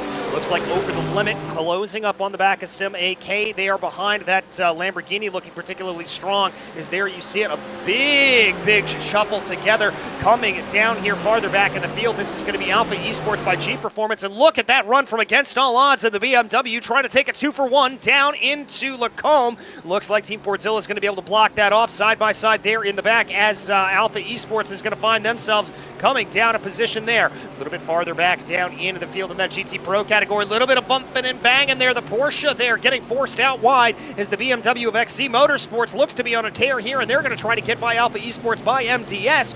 Going down into Malmedy, and our Ravage rather is there. There's contact, and that's going to be the BMW spun around. Yeah, 177 unfortunately turned prone. They're trying to stay stationary so that they can not be hit by anybody else, and they're able to get out of the way. Here's a replay of the incident as we ride on board. And, oh yeah, just car popped into the air. It's hard to control after that. Also worth noting, 100 Force on the actual start got hit from behind. I think it was a bit of netcode, and they were sent over the pit wall. So they wound up on their lid in the pit lane when they weren't supposed to be.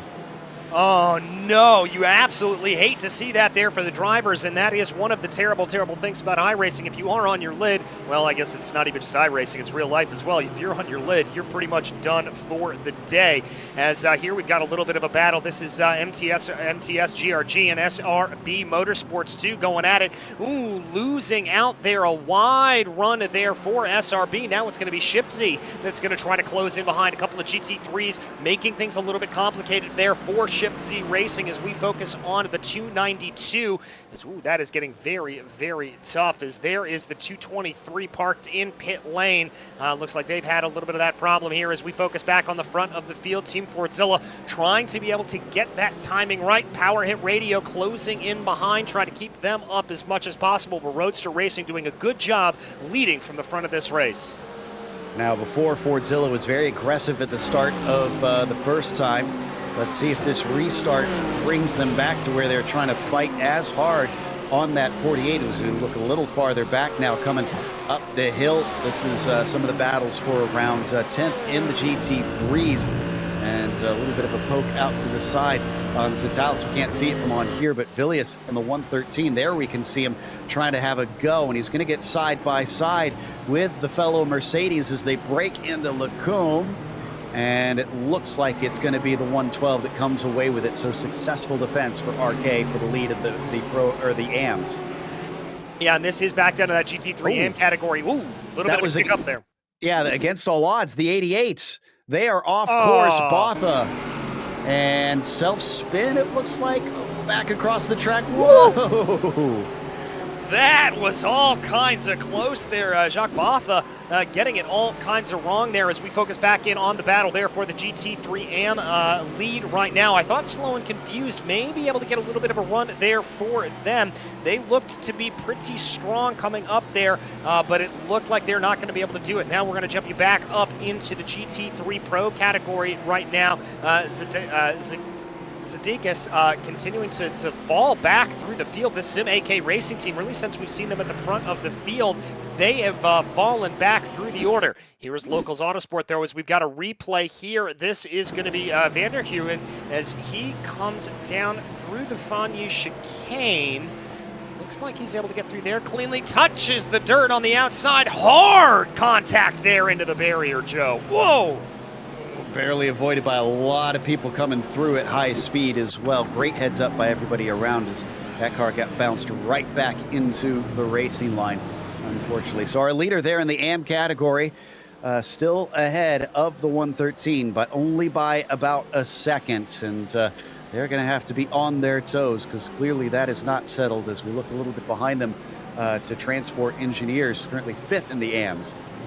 Yeah, 5th in the AM category, trying to hold off a little bit of an attack there from SRB Motorsports, trying to see what they are able to do. A little bit of Porsche on Mercedes as they go. Up at the front of the field, though, this could be a little bit of a good run here for Team Fordzilla. They're about 0.3 of a second behind as they're going to really pull up here down the Kemmel Straight. Let's see. Nope, they're going to back off again. I think William Chadwick doing what he attempted to do in that first stint here, Joe. Try to save as much fuel as possible. Here is Over the Limit, though, as they work that spangled, let's call it, Lamborghini around through the corner. I really like that paint scheme. It's very pretty.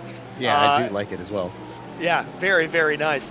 But they work their way ahead. They're ahead of that second Team Fordzilla team, which has shown some pace here today. They've just been a little bit scuppered by the fact that they didn't have the best qualifying on the day.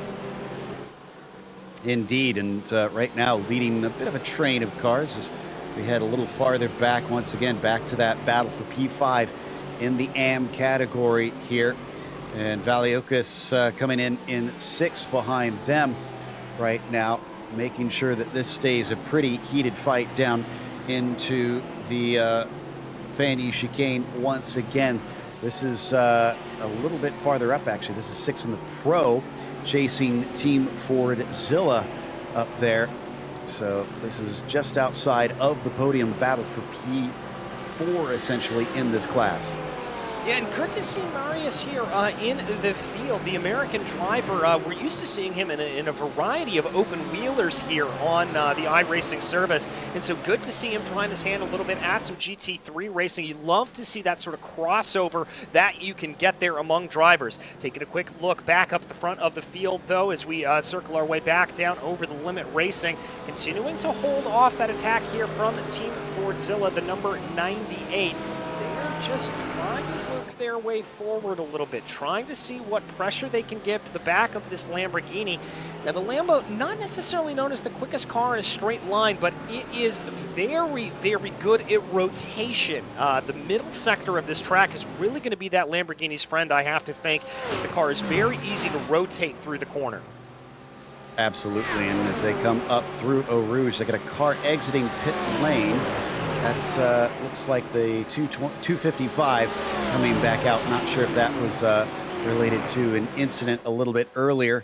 And ooh, this is a good run for Fordzilla's Ramon in the 98. He's going to look around the outside of the Lambo, trying to brake hard into the Lacombe chicane, and he's going to be able to get it. Just nothing that Jataudas can do to hold him back. I realize what that paint scheme reminds me of. You remember the old journals or writing books that you had in school with that sort of like black and white? Yes. Yeah, looks just like that. I dig it. Yeah, you're 100% right, Joe. That is very much what that reminds me of. But I've got to say here, Jataudas, not necessarily out of the fire quite yet, but look at that escape that we're seeing from Team Fordzilla. For all I was talking about the rotation in that Lamborghini, that Mercedes up ahead is just scampering off right now. The gap growing to about 0.5 of a second already in the course of about 5 or 6 corners here.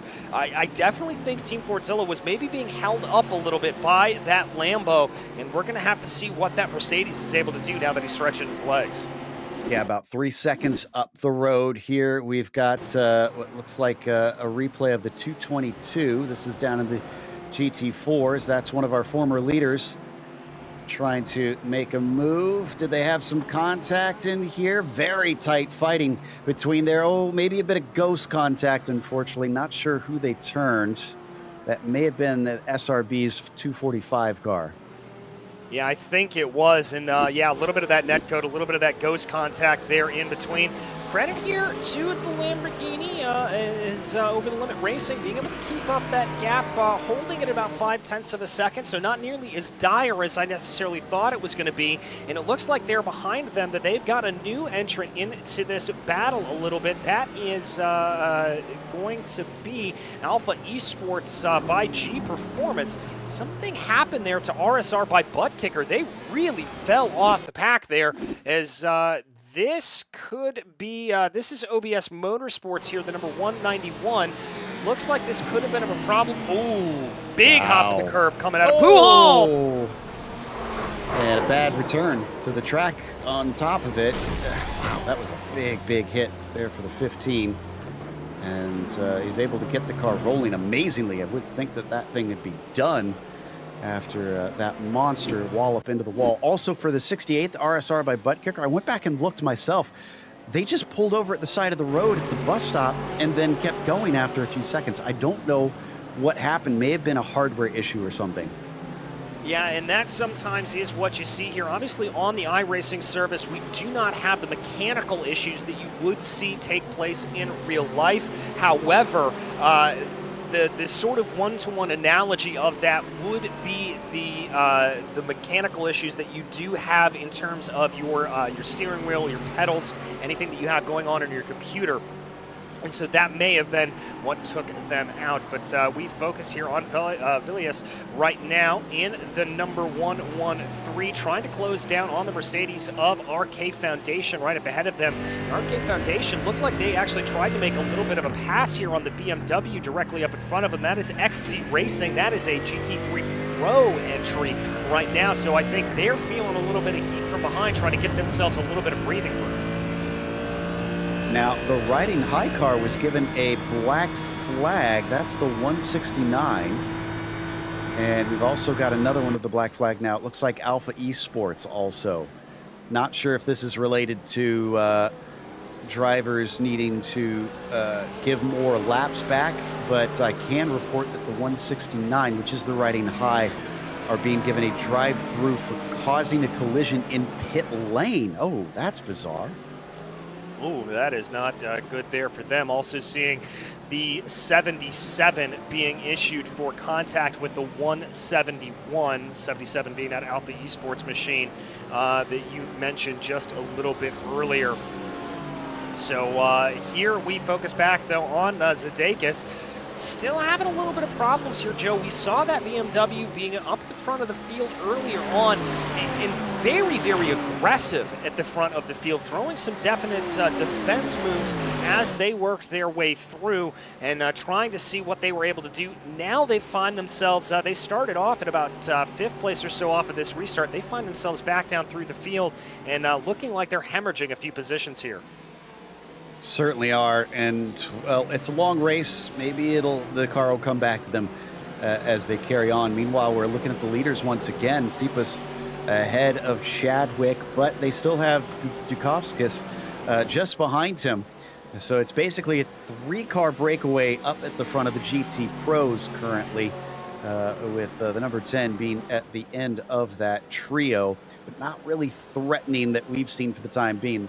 66 definitely has had a few chances to maybe get closer to the 48, but for some reason just hasn't decided that he wants to attack. So we think maybe there's some strategy going on there. Yeah, and again, that's what we saw really from the first stint out of Team Fordzilla. They definitely held back a little bit more than I would expect. They had a couple of chances to be able to try to make that move, and I suspect some of that was because they saw the aggression with which Sim AK Racing Team was attempting to defend a little bit, and some of it also being a little bit of that that fuel saving that we talked about. Remember, they were able to run a little bit longer than everybody else, so that certainly could be a reason for them to decide to calm it down in and try to stretch that out a little bit longer. We continue to watch Cepas right now up at the front of the field for Roadster Racing in that Porsche. A little bit of a wiggle there coming out of the corner. We jump back here at Marius Valiokis and George Robinson now for Alpha Esports as they work their way through the field. Here is the battle for the lead, though, in the GT3 category as now we take another look back at Zadakis, closing in on the back of that Alpha Esports by G Performance, number 7 up in front of him. I wonder here for Zadakis if because they've fallen down here in the order, they could be switching over to a little bit more of a fuel-saving strategy instead of the heavy, aggressive strategy that we saw them run a little bit earlier. That could be. And, well, the other thing in that, too, is that maybe they're thinking, okay, excuse me, we've lost the track position. If we've got almost 2.5 hours left to go, surely we're going to have another full course caution at some point. So let's do what we can to put ourselves in a good position for when that happens. Yeah, once again, you know, endurance racing so very different from the sort of sprint racing that we see sometimes here on the iRacing service. An endurance race, you've really got to be thinking long-term and frankly big-brained about how you want to do it. But here comes a little bit of a move, potentially trying to be aggressive. There is Sim AK. Zadakis certainly trying to put the advantage here as they come up behind. That is going to be the lapped Ferrari. I believe that's riding high directly up in front of them. and that's going to slow things down here a little bit. That's not going to be the best run there for them. They're going to have to sort of re-rack, restack, and try that again. Ferrari really slowing down that Alpha Esports by G Performance machine, and I think that's going to be a little bit frustrating there to them. Yeah, not giving him an inch right now. Zadakis is going to have to fight hard if he does want to take a position. That's the big if right now. Does Sim AK want to try and overtake here, or do they just want to sit back in? Especially if they're this close, they can save so much more fuel being right in under the 54. And then Budakis and the Vira Racing leading both of them is not even in for position here. So both of them maybe could be just trying to wait behind this Ferrari. Maybe yeah, not. Maybe not, as there comes the move. Pinch there a little bit, and that is lap traffic, but that's going to allow both drivers to get on through. No, Sim AK going to get held up there a little bit. The Ferrari not letting things go quietly as they now try to pull in behind. They're going to have a little bit of a look here going down into La Source, trying to bite down on the binders. We jump back to check out a replay here. This is Vanderheuen in the number 77. Was this coming down into the bus stop? Looks like the first part of that's okay. Looks like that's them coming into pit lane. Oh, that was a big coming together, though, up in front of Vanderheuen. What was that? That was the 68 of Valiocas with, I'm trying to see who the yellow car was.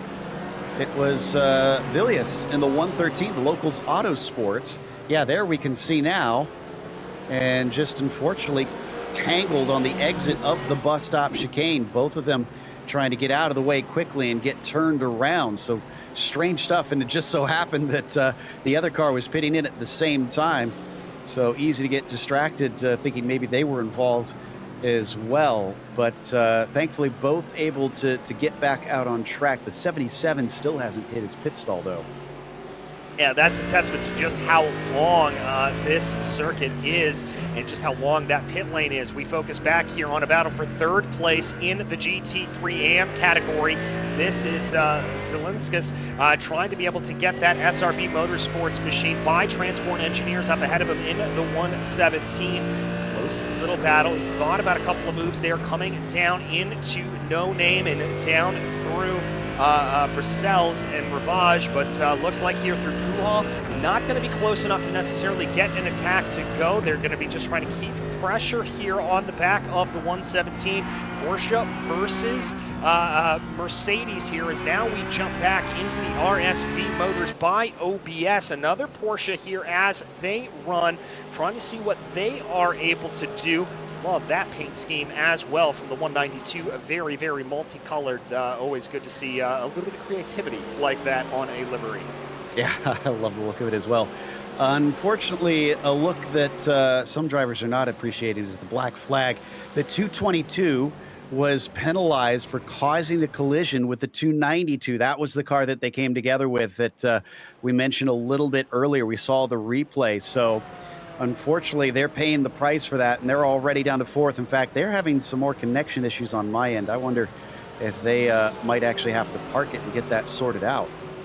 Yeah, and remember, that was a story from the first part of the race, Chipsy Racing, having those problems, as they do appear to be blinking on my screen as well, as it looks like they are now coming back out of pit lane. But here's another live look at your leaders. Roadster Racing continuing to lead from Fordzilla, from Power Hit Radio, as they work their way through Lacombe right now, down through Malmedy. That Porsche looking in pretty good control of the field. They have been able to maintain that gap of about 6-7 tenths of a second. They haven't really seemed under all that much pressure, and I've got to give credit here to Cepas. He has just kept on and keeping on. Here is a little bit of love, though, back down to the GT4 category, the Litkargas entry, the 244. And we talked about the gap that they had at the beginning, or at the beginning stint of this race. Well, look at that, Joe. It's grown right back out again. 14 seconds down to SRB Motorsports. Helped out a lot by that black flag, but I think this goes to show that in the GT4 class, DJ, it's all about staying out of trouble today. This 4-hour race has, for some reason, seemed to really been a big problem for this GT4 class. We've seen some big accidents from them. I don't know if it's the lack of the downforce or what it is exactly, but they really have had a whole lot of issues. And in fact, a good portion, a good percentage of the field is multiple laps down from the leader. Yeah, it's been a lot of scruffiness in the GT4 category, as I think you're right, Joe, just keeping out of trouble, keeping your nose pointed the right way. That is going to be the biggest and easiest way to be able to get yourself on forward and not having any sort of problem as we focus on the third place driver, the MTS GRG number 293 with Tadas Krasaitis driving that car around about 5 seconds off of the SRB Motorsports 2 entry with Krasilius behind the wheel of that car right now. Trying to close that gap, plenty of room between themselves and Shipsy Racing. Shipsy obviously having served that penalty not too long ago. They find themselves about 40 seconds off the pace, so this is going to be a little bit of a Sunday drive here for the moment for MTS GRG. Also, Zedekis actually went by the 7, so the 54 is now in 6th position, and it looks like we're going to see a change of position as well in the background, as I think that is Jotaris in the 56, managing to go by Rahman in the 98, so they move up positions as they went by the lap traffic of Dilettante. So let's take a look at a replay here. Dukovsky. He's up to 2nd. Oh, we missed this. When did he make this? This is down into Blanchimont. Yeah, that's down into Blanchimont. I think using a little bit of that GT4 there as a pick, I think that slowed down Chadwick a little bit, and Dukovsky just being able to get that move done in a very, very impressive way, pretty definitively. Now, for William Chadwick here, that's going to be the question. Here is a little bit of it. This is Dilettante Racing in the 54 of Sim AK Racing Team. Come up behind them down into Buhon. Oh! That, I think, may be a penalty incoming there to the GT4. That looked like it not giving a space there to the GT3. Ugh, and it was a very, very hard hit through No Name. No Name is a very unassuming corner. It seems like your typical 90-degree left, but the fact that it's downhill really upsets the car, and it's actually a medium speed corner, so it's really tough to get that one right. We have more interclass contact in here.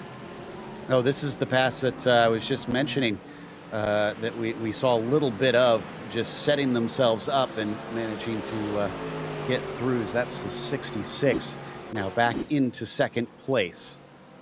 Yeah, Chadwick there, clearly wanting to save a little bit of fuel, but not going too hard. Now going to dive down to the inside there of Cernakis.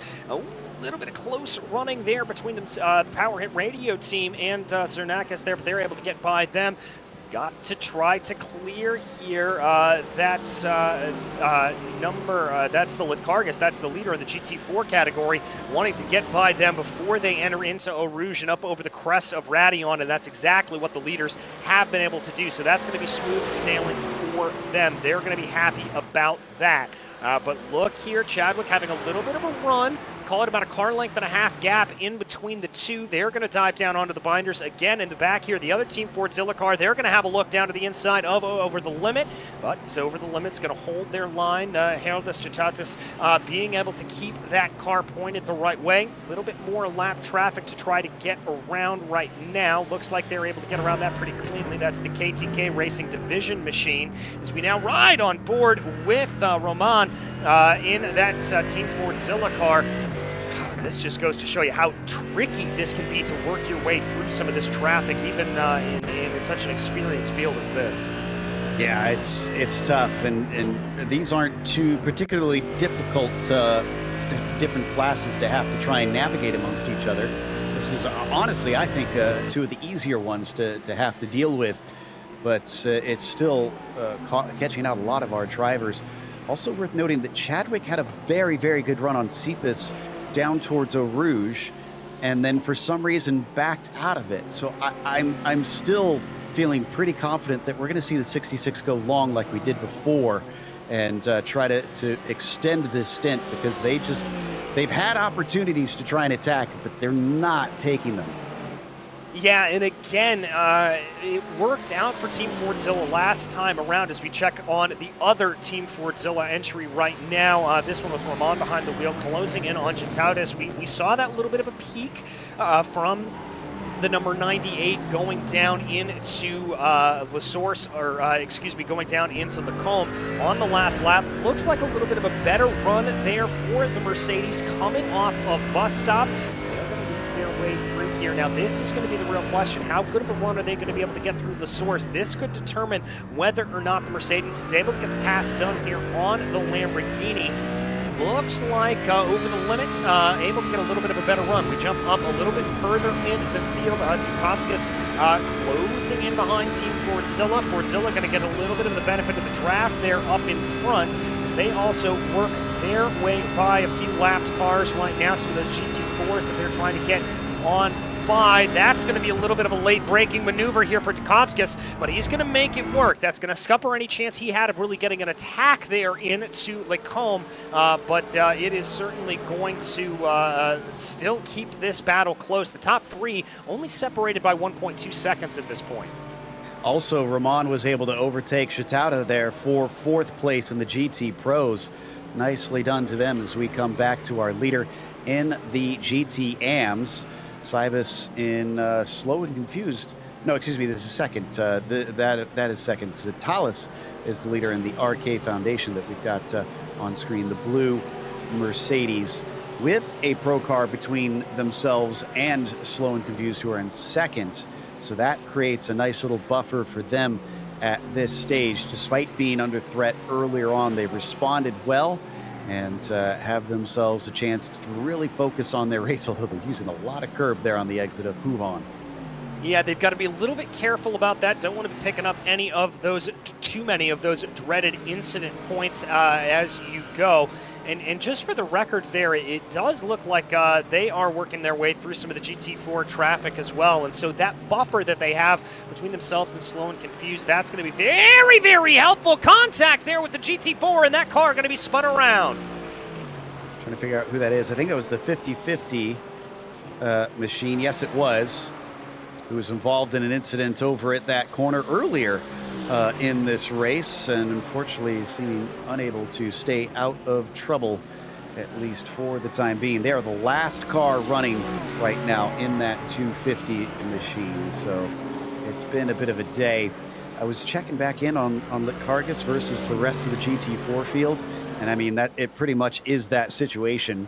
It's 17 seconds now from P1 to P2 in GT4s. My goodness gracious, Litkargas just in a field unto themselves here. Let's go ahead and call that a GT2 almost at this point, or a GT 3.5, as they really are in their own class. Taking a quick look here at the front of the field. Again, Roadster Racing did set the fastest lap of the race last time out. And that's got to scare, I think, Fordzilla or Power Hit Radio just a little bit, because they were able to do that without having any of the draft. As RSV Motors by OBS is going to be able to motor their way on by a little bit more of lap traffic. Little bit of a side-by-side here farther back in the field. That is RSR trying to be able to move their way forward. That's Porsche Club Lithuania. That is not for position in class. That is between the GT3 Pro and the GT3 AM. Very late on the binders there was that RSR by Butt Kicker machine with Valiokis behind the wheel, clearly not wanting to wait around and being able to get by that GT4. Yep, so the 245 just going to stay out of the way, and Vilius able to make his way through to continue to try and chase and his fellow GT AM competitor here as they plunge down the hill. And was trying to look and see about that GT AM category, about what our podium is, because we mentioned it earlier. It looks like Transport Engineer still sitting in third. Ooh, this is interesting. We just got Race Control telling the 69 car final warning for driving standards. That does not sound inviting. And are they actually out of this race? I'm seeing them potentially out of this race. They're not in pit lane.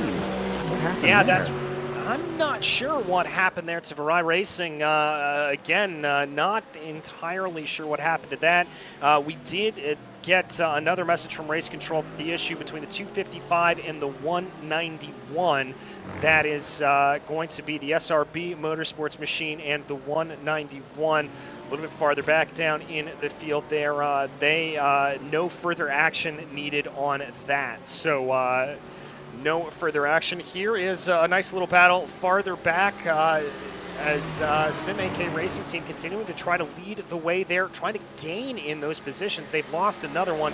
Roman, as we mentioned a little bit earlier, able to get by over the limit racing there, so a good run there for them. Here is Vilius back down in as we check back in on the front of the field right now. Team Fordzilla just continuing to run in behind it. Looks like they want to stay in second place, don't want to be back down in third, don't want to lose touch with the front of the field, but again, taking that strategy of just holding a little bit, holding station and trying to save a little bit of fuel. Porsche Club Lithuania, having done the move a couple of laps ago on Locals Autosport, they're starting to pull away here a little bit more, working their way forward. They've got about 4 seconds to try to gain in on RSV Motors by OBS, which would get them up into the top 5 in that GT3 AM category. Coming through Malmedy here as we continue to follow that 111 machine. Still 6th in that AM category with Vilius hot on his heels. One of the closer battles that we've got out there on track, although our leaders in the pro class are still pretty close, but we think that's kind of a non-battle for the top 3 right now. Worth mentioning, though, that they have pulled away by about 7.5 seconds over the next Team Fordzilla car. That's Roman in the 98. So really have just distanced themselves in terms of skill and pace from the rest of the field. Oh, but we just had a change for the lead, actually, and I think that was due to lap traffic in the GT Pros. Yeah, that the 202 was kind of in the way and forced a 3-wide situation just now. Yeah, they certainly did, and that has allowed for William Chadwick and Team Fordzilla to be able to get their way on by. Here comes a little bit of a run, though, for the SRB Motorsports machine, trying to get that move down into Blanchimont. Looks like that's not going to play itself out. Transport Engineers trying to hold off here a little bit as they now go down into the braking zone for the bus stop. Looks like a little bit of a crossover, and I was going to say here, Joe, I was wondering when pit stops were going to start to fire off. Transport Engineers the first ones to pull the trigger. And interestingly, that's at the time you would normally expect someone to pit in, but we have to remember, as we got a couple more coming in, it looks like behind them. Remember, we had those couple laps under caution at the start of this session, so theoretically, we should see them get close to about 50 minutes instead. Car 68 got a warning. Which one's car 68? That is Valiokas here. Didn't say for what, though. Yeah, not entirely sure. We'll have to have a little chat with Race Control and see if we can figure that out. But yes, to your point, expecting drivers to be able to go a little bit longer here as they did take those laps under safety car that should allow them to be able to continue to get themselves going around. But we watch here as Transport Engineers and RSV Motors by OBS coming into pit lane riding high, also going to be making their pit stop here as well. So plenty of drivers opting here to be able to jump in. And Joe, I wonder if that is potentially a little bit of a strategy call here from them, knowing that we're only running a 3-hour race now here at this point as opposed to the 4-hour race, that they opted to be able to come on in and get that fuel stop here, working the race backwards a little bit. You know, that was my other thought, is that potentially that's what they were doing. Also, our leaders in the GT4s, did we mention that they have pitted in and are in their stall right now? Looks like P2 as well.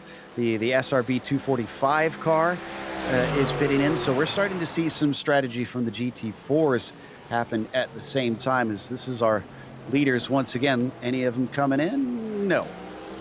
No, looks like they're going to opt to stay out. And once again, wouldn't be surprised here if we see the number 66 stay out a little bit longer, although they now are in the lead of the race, so they'll be the ones pushing that air out of the way. We're going to go back and take a look here at the replay. Joe, you watch this live. Talk us through this pass for the lead. Yeah, the GT4 car was just at the wrong place at the wrong time. And for Cepas, he just had to lift a little bit, had to check up his momentum. Chadwick was on top of it, although just barely. You could see him having to weave to try and find the right place to put his car and eventually found enough space in the middle, just snuck through.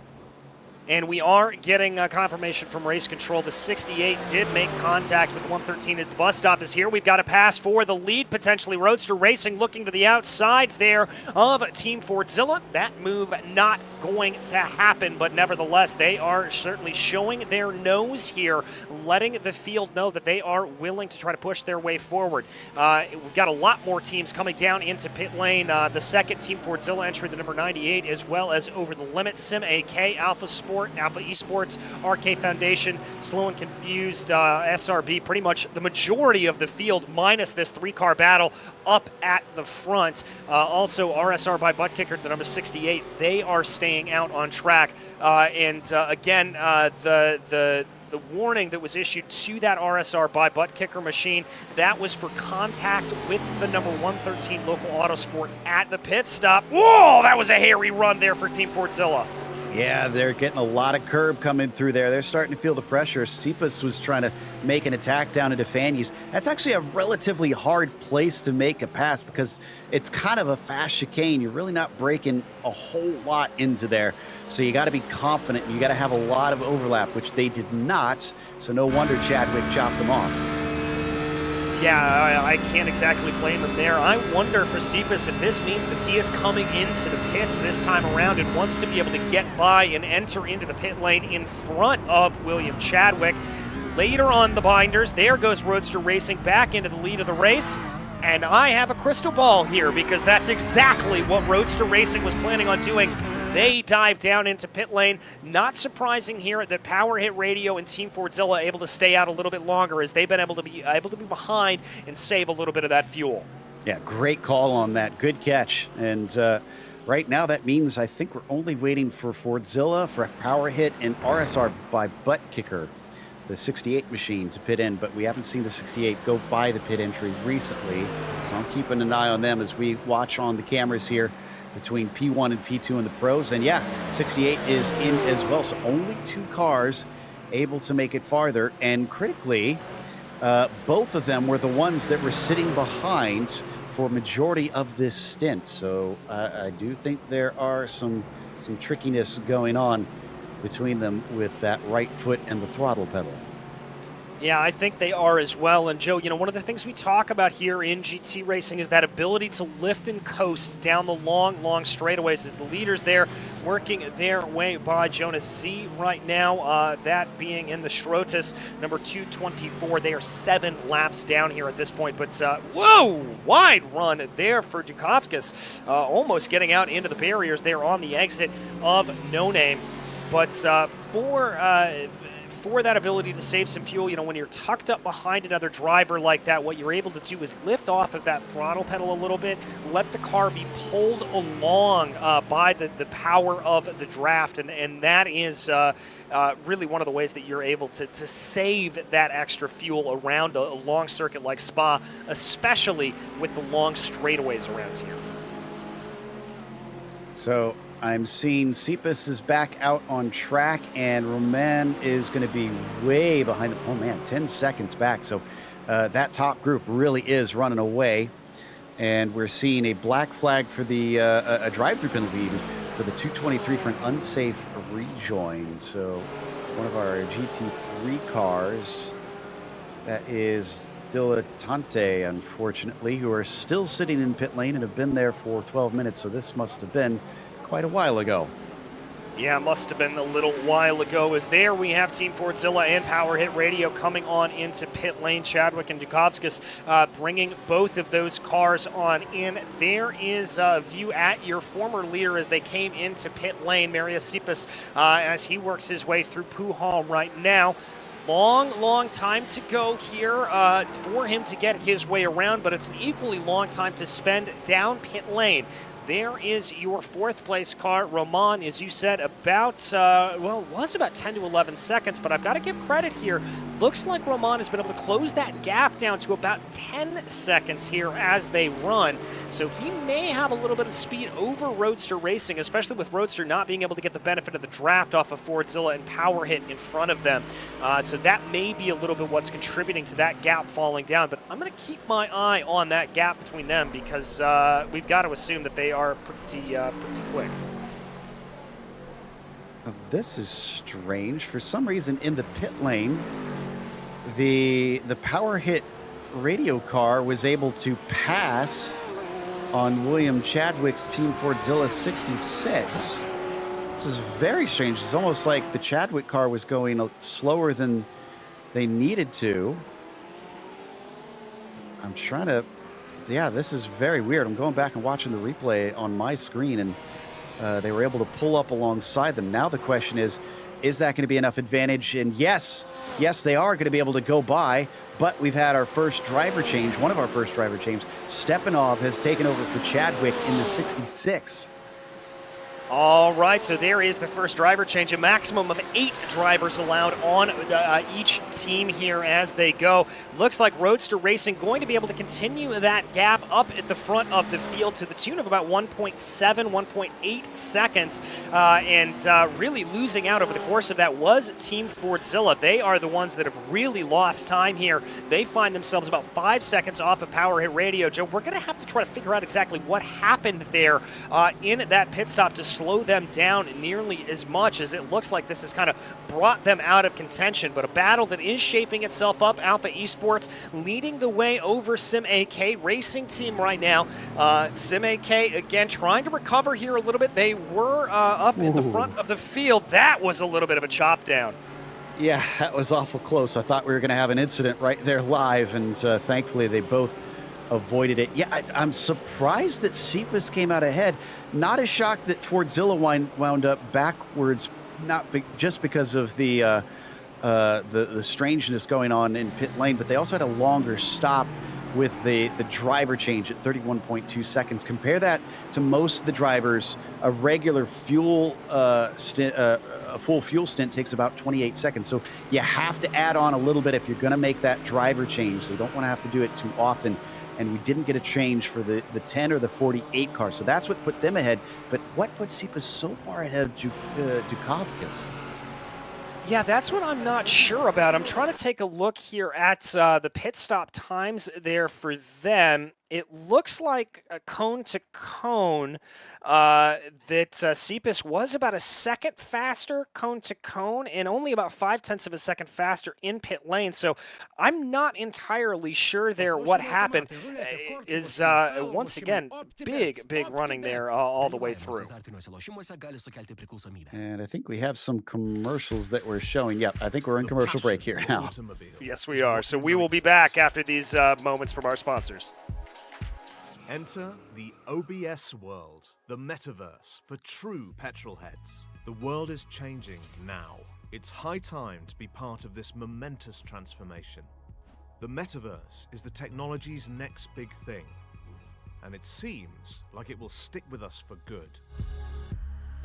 Finally, a new digital world emerges, giving us endless possibilities to fulfill ourselves, meet like-minded people, play games, and earn money. The OBS world is a place for everyone, where all automotive enthusiasts can live their passion in diverse ways. Build your garage. Spend time with friends, display your car collection and other NFTs, and host free or paid events in your garage. Enjoy using cars. Collect, customize, and sell cars, and use them in games and sim racing events. Host and join events. From private garage meetups to world-renowned car shows, everything is possible in the OBS world. Enter the NFT gallery and marketplace. Buy, sell, and trade unique NFT assets. From cars, garages, and car elements to art and digital avatars. Play games. Dive into an exciting world of automotive games. Use your NFTs to play and earn money. Train and race. Improve your racing skills. Climb up the leaderboard, join sponsored teams, and go for the podiums. Enter the expo and event area. Promote your business's products and services. Organize events to boost brand awareness and attract customers. Join the Founders and Investors Club. Become a member of the exclusive club with 911 seats only and enjoy its perks. Each seat is backed by a particular founder's or investor's NFT with robust benefits and opportunities. Take a metaverse ride with the OBS world. Pursue your automotive passion, thrive, and make money.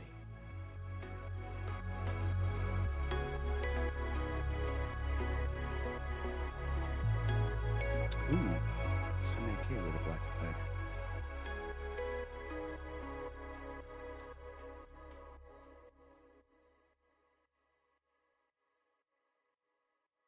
OPTIBET, lažybos, lošimo automatai, ruletė, kortų lošimai, stalo lošimai. OPTIBET. OPTIBET. Dalyvavimas azartiniuose lošimuose gali sukelti priklausomybę. OPTIBET, lažybos, lošimo automatai, ruletė, kortų lošimai, stalo lošimai. OPTIBET. As we bring you back to the action here, a quick look back at the start of the race here. You can see a very, very good two-wide race up the run here through Eau Rouge and Radion. Drivers try to jockey their way around for position with Sim AK that was leading at the front of the field early on, facing an early onslaught here from Team Fordzilla. These two drivers would swap back and forth positions over the first lap or two, with Team Fordzilla eventually falling in behind and opting to go for a strategy of trying to extend the pit stop a little bit longer. William Chadwick there holding off an attack and letting on by that Team AK machine as they went their way on through. Here is a little bit more of that battle. You could see the big draft trains that were starting to form up and down the long Kemmel Straight. Again, Sim AK not exactly being able to hold on to those top place positions, rather, as they tried to work their way this way and that. Closing in behind them in that Porsche was Power Hit Radio, as again we just saw this battle continuing to play itself out over the first stint of the race. 45 minutes into the books as they tried to be able to get their way around and get themselves going. And then eventually it was Team Fordzilla that was able to get the move done here in the dying moments of the first stint out on track. Able to get some hairy moments there through GT4 machinery, but able to pass their way on through. Here was a big move coming down to the inside there from Power Hit Radio as Dukovkis really trying to be able to get their way through and having contact there with that Team AK machine. So they had a very, very rough run, able to recover, though, as we said, up through the field. Back down in the GT4 class, MTS GRG duking it out with one another. And then RK Foundation up the front of the field, at the front of the GT3 AM field with Locals Autosport having a great little battle. Mercedes on Mercedes action as they went down into the corner. Here's Transport Engineers leading the way over SRB Motorsports by Latimka. They're trying to see what they were able to hold out as the Mercedes tried to get a little bit more speed, a little bit more power, a little bit more oomph. And then as we saw here, Over the Limit Racing Red putting on some good moves through the field. The lone Lamborghini in the field definitely holding their own here today, trying to get a move on the second Fordzilla machine.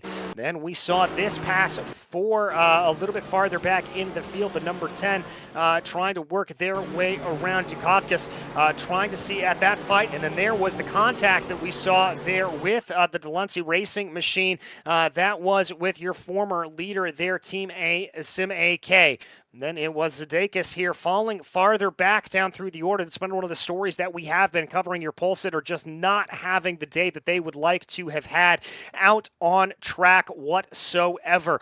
They currently, as they stand, ran at about 9th place position on this. Power Hit Radio a little bit farther on into the race, trying to move their way up forward, trying to see what they were able to do, closing down on Roadster in front of them. But that was just after the pit stop sequences. It looked like it was going to be a Porsche battle up at the front of the field. Both Team Fordzilla entries falling back a little bit more as they try to now get their way ahead. And this is your live pictures as we come out of highlights.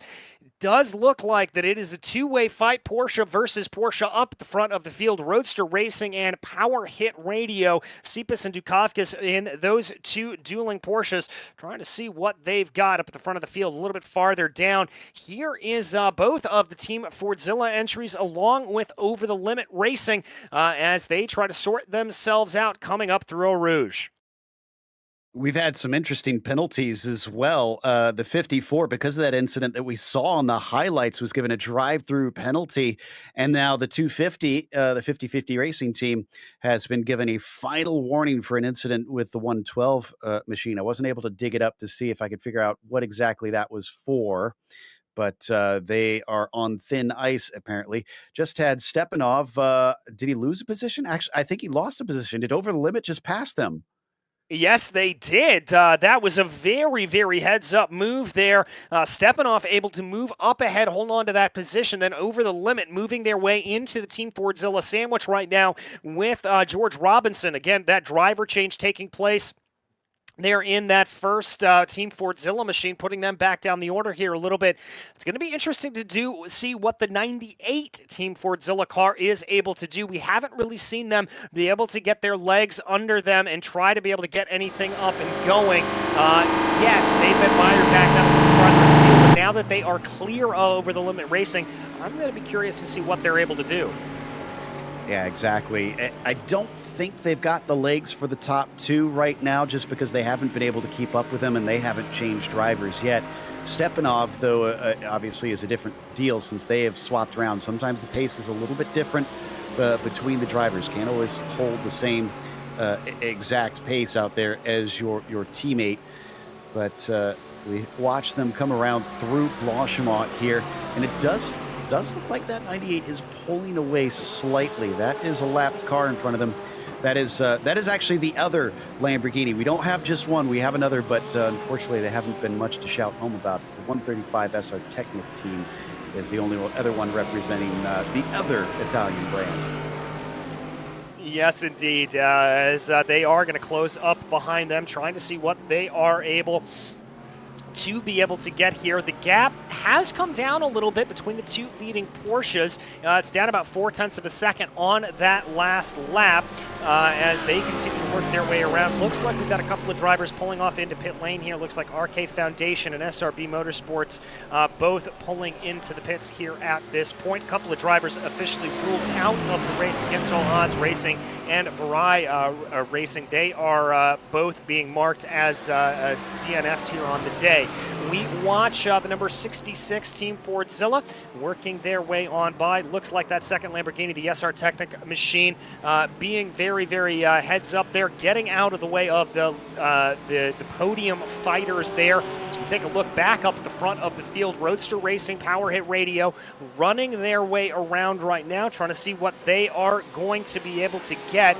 Roadster Racing been in control here at this point. They look like they have been in good position here. And Power Hit Radio trying to close in a little bit more, but not necessarily being as fast as they'd like. And another check back through the field with Kargas, who has the biggest lead out of any of your leaders right now with a massive, massive 28-second advantage over SRB Motorsports 2. And DJ, when you mentioned that RK Foundation was in the pits, I thought, well, wait a minute, we just had pit stops. I looked, they had a big accident. They unfortunately got tangled up with another car, and I need to double check and see who that was, but they are down there taking repairs right now. So that is our former leader, and it was with the 181 machine, it looks like. That's our former leader out of the lead and probably out of the hunt for the win because of that. So Slow and Confused now inherits the lead in the number 8, or in the number 155.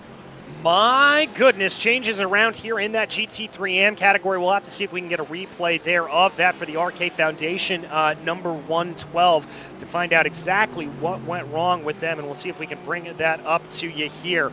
But that is really proving to be the theme of this race, Joe. We talked about it a little bit back down in the GT4 category that we sort of circle our way through right now, focusing on Shipsy Racing, that the best way to be able to get a position here in that running is to be calm, cool, and collected, not make any mistakes. That's proving to be the case here up and down the field, that just minimizing errors, minimizing incidents and accidents, that's going to net you position upon position. All right, so keep it out of trouble, keep it on the track, just try and run your race and worry about what you're doing, what not what others are doing out there, and hopefully things will shake out. Oh, we got some more battles. This is Over the Limit versus Fordzilla's number 98, trying to get that position right back, but Roman is not having any of it. Oh, contact with the other Fordzilla as Stepanov gets into the back of Jatautas. So right now it is an Over the Limit sandwich with Team Fordzilla as the bread. Yeah, it is, and remember, we speculated a little bit that number 98 Team Fordzilla machine may be able to pull away, but it doesn't quite look like that they're able to do so here at this point, as Over the Limit certainly has the legs to be able to keep up with them. Now, this is the part of the track in particular where I'd expect that Lamborghini to be able to close the gap a little bit more. When you talk about the sort of most basic handling characteristics of the Mercedes versus the Lamborghini known to rotate really, really well through corners. It has that rotation that really helps it get through medium speed corners in particularly well. The Mercedes tends to be a little bit more understeery. You really got to chuck the car down into the corners and you're able to really lean on it, but it does mean that you can lose a little bit of time if you're not careful going through some of those high to medium speed corners. So I would have expected the Lambo to catch up a little bit more through Sector 2 there, but clearly it looks like Team Fordzilla able to keep that gap ahead a little bit, and I wonder here, well, there's Over the Limit really closing down under braking through the bus stop. Yeah, looked confident there coming into that corner, that's for sure, and I wonder if that's what kind of kicked things off as well up into Lacombe last lap, where we saw them go side by side. Now they've got SRB Motorsports 255 GT4 car just in front of them. One should be able to clear. I don't know if they're both going to be able to get by Eau Rouge. This is going to be important because otherwise it's going to be a pretty big holdup. 1 and 2, but not all three, as Stepanov is just a little too far back, and man, he gets held up big time. Yeah, you can visibly see that gap. It's about 1.15 seconds there and growing, as Over the Limit is going to be getting a big benefit of the draft here, coming down the Kemmel Straight and into Lacombe. Not going to have another look to the inside here, not going to be moving their way this way and that, but certainly keeping the pressure here to the back of Fordzilla and trying to see what they are able to do. Up the front of the field, Roadster continues to lead over Power Hit Radio. That gap, 0.5 of a second. I don't see any movement there from Power Hit Radio wanting to make any passes. If they do, we will, of course, bring you that action. But right now, I think this is probably our fiercest battle on track, as we've seen Over the Limit Racing Red certainly trying to put as much pressure as possible. There is the front of the field, though. Dukovskis working his way around, trying to just hold in on the back of Cepas and doing a great job. And I wonder here for Power Hit Radio and for Dukovskis, is he's going to be able to save a little bit of fuel and maybe be able to extend the lap longer on this stint. Yeah, Bovalas has basically got himself a nice little tow, and he's been hanging out behind that 48 this whole time. He did that last time as well in the previous stint, so it's the same story all over again, just with one less car involved in it. Expecting him to go very long on this next stint, which should see, I think, a little bit after the 1.5 hour mark here. Yeah, that's about what I have it clocked as well. Here comes Over the Limit, a little bit closer, within about 0.5 of a second as they dive onto the binders down into the bus stop. Just waiting for this battle to really start to simmer here. It's been close, it's been very contentious, and we've seen Over the Limit be willing to really throw their weight around in that Lamborghini in an attempt to try to get a move. Again, much better under braking there was the Lamborghini, starting to pull away a little bit more, though. Under acceleration is Team Fordzilla. The gap holding at about 0.4 of a second right now in between the 98 and the 56. The question is going to be is if that is going to be close enough to be able to get a nice little slipstream here down the Kemmel Straight. I'd say yes. It looks very close here. And does he try and go for it? Is he going to just lift? This is going to be a great run. That's a lift, though. So the 56 earlier looked like you wanted to try and take the position, but not anymore. Not anymore. Clearly in a little bit of fuel saving, I think, there for that fourth place car with Tadas behind the wheel. Maybe just a little bit of back and forth and communication there with the team. A couple of more warnings being issued out here to drivers. A warning issued to the 171, that's the 100 force machine. I currently show them down in pit lane about 9 laps down, and another warning being issued to the 255, that's the SRB Motorsports number 2 machine. The 255 running there for them. They run right now about 14 laps down in the GT4 category. Here is one of the tragedies of the day, I have to say, Joe. Sim AK Racing Team starting off this day so strong, just finding themselves farther and farther back down the order every time we look at them. Yeah, it's they're 14th overall. They're 9th in class right now. It's just kind of falling apart. They're actually on the same lap as Cepas by about half a lap, it looks like. Yeah, it's about half a lap behind right now. So if they get a safety car, they're still in this, but yeah, they're going to have a hard time. They're going to have to pass a lot of cars, including cars outside of the GT Pro class, to have a hope at this one. So I wouldn't really bet on them, but I wouldn't say that they're completely out of it yet. Well, we've seen both the short-run pace and the long-run pace from Zadekis behind the wheel of that car be very strong. Obviously, putting it on pole position here today, nothing to shake a stick at, and we saw them be able to hold off and defend and keep the pace up over the course of that first stint. Now, the only problem is that they did burn quite a bit of fuel doing that, but at the same time, they are able to run with the leaders here. We've seen that pace out of them. It's just seemingly, I would have to imagine, as the tires start to wear on that BMW, that it looks like they're losing a little bit of running. As I look back here at some lap times being put down, yeah, it does seem like they are about 1.5 seconds off of the leader's pace here. And I would have to put that down to handling in with worn tires. Yeah, and yeah, we got to remember that the tires are just as much a part of this. Obviously, they've changed the number of tires that they are allowed with this session to try and correct the rules here for this part. But as we see them head down the hill, they've got to run with the ever-changing landscape. I'm keeping half an eye on it as well between Jitauda and Roman, because they are still very close together in 3rd and 4th. In fact, there they are on screen right now. So don't know if this is it for the 56 and he's decided, you know what, I'm just going to run the fuel strategy and hang out behind him or what. But they've definitely dropped Stepanov here, DJ. He's down to 1.4 seconds back, and I just don't think that he's got the same pace that we saw from Chadwick necessarily, which is a bit surprising because I'm looking at their lap times and it looks close. So I'm not sure what exactly the difference is. It must be kind of minuscule, the difference between them. Yeah, I mean, it looks like they're about 1 second off the best time that they set down, which is only about 0.2 off the fastest lap of the race with a time of 2:16.74. So not entirely sure there what the difference is. Maybe it's coming down to a little bit of worn tires once again. We did see Chadwick really pushing that car quite a bit, so that could be part of the problem.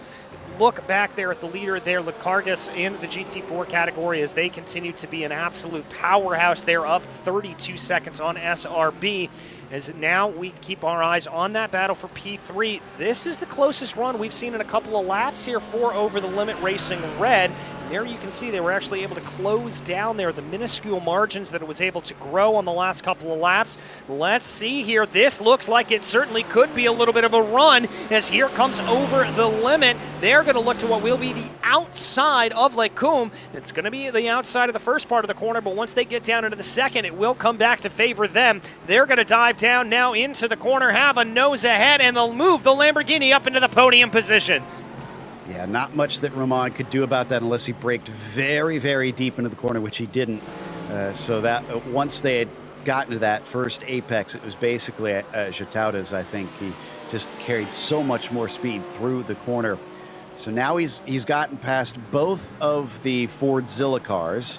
What does he do from here compared to them? When will we see them start to pit in as we look a little bit up the road at the battle for the lead, which still remains with Sipas ahead of Dukowskis, that we think is intentional. We think that Palvelas has basically just been sitting and riding the coattails of this 48 for this stint. He's only got to go about 15 more minutes here, and then his stint should be over.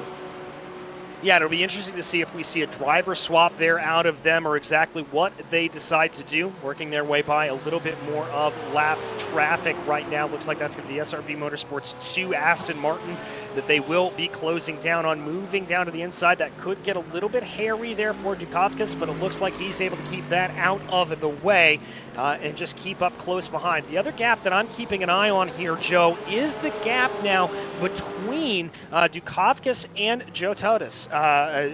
That is currently holding at about 14 seconds right now, but I'm waiting to see if that's going to come down at all now that the Lamborghini has been able to get by the Team Fordzilla number 98.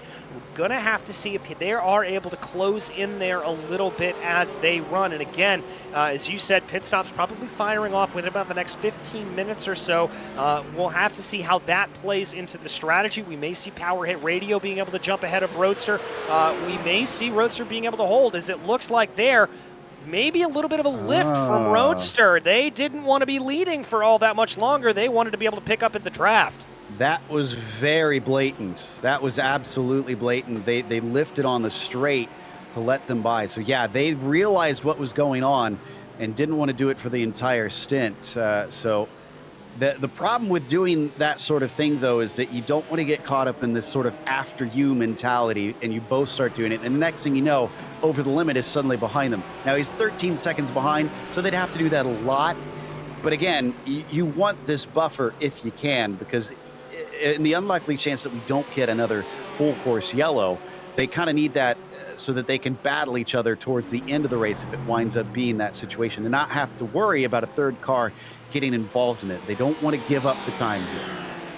Yeah, they don't want to give up any time whatsoever, and being able to hold in, they timed that absolutely perfectly to be able to still hold on into the draft, because that is the crucial thing. If you're trying to save fuel and you're not in the draft, it's going to become exponentially harder to do. So they are certainly going to want to try to be able to pull in here, and they've kept that gap at about 0.5 of a second here, so doing exactly what they need.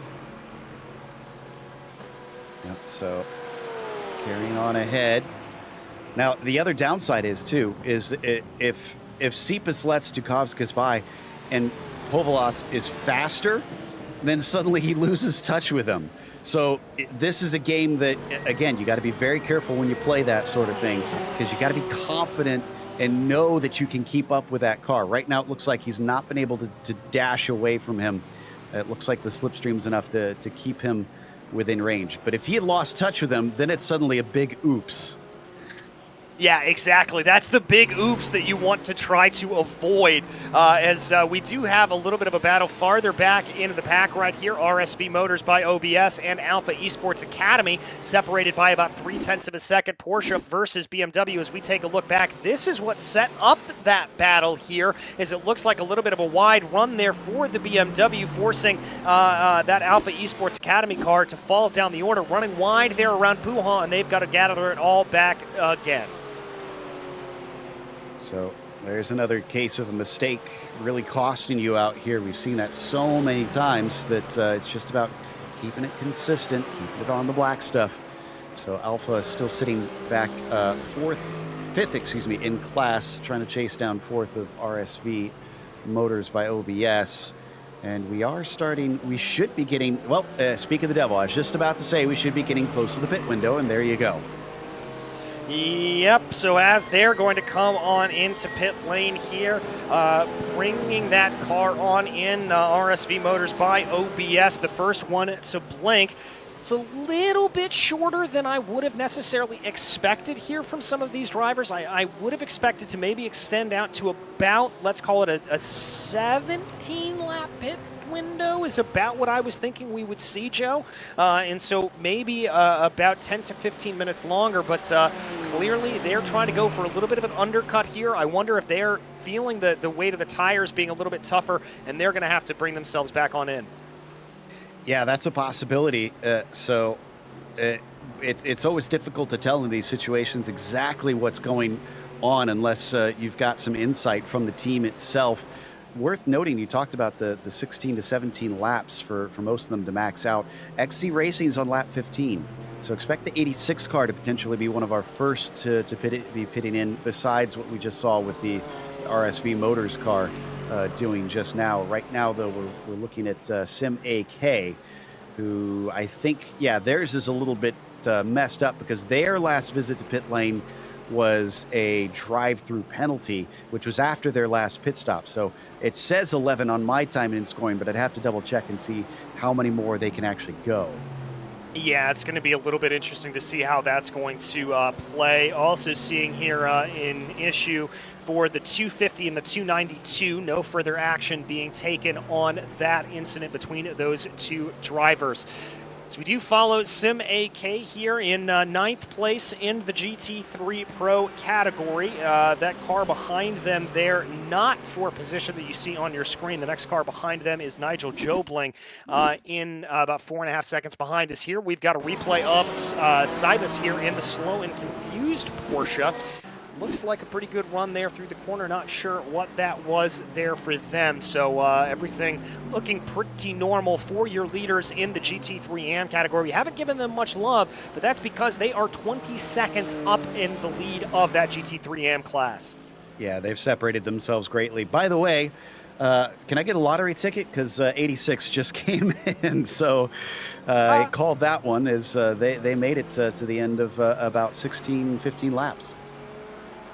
All right, so maybe even a little bit shorter on the fuel window than we initially expected. That first pit stop window was at about 18 to 20 laps. But remember, we did have those couple of laps of caution that did precipitate that. So that is why they were able to go a little bit longer.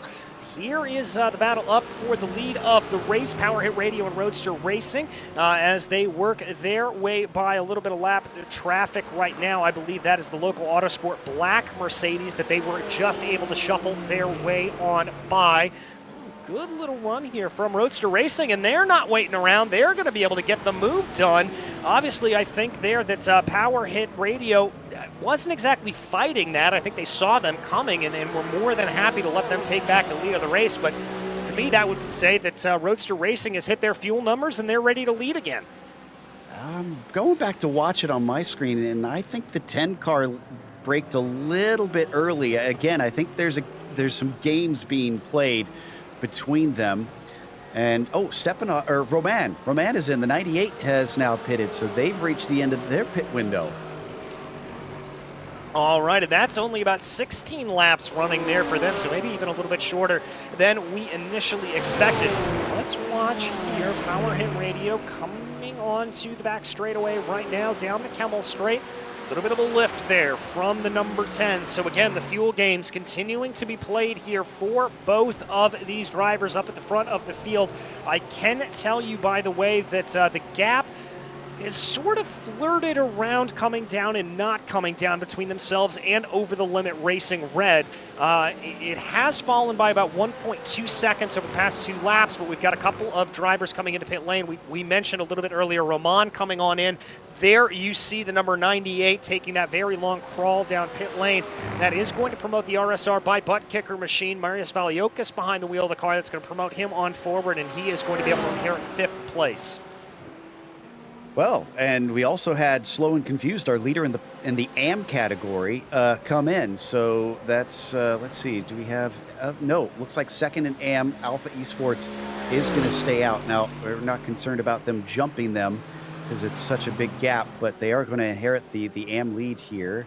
Or are they? No, Local Autosport will inherit it, pardon me. So that's 6th overall, the 113 carried on, but also Alpha Esports carried on. They inherit 2nd place temporarily while we wait for Slow and Confused to finish their pit stop. And I don't think they're swapping drivers. I think Cybus is going to stay in it. Yeah, and I think here at this point in the race, you know, we are approaching the halfway point here. We're actually past the halfway point, about 26 minutes past it. So I think that there's a little bit of two schools of thought here. Sometimes on a 4-hour race like this, you may want to stick your driver in, your main driver, your quick driver for as long as possible. You may also want to spell some of those drivers a little bit and have them go back and forth. And that is just really up to driver preference. There are some drivers that like to be in for those long stints to really keep themselves in it as long as possible. There are other drivers that not as much and that like to be able to rotate there. Looks like Over the Limit Racing Red, the number 56 Lamborghini, has come on into pit lane as well. That made them for about a 17-lap stint there. 17 laps is all they were able to manage, so looks like they are going to bring the car into the pits here at this point. Yep, you talk about spelling drivers, though, with so many of them from the Lithuania area. I don't know there's many I'd want to spell out here. So, carry on in the GT4 class. This is between Dilettante Racing and SRB Motorsport. This is for the 7th position in that class, going deep into there, and he's going to cut back. Nicely done by Begonas, and I think he's going to be able to get this one. I think he is as well. Dilettante going to be able to hold on to that for the moment, it looks like, as they try to work their way through here. That's a GT3 that they're trying to almost split. The number 123 directly ahead of them. They're going to be able to speed off into the distance. Looks here like SRB now going to try to get a nice heaping of the draft, closing behind Local Autosports, by the way, and Alpha Esports Academy, both coming down into pit lane right now. Whoa! That's thankfully just a slowdown penalty. Actually, no, it's not. I'm not seeing it unless he's already served it. Hertzai just went way wide up over Radion, and I'm sure he's grateful for all that paved runoff on the outside, because that car looked like it was all out of sorts. Yeah, very squirrely there, and he is going to be very thankful that that was able to happen there for him. I have to guarantee that. Here is Cepas up at the front of the field, waiting to see if that Porsche is going to come on into pit lane. He is. Power Hit Radio, though, able to go a lap longer, just as we kind of expected with all the fuel saving that they did behind. Yep, I think that's the game that's being played here. Now, the question is, when will they be able to really utilize it? I'm assuming the final stop is when they're going to try and do that short one, just try and keep going as long as they can, and hoping that they come out at the same time as Cepas. But we'll see. If he loses his partner, then that, of course, changes the strategy. But Cepas is the one that you see in that Roadster Racing number 48, having to go around the corner and down towards their pit stall. Very long pit on here on Spa-Francorchamps on the endurance layout. Here is Cybus here in 3rd place for Slow and Confused. We do anticipate that he will be able to re-inherit the lead of the race. No, excuse me. Local Autosport and Transport Engineers have been able to jump him. This is the battle for P1 in the GT3 AM category. It was a long stop, and I'm not sure why. About 50 seconds close to that for the 155, whereas Locals Autosport and Transport Engineering were only 28 to 30 seconds. Something must have happened. I wonder if there's a little bit of damage on the 155 or what. That's too short, I'm pretty sure, to be a penalty that they served in that. So strange goings on, and this has cost them track position.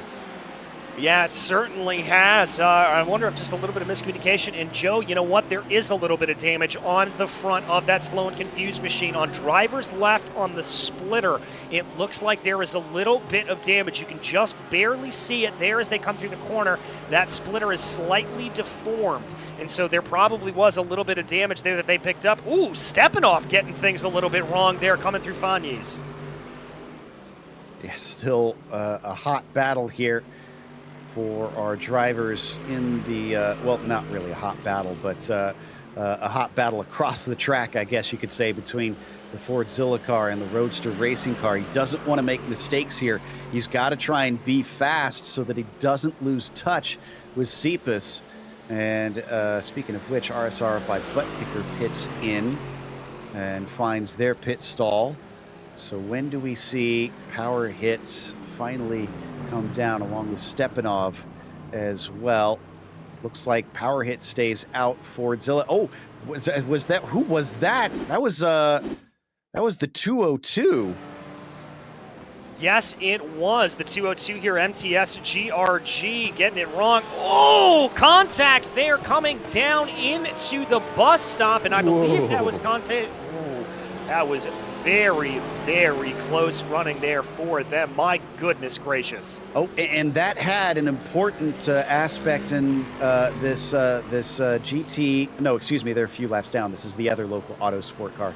But yeah, one of our GT AMs made contact, unfortunately, with that. We're already 39th overall in the 188, so unfortunately kind of made a bad day worse, but just for an innocent victim in that one, it seems. As we follow up the hill here, this is the likes of the 202 that we're seeing live, I think. No, this is no, we're still on replay here, actually. Excuse me. This is Dukovkis that we're watching. Yeah, Dukovkis here as he makes his way by, I believe that is the number 135 Lamborghini, the SR Technic machine. So just checking back a little bit of this replay here. Impressive run here for them. They were able to make it an extra lap. They were able to make it 2 laps over Roadster Racing, Joe. And I'm a little bit surprised by that, as here is Stepanoff in pit lane right now. That Team Fordzilla number 66 just waiting on service here at this point. I have got to think, if you are Dukovskis, that we are going to see that number 10 come into pit lane. If they're able to make this 3 extra laps, I am going to be amazed. Same, and here we'll get the answer as they come up to the bus stop chicane, pitting in. There we go. I'm pretty certain if you're saving fuel, 17 laps is the max. By the way, that 86 of Doherty, who I believe was involved in that incident, the XC racing car, is still stationary, and I guess have not gotten the call from race control that they're allowed to tow yet. I wonder if we're going to see a yellow flag, because right now they're not really in that safe of a spot. Ooh, I don't like hearing there it that. Is. And you called it perfectly, Joe. We have our second yellow flag period here being thrown, and that is going to work out a treat for Power Hit Radio, who has just dived into pit lane. Wow. Yeah, that they are very, very lucky. That could have come out maybe 20 seconds, 30 seconds earlier, and the pit would have been closed, and they would have to gone to the end of the line, because remember, they would have to make an emergency pit stop at that point. So, wow, and it looks like we're going to take a quick break here with some commercials in the meantime.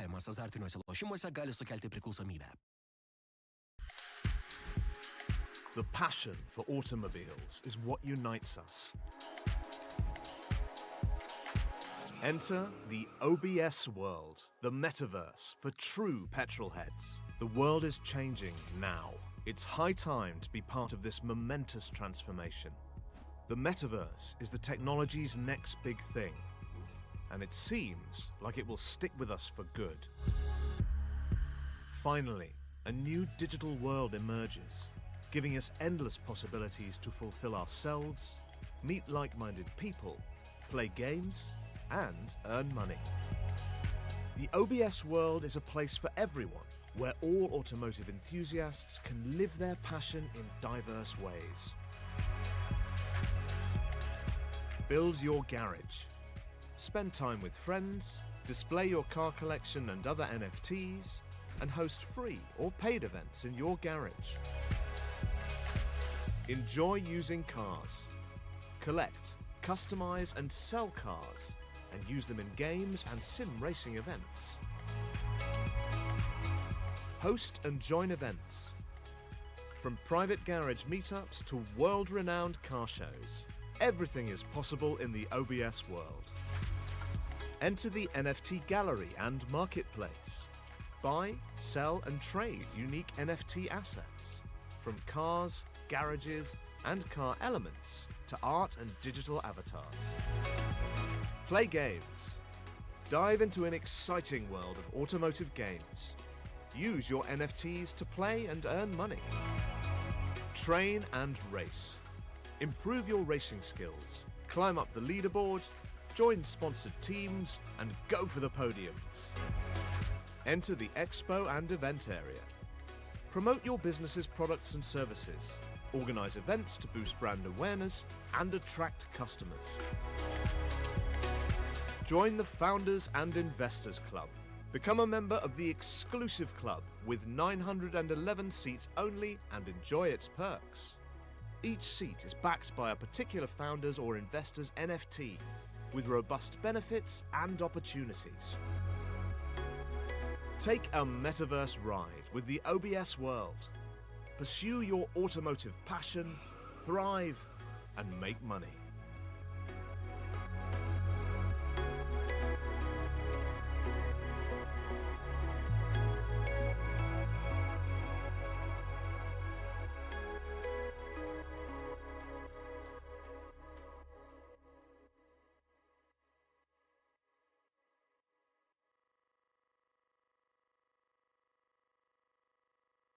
And welcome back to Spa-Francorchamps for the Matusas Garage. 4 hours of Spa, part of the OBS World Endurance Cup, sponsored by OPTIBET. As we continue to work our way around here under safety car conditions, the third safety car that we have received here today. At the front of the field, Power Hit Radio Racing with the call of the century, Joe, being able to come into pit lane directly before that yellow flag was called. They ostensibly got a free pit stop out of it, and that is going to be a huge boon to them. Clearing some lapped cars around here right now. Probably going to have about a lap more of safety car period would be my guess. But as we close down here with about an hour and 20 minutes left to go in this race, the strategies all starting to bring themselves to the fore. Yeah, not only lucky with the free pit stop, but lucky with the fact that the pit stop didn't bite them as well. If it had been just a little bit later, they'd have been sent to the back, essentially. So they really what it does, though, is it just kind of resets things. And I wonder what this will do for guys like Over the Limit Racing Red with Jataudis in the car, Jack Ashton, who has hopped in the Fordzilla number 98. Stepanov is obviously in the 66 right now. These guys have regained a lot of time that they lost. Remember, there was a big gap there for a little while up to the top two that had started to form. So that brings them together. And the same thing down with the GT4s with Carcass basically just dominating everybody. Can anybody respond? Is there anybody that can put somebody in the car that can chase down that 244 down there? Yeah, that's going to be a real question that I have, is there are wave rounds that are being issued, so we're not really going to know exactly just how far behind Lecargas is. I do think, though, that we are going to see a little bit of distance in between Lecargas and MTS GRG up at the front of that GT4 field, because MTS GRG has been issued a drive around, so they're catching onto the back of the field right now, and it does look like they're still going to have multiple cars in between themselves and Lecargas. Indeed, as the train works its way through, Lecargas is up at the front at the top of Radion right now, and it looks like MTS GRG is not even through Eau Rouge, so that's going to be a pretty big gap there for them.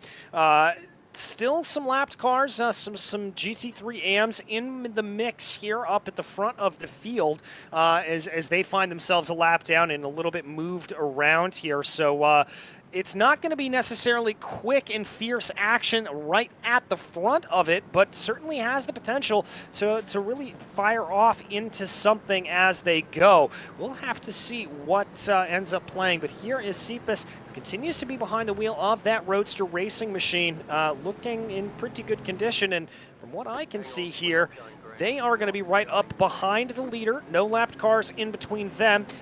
Looks like they are extending the safety car period here, though. Going to give us a little bit more breathing room to let a few more lapped cars on by. Let's not forget that Slow and Confused lost the lead in that pit cycle as well because of an incident. So they're trying to get back into this themselves. And they'll have the gap to the 117 and the 113 cut down a little bit. Now, they weren't that far behind, but still, this helps them out. And then we also had, who was their former leader? RK Foundation. Are they still on the lead lap? No, it looks like they are not. So the 112, who used to be our lead in the GT Am, are unfortunately now what looks to be I think at least a lap down from their class leader here. So, if not potentially two. So it looks like Ivasalkas is really just not going to be able to get themselves back in contention unless they get a wave round or play some really tricky stuff with the pit strategy here. Yeah, exactly. So they're going to find themselves a little bit out of contention, unfortunately. That's a great point you brought up about that GT3 Am battle. We've seen so much speed out of Slow and Confused, but Transport Engineers, the ones that are leading the way here at this point. So I've got to think that they're going to be the ones sitting in the catbird seat as they try to work their way through.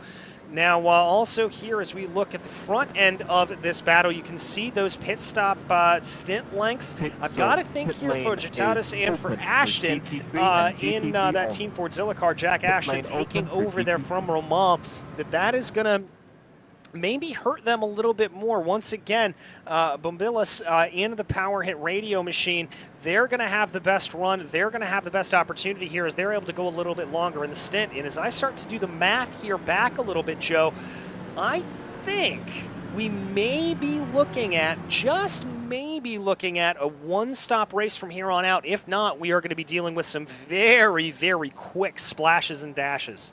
So here's my thoughts on that, because I was starting down the same mental road as you were as you were talking, is the fact that those such as Power Hit and those that were able to get past that hour 30 mark left to go, they're probably safe because that breaks up into two 45-minute marks. They could probably save enough fuel to get to the end. Those that pitted early almost needed this safety car and are really under pressure to save now. They're going to be extremely tight. So if you pitted early, now you're very much in a pinch because you could do it, but you're going to have to work hard. Whereas those who are already in a decent position basically can save here and are going to be pretty comfortable, I got to think, to get to the finish. So this really kind of throws the cat amongst the pigeons and almost forces everybody to try for a single stop to the finish now. Yeah, it really does. This safety car going to be a bit of a great equalizer out on the track, as it were. And so that's going to be very interesting to see what this strategy is going to do. As often is the case here in endurance racing, especially when safety cars are involved, that is a case where it is going to be the strategy getting a little bit thrown out the window and thrown off by these safety cars. It's going to be a strategy race to the end, but the question is going to be is how light on that right foot you can be, or do you have to be? And this may come down to a simple matter of some of the drivers like Power Hit Radio here with Bombilis that they're just able to push harder, and that's going to be able to gain them a little bit more speed. The plot thickens. We've had a couple cars come in to take stops. Amazing stuff in the 133 and Team Fordzilla's 66. And to top it off, DJ, they've taken Stepanov out of the car and put Chadwick back in. We know Chadwick is very, very fast. So they're going to lack the track position. In fact, they're going to be 14th overall. I'm trying to figure out where they are going to be in terms of position in class. It might actually be still about 7th or 8th here with the 66 car. But this now means that if they've topped up on fuel, they'll easily get by with one more stop, and it's going to be a short final stop. So how is that going to shake out now? Because that really kind of makes things a little bit weird, because they kind of got a free pit stop, but they really are going to have to fight hard to work through a lot of other cars now. Yeah, they're going to have to work very hard to get up through that, but I like the strategy call from the 66, and I particularly like putting Chadwick back into the car. Putting William Chadwick back into the car is a very, very heads-up play. We saw the outright pace there out of him earlier on in the race, and I think for that is going to be the best position to put the 66 in. Now, as you said, there are 13 cars up in front of him, and a lot of them are the GT3 AM cars, and so I think a lot of this is going to come down to just how courteous I think the GT3 AMs will be to getting out of the way for them. As we keep our eyes here, looks like we are going to be under yellow here for at least another lap as they work their way around down through Campus and Stavlo right now. I think a little bit of eagerness there from Power Hit Radio and Justinas Bumbilis as he is very, very close behind the safety car, almost tailgating him, I would say.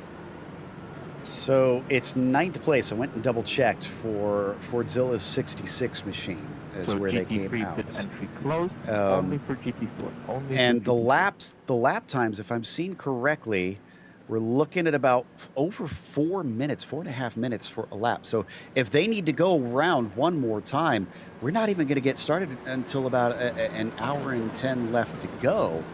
In fact, less than that, I think. So, yeah, those that stop this time, I'm starting to agree more and more with you. There's going to be precious little time comparatively left in the race, and with a very, very short stint in there. So this is fantastic heads up from those that decided to stop this time, especially those that were a little bit farther back and really just had so little to lose. And considering the 66 had been kind of sent down the order, that's probably why we're seeing this, DJ, is that they had lost some positions and said, you know what, we're not in the lead anyways, let's roll the dice, let's see what happens.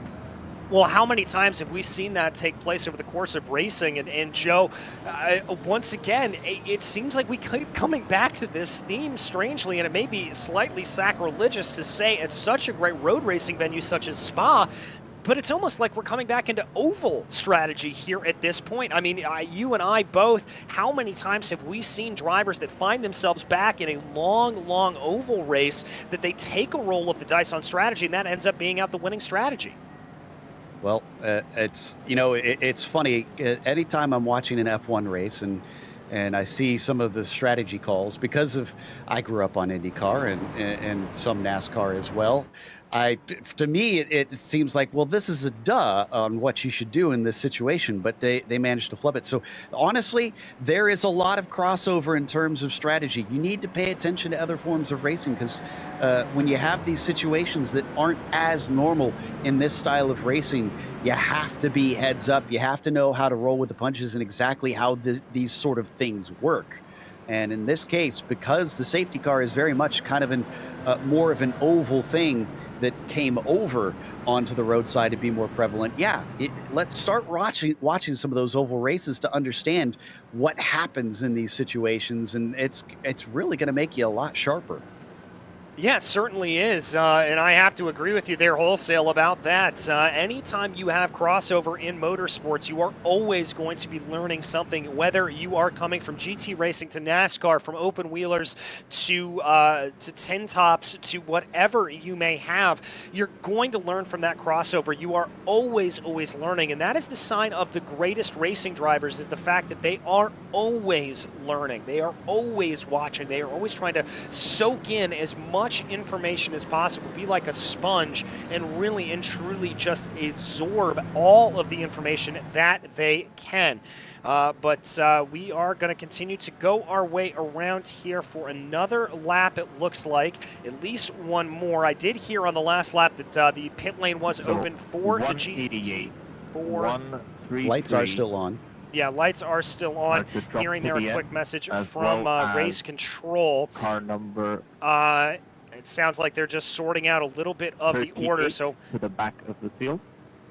looks like an EOL penalty being issued there, I believe, to the 133, I think is what I heard. So that is going to send them back down to the end of the longest line. Safety car will end at the end of this lap.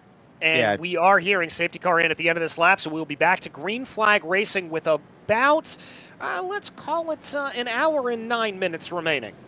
Yeah, it was Locals Autosport Black and the Amazing Stuff team were the two that were sent to the end of the line here. So, yeah, let's get ready to go. And lights indeed are out now on the pace car, and it'll be Bambulis versus Cepas, different driver in the power hit car. Will he do the same strategy and sit behind, or because they should be pretty good to go on the fuel here and only do one more stop, will they decide now is time to try and take off? That's what I'm curious to see. Does this caution change the strategy for that 10 team in how they've been playing the fuel up to now?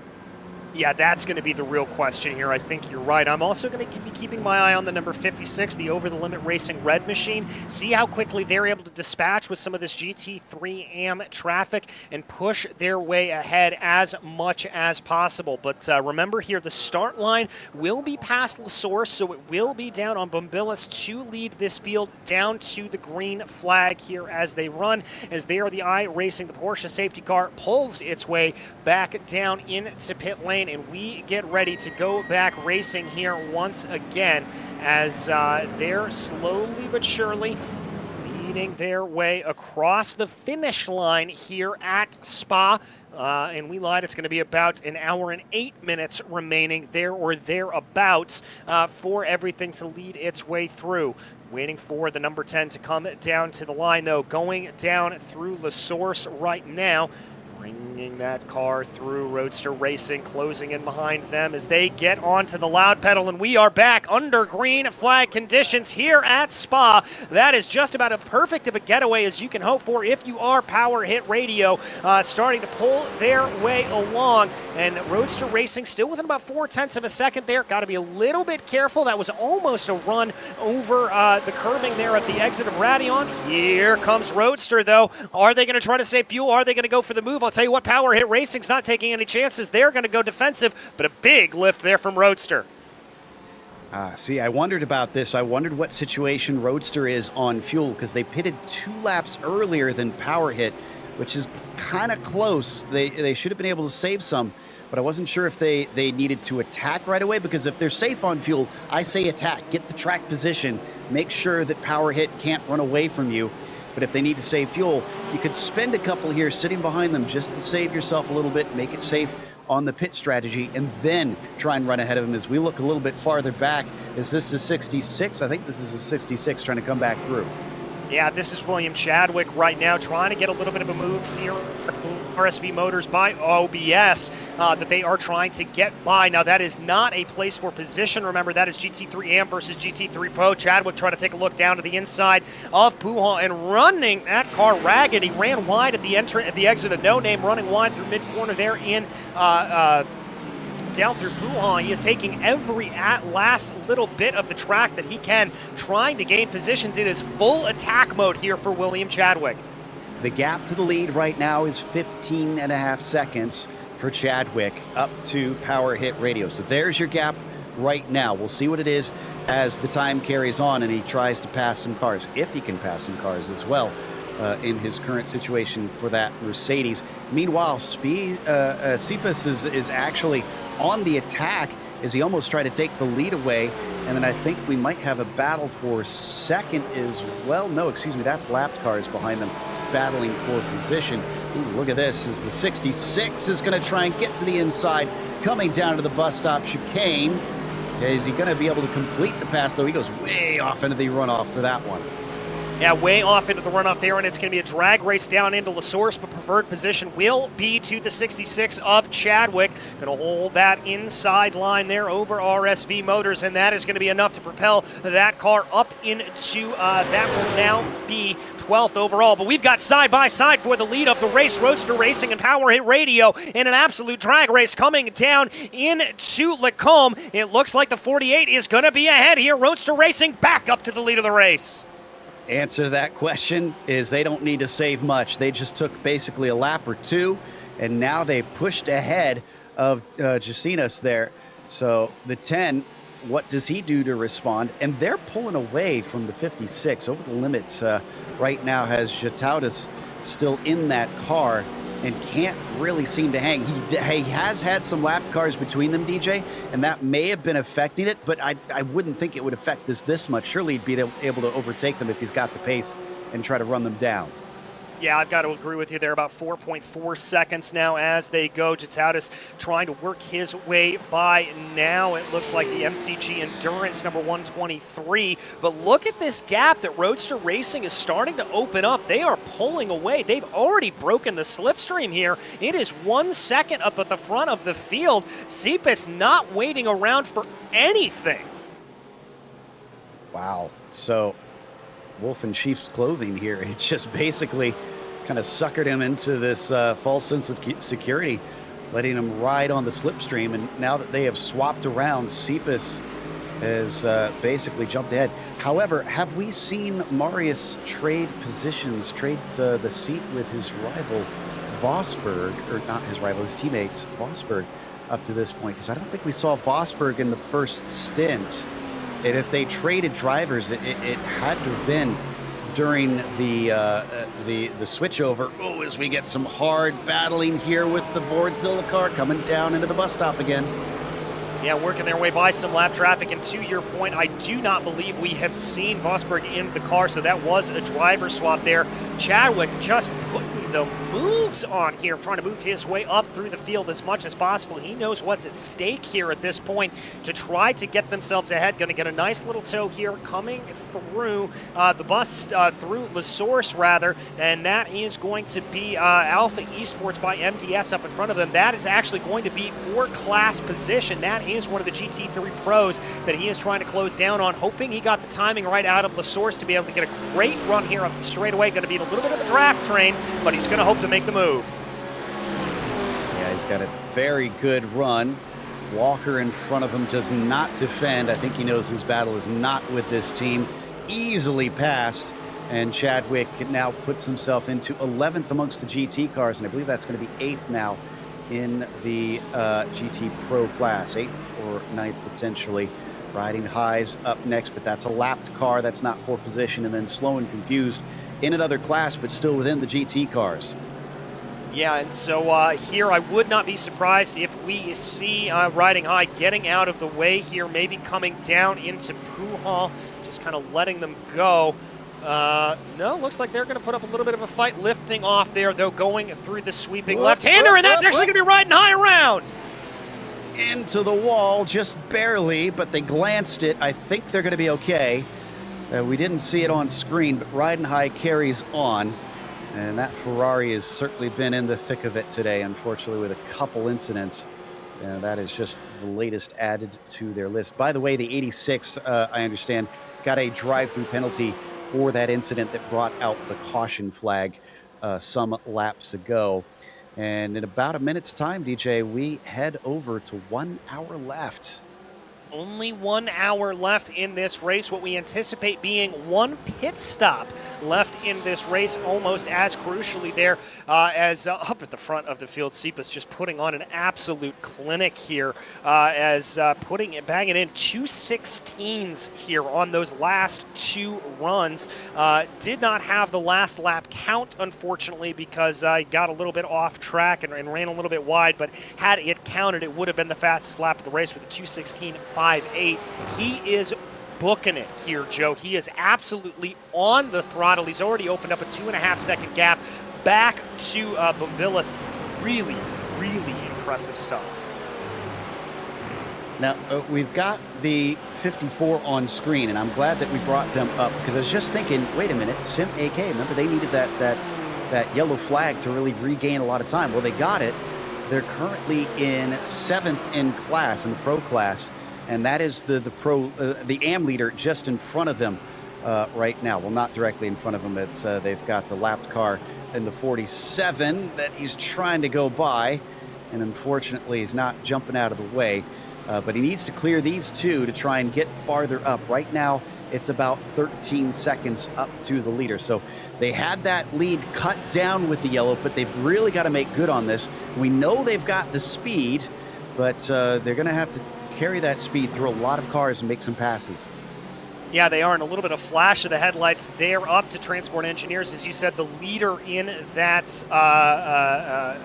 GT3 AM category right now as they try to close up on them, trying to be able to get by. I think the flash of the headlights maybe just to indicate that that is not a battle for class position, that is a battle for overall position, and hoping to be able to let by. But it doesn't look like that 117 Porsche necessarily has any desire to bring themselves out and around, or at least Sim AK hasn't been close enough to really be able to put the power down to them. I can tell you that we are keeping our eyes on the rest of the field right now as they continue to work, but this looks to be a good run here for Sim AK. Could see a little bit of an aggressive move going down into the corner, a little bit of a move up there in front from one of the Mercedes trying to get their way around. Sim AK trying to go on a 2-for-1 here around some lap traffic. That was heads up there for them. Very brave, but again, it's always risk versus reward. We're towards the end of the race, so yeah, I don't blame them.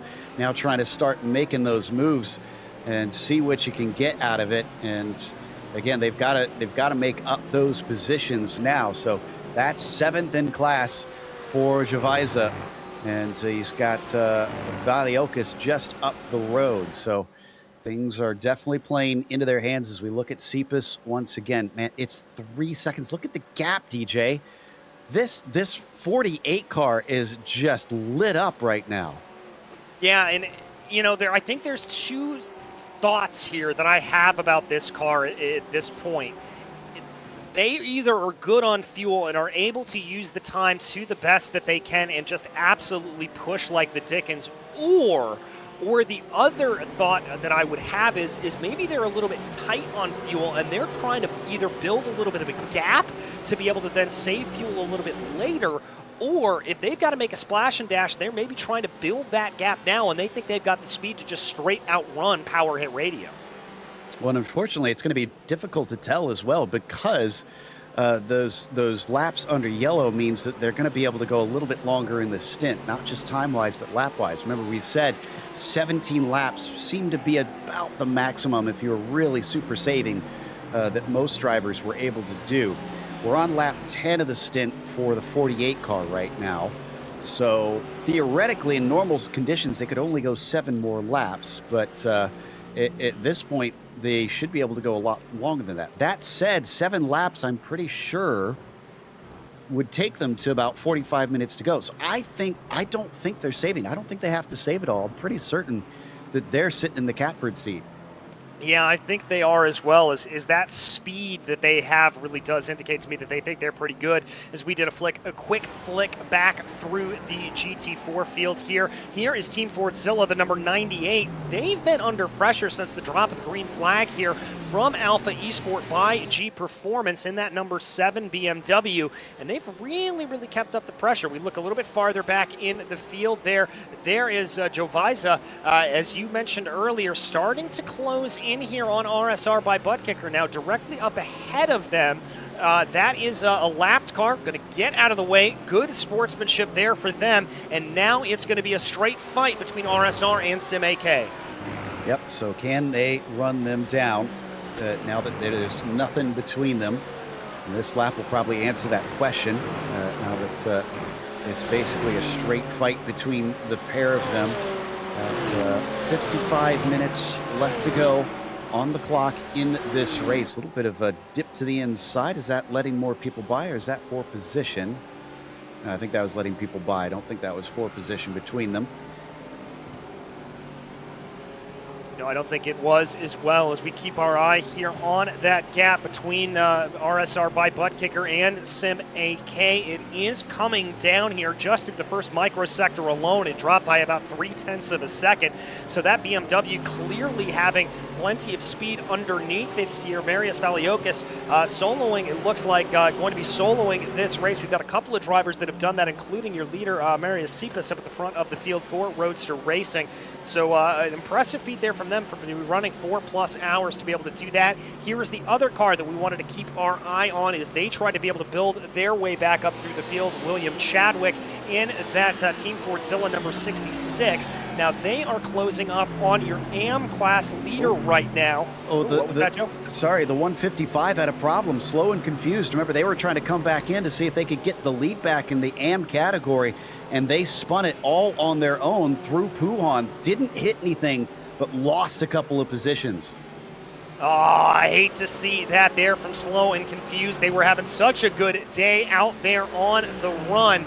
But here is that battle. Again, this just continues to come down here. The gap between RSR by Butt Kicker and Sim AK Racing Valiokis versus Jovaisa as they come down into the bus stop. That BMW so much better under braking, able to close the gap down to about 2 car lengths as they exit out of the bus stop. Let's call it 0.5 of a second in between the two. Yeah, as they cross the line this latest lap, Valiokis with a 2:17.5. The Sim AK car, 2:16.9. Yeah, I'd say they are the quicker of the two, but it's one thing to catch, it's another thing to pass.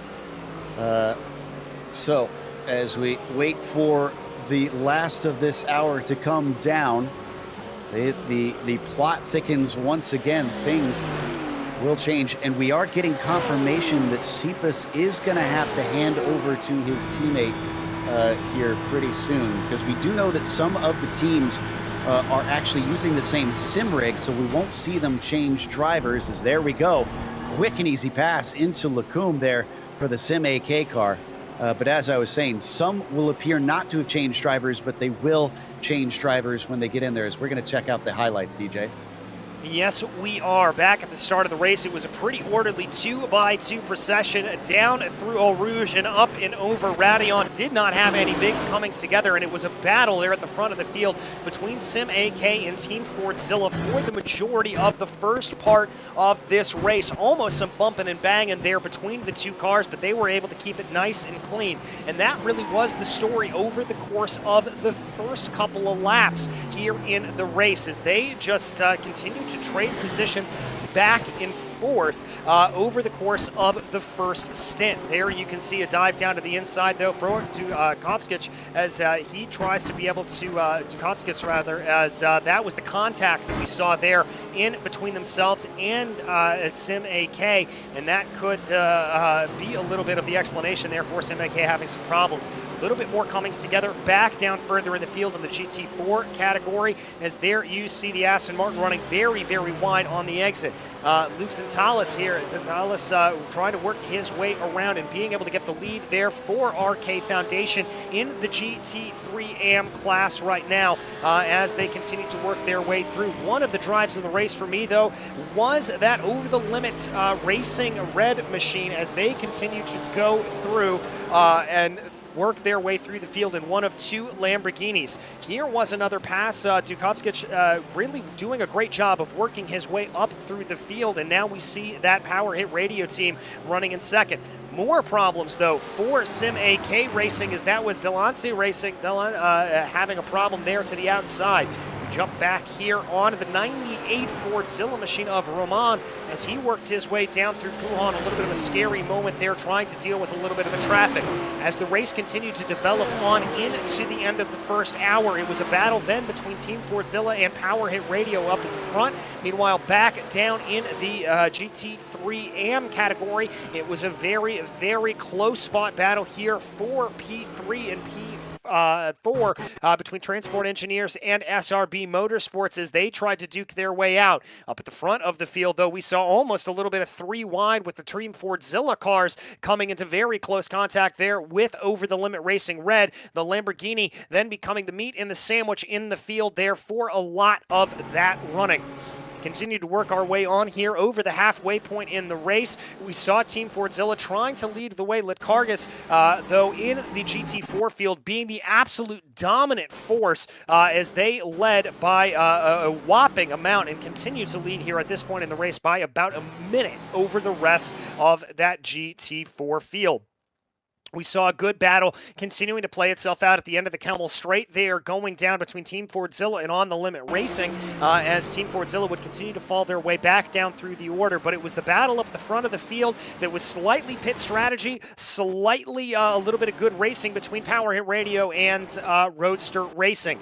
Farther back in the field, we saw a little bit of three-way battling between Transport Engineers, Local Autosport, and Slow and Confused as they worked their way up through the field. Then as we moved on here into the final hour of racing, it was Sim AK trying to work their way ahead here a little bit more, and this is actually back to live pictures, back live to where we are. Not really able to pull away as much from RSR by Butt Kicker as they run now. Yeah, but I have been watching the lap times between the Fordzilla 66 and our leader in the 48, because remember, at one point, Chadwick was fighting for that win. It's 2:17.1 this last one, whereas Roadster 2:17.5. There have been a number of laps where that 66 car is faster. I'm starting to wonder that if you are that 66 team, if they call Chadwick in as soon as they hit that 45 minutes to go, as we get a little bit of a move here coming down into Lacombe, and unfortunately for second place, it looks like Power Hit is going to deny the Lamborghini of Over the Limit for now. But I'm starting to think call in the 66 as soon as they hit 45 minutes, fill them up, put them in clean air, and see what happens from there. Because I don't want him trying to have to pass cars. He's clearly got good pace in clean air. Yeah, and I think we're seeing here a lot of the aero wash coming into play for a lot of these GT3 cars. You're just seeing them lose time really over the course of this first part, or the second part of the lap really, as now we check back in on the battle with Power Hit Radio and Over the Limit. And this is the battle for P2. Remember, we speculated a little bit if this Lamborghini was going to be able to catch the Porsche.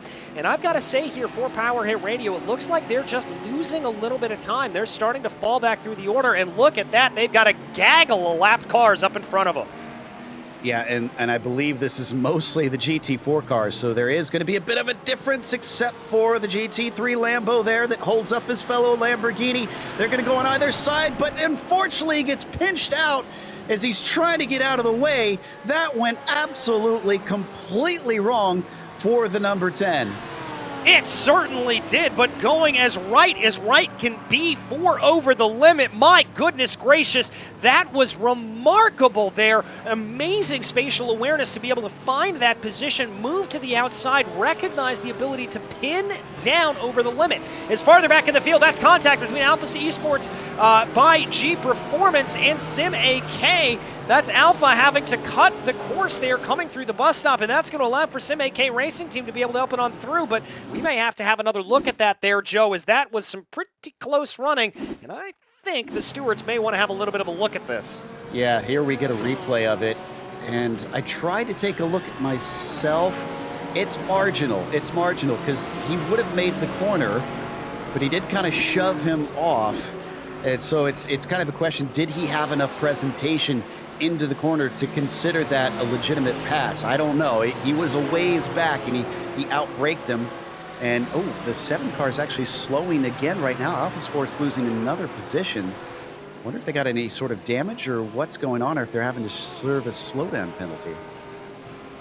Well, I'm looking at the usual culprit at the top of Radeon. It doesn't look like they did, and I would have thought that they would have had to have served that slowdown for the cutting the bus stop a lot earlier than that, but they are falling well down the order there. As you can see, RSR by Butt Kicker and Team Fordzilla both able to get by them. But I want to give some massive credit here to Jovisa, as he's really been able to run this car up through the field, up into P5. We were speculating a little bit about the overall pace of this number 54 BMW earlier on, and it clearly looks like here at this point that they've got the pace. They are showing why they were on the pole here.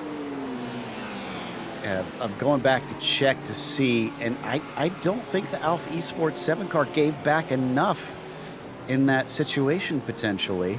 I think that's why we saw them slowing down, and I'm going to double check. Yeah, they didn't cut it on the uphill, so yeah, I'm pretty certain they just didn't give enough back, and they had to continue to try and feed that back to them. Other thing we haven't talked about in a while, DJ, look at how low the sun is getting. It's getting dark out here now. Yeah, it certainly is. It's about 7:37 p.m. virtual standard time, and so that certainly does mean that we are seeing all of this start to play out. The lights really coming into effect here as we watch this close little battle right now playing itself out on track. This is not for class position. These are two just GT3s duking it out a little bit as they go down into the corner, trying to see what they are able to get. That's going to be one of the drivers, I believe. That's transport engineers coming down into pit lane as we tick over. 45 minutes to go. So right in that sweet spot here, Joe. Going to be interesting to see who else decides to make that decision to come on down into the pits. I think the window will open for the majority of these drivers next time around. Here's where things kind of switch around on you now, because we could still get another caution, remember. So now the strategy becomes, instead of trying to pit early and avoid getting, basically you want to be the earliest to pit last, essentially, is the way to always think about it. So right now, that 45-minute mark, you're within it, pit now. You don't want to get caught out by the yellow, because now you're going to lose track position if a yellow comes out. So you want to try and take that fuel and let everybody else stay out as long as they can. Because they'll have to cycle back through the order if a yellow comes out and they need to pit for the finish. So, and some of it goes back to what I was saying before, where if you have clear air, now if you pit and you get yourself into some clear track, you can run much faster laps than your rivals. Transport Engineers sees this, so does MCG Endurance, and I think Litcargus also pitted in. Yeah, they're in and out and ready to go. Yeah, they're in and out and ready to go, and they find themselves now in about third place in that GT4 category. Here is Cybus, for slow and confused, trying to work his way up forward. Now, remember, he has been promoted up into P2, courtesy of Transport Engineers, coming down into pit lane, having to work his way by here through some of that GT4 lap traffic. Almost a little bit of a coming together there behind, as that is another one of the cars working their way through. Here is RSV Motors. On their own here, it has to be said. They're running on a little bit of an island, I have to say. Not seeing any others come in except for Fordzilla's 98. Okay, so they're pitting in, and Sim AK is pitting in. So there's a few that are paying attention here. Others are staying out. Roadster Racing, Over the Limit, Power Hit, and RSR by Butt Kicker are all staying out. Looks like the Fordzilla 66 also not pitting this time. Again, if I was them, I would be pitting right now to try and get some clear track and get back out there and run some hot laps. But I guess they don't feel like they're being held up as it sits currently. But you stay vulnerable to that full course yellow. So again, I don't know if anybody's listening out there, but I think now is the time that you want to pit. I have to agree with you. You do not want to put yourself in that danger zone that we almost saw a Power Hit Radio get themselves into a little bit earlier. You do not want to put yourself into that position where you have to come down into pit lane to get service. Otherwise, you will run out of fuel, and in which case you will take an end-of-the-line penalty. So you definitely do not want to do that. I've got to believe that the best strategy here to run is exactly the one you are saying here, Joe, as we do watch the 111 making its way down in pit lane right now. That Porsche Club Lithuania machine bringing their way in as we focus up a little bit further in the field. This is a battle out on track right now. The 66 Team Fordzilla being chased by Alpha Esports by G Performance. 66 Fordzilla trying to work their way up through the field, but as you said earlier, Joe, I think the decision here is pretty clear. You want to try to let these drivers come into pit lane, as here we see Sim AK coming out. They have finished their final stop. I think this is going to prove out in spades for them, and they've got a little bit of a rabbit in front of them in the form of that Team Fordzilla number 98. Yeah, right now the 98 is the highest driver to have pitted, so they're in the best position on this strategy currently, but we need to wait to see what happens with the 48 and the 56 as well. Actually, the 48 coming up. No, Roadster's still staying out. Is Over the Limit going to pit in? They're not pitting in. Power Hit's not pitting in. They're towards the end of the stint, too. We're at 18, 19, 16 laps for most of these drivers, but still they are not pitting in. It looks like Spetkins is going to be pitting in. They're on lap 19, so that is it for them. They're pitting from 6th in their class. All right, they're going to be coming on in. My next question is going to be is if the Fordzilla teams are going to come in as well. Looks like they are not. Locals Autosport is going to come on in, so that is going to be that. We do follow Bumbilis here as he's trying to hold on to the back of that Over the Limit Racing red machine. As there we get those drivers that you mentioned. It also looks like we said there earlier, Locals Autosport coming on into pit lane. They are pitting from the lead of that GT3 AM field. Okay, so not many takers this time.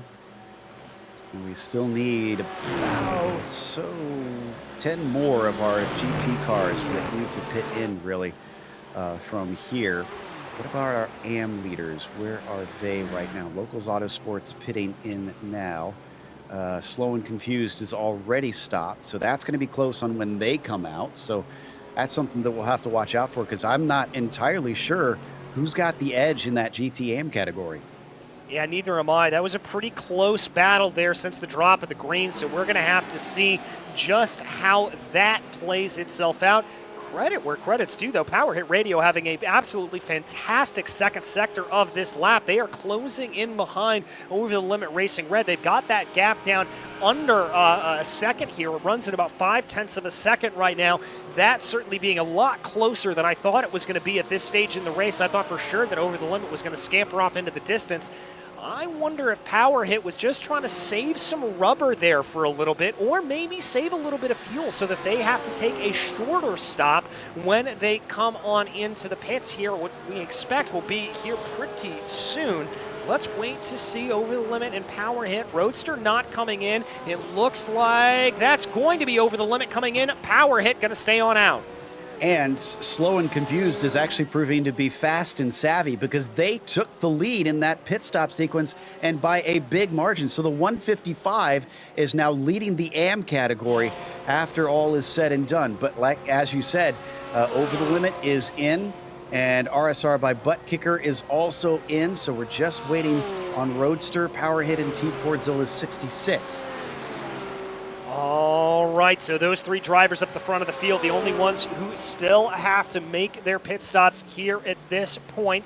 Keeping our eye on the leader right now for Roadster Rating, Mario Sipas up there at the front, doing a very, very good job, just calm, cool, and collected, holding on to that 5.5 second gap that they've been able to build over Power Hit Radio Racing here at this point. Remember, we thought for a little bit that they were going to be very, very close, and that was going to be a battle, but Sipas just turning on the afterburners after that green flag dropped in the field. Does have a little bit of lap traffic up ahead of him. That is going to be the Porsche Club Lithuania machine, and it looks like there that GT3 AM field, who is now a lap down, just very nice getting out of the way, being very, very heads up and sportsmanly about the way that they did that. So good run there for them. Now, I was trying to go through my head to see if I could figure out why these guys are going so long. And my one thought, DJ, was that potentially those up at the front aren't getting as good a mileage. Maybe they could only do 40 minutes instead of 45. But we're past that 40-minute mark now. So I'm just completely confused as to what their thought process is, unless they just feel extremely confident that we are not going to get another yellow flag in all of this, as we see Team AK once again, Sim AK flash by the pit exit. Oh, is that for position there? Cars darting around.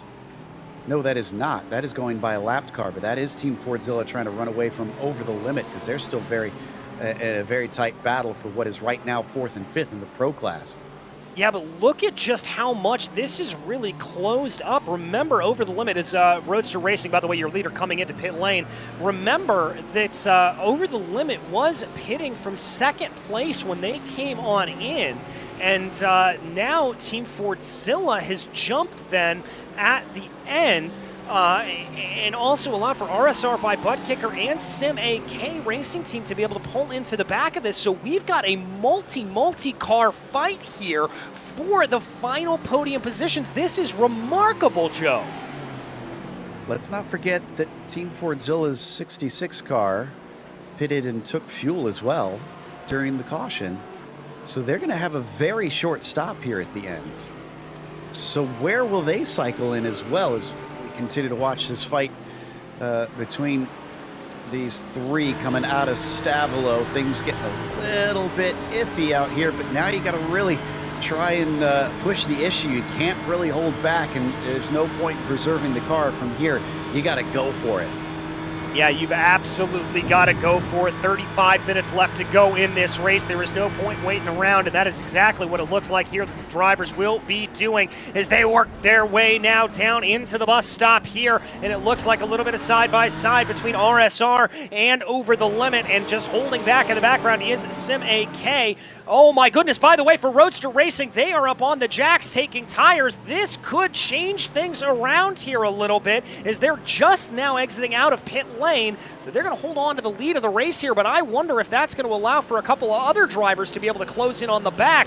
But we've got to keep our eyes focused right here because I think that this RSR by Butt Kicker machine is going to get a nice little tow coming up the back straightaway here on the Kemmel Straight. Oh, contact! Into the back of the MTS GRG 202 car.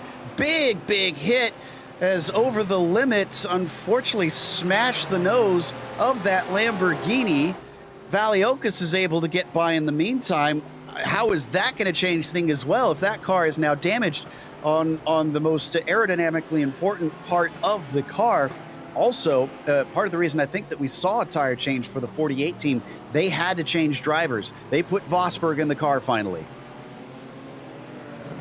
Yes, they did. So we finally saw that driver change taking place for there, and might as well do the driver change in that number 48 and might as well do the tire change while you're up on the jacks for that. As we now watch Sim AK working their way down through the corner, down through Puhan in the glow of the setting sun here in the Ardennes Forest.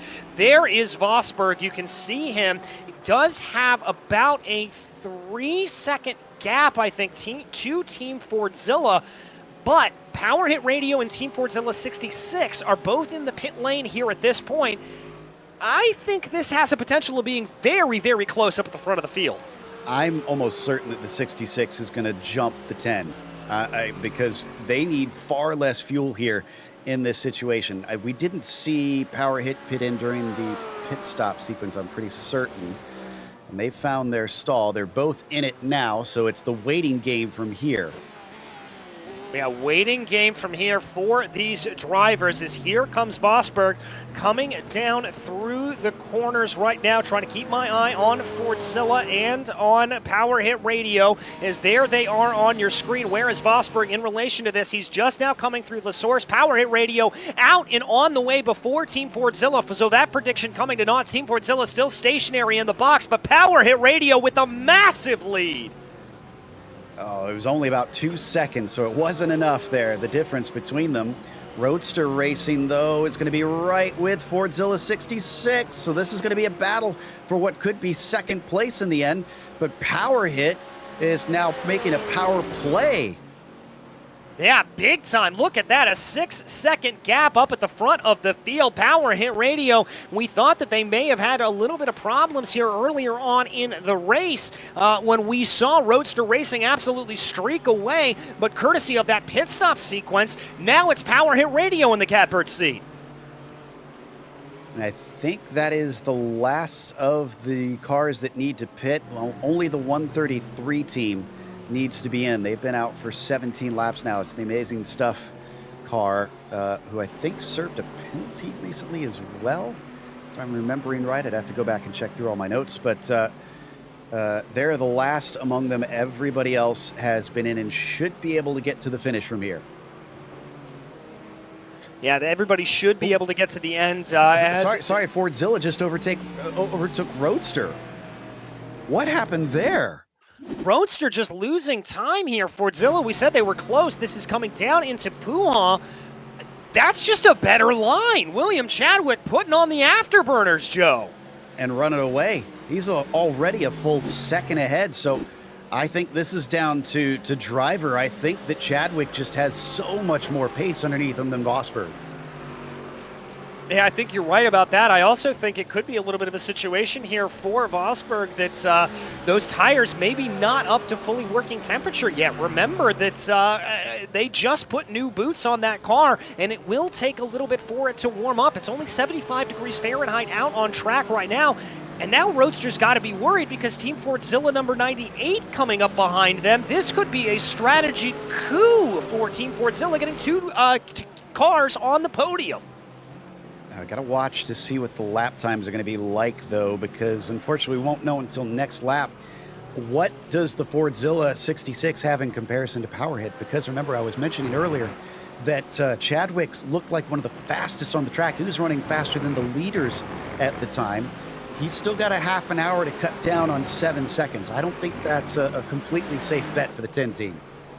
No, I don't think it is either, as, oh my goodness, over the limit racing red into pit lane, and that is not for an official penalty. I think that is damage, Joe. Oh, I wonder. Let's see. Yeah, it is. So that contact, I think that must have been the contact that they had. No, it wasn't. It was a completely separate incident. Excuse me, I just found it. There was a spin in front of them between a GT3 car of Valiokas trying to pass Sinkus in the 50-50 car. That caused an accident directly in front, and he wound up making contact with the 50-50 machine. It was a huge hit. It was enough that they have got to come in and take repairs because of a meatball flag. So after what was a really great day for that Lambo, it's just all fallen apart in the last half an hour. Oh, you hate to see that, as here comes Team Fordzilla making the move on Roadster Racing just around the outside, passing them like they were standing still, Joe. And that was them trying to get around the KTK Racing Division machine. But unfortunately there, I think that just slowed down Roadster enough that they are seemingly just off the pace here. And I don't think that's fuel, because they had a relatively long stop on the same lap strategy, pit strategy, as those around them, so they're running away. So I'm going to keep watching the lap times. I think this is Taurus just unable to keep up with his rivals at this point. The last one was a 220, and most of the leaders right now in this GT3 Pro are running 217s, 218s. Yeah, I think you're right. I think something is just not going right there in the Kingdom of Denmark for Roadster Racing, as I completely take that Shakespeare quote out of context. But hearing that a warning has been issued to the 177 for contact with the 255. That is going to be contact there with SRB Motorsports, the 177 being the Alpha Esports Academy machine. So they have been issued a warning here at this phase in the race right now. But we keep our eyes on the leader, Power Hit Radio Racing, pulling away here to the tune of about 6.7 seconds. Now here is Vosberg. He looks like he's been able to at least hold on to the back here of that Team Fordzilla number 98. Ooh, big check up there going down into Lacombe. And that is going to maybe present a little bit of an opportunity here for the 48. It does look like, is that's going to be the GT3 off? I am afraid that may have been a little bit of contact. I need to go back and check that myself. If that was contact, that's going to be a penalty, I'm almost certain. Yeah, let's take a look at this. This is the 202, the GT4, as they come down through the corner. I think that was a little bit of contact. It was. I went back and looked on my screen as well. That was contact. So the 98 car, unfortunately, is probably going to get some sort of penalty from that, I got to think. Unless the stewards are feeling very generous and give them just a warning here. Oh man, Roadster just lost out to Sim AK. They just went by as well. this last lap for Sim AK was a 2:19. No, excuse me. It was it's Roadster that we want to look at. So Roadster is a 2:20.9 last time by. So that was another slow one. However, buckle up, DJ. Last lap between Power Hits and Team Fordzilla 66 was half a second faster for the 66 car, and they're just coming across the line now. Let's see what the time is. Yeah, let's see indeed. It's a 2:16.88, so responding there for Bumbillis. Let's see what William Chadwick is able to do in the Team Fordzilla machine.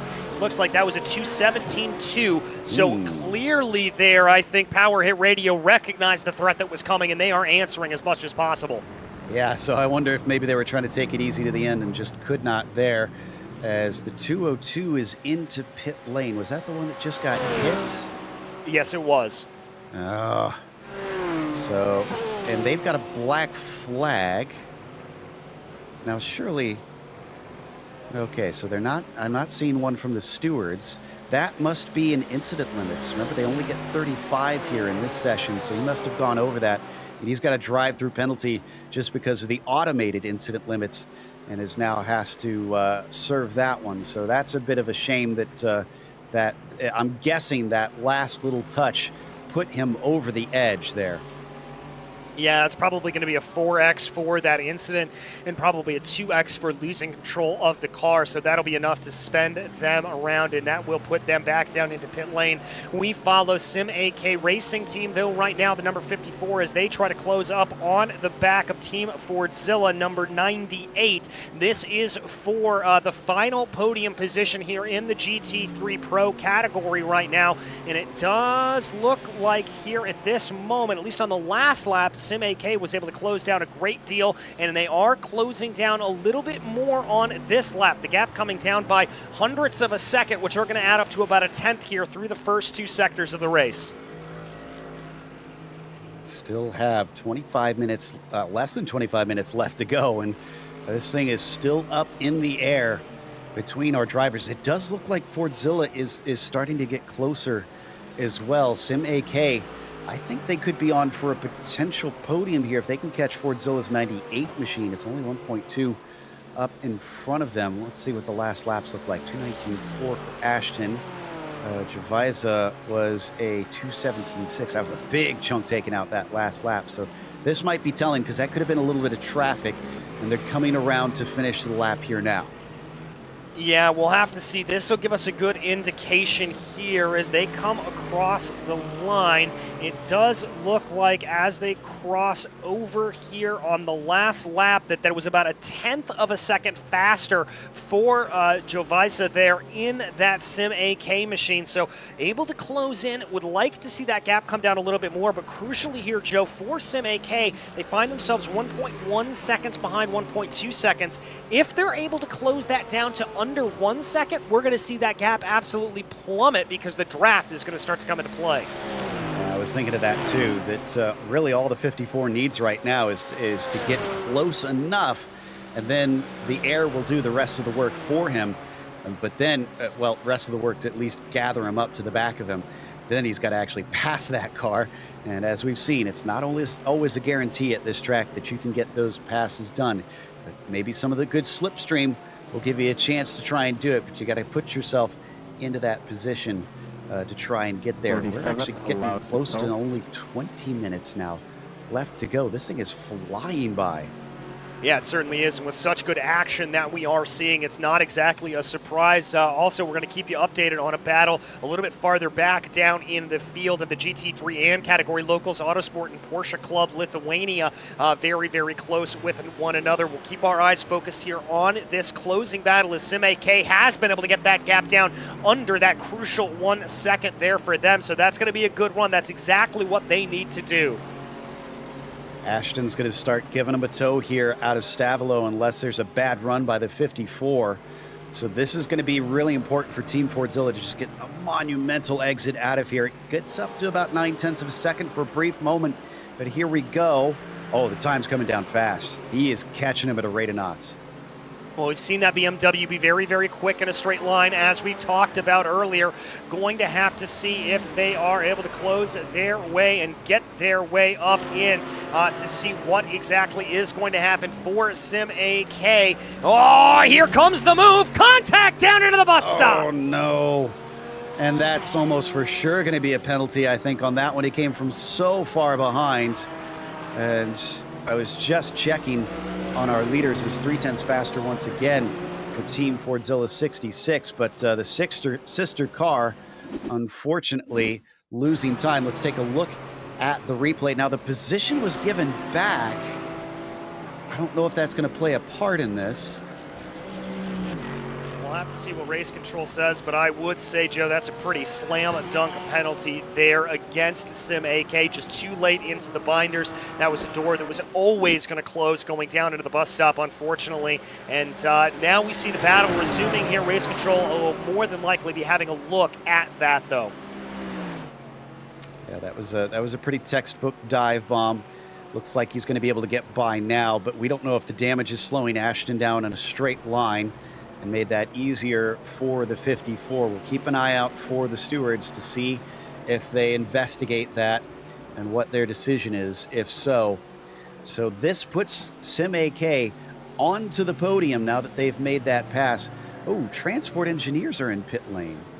I'm not seeing a black flag. This takes them out of the running for a podium in the GT category.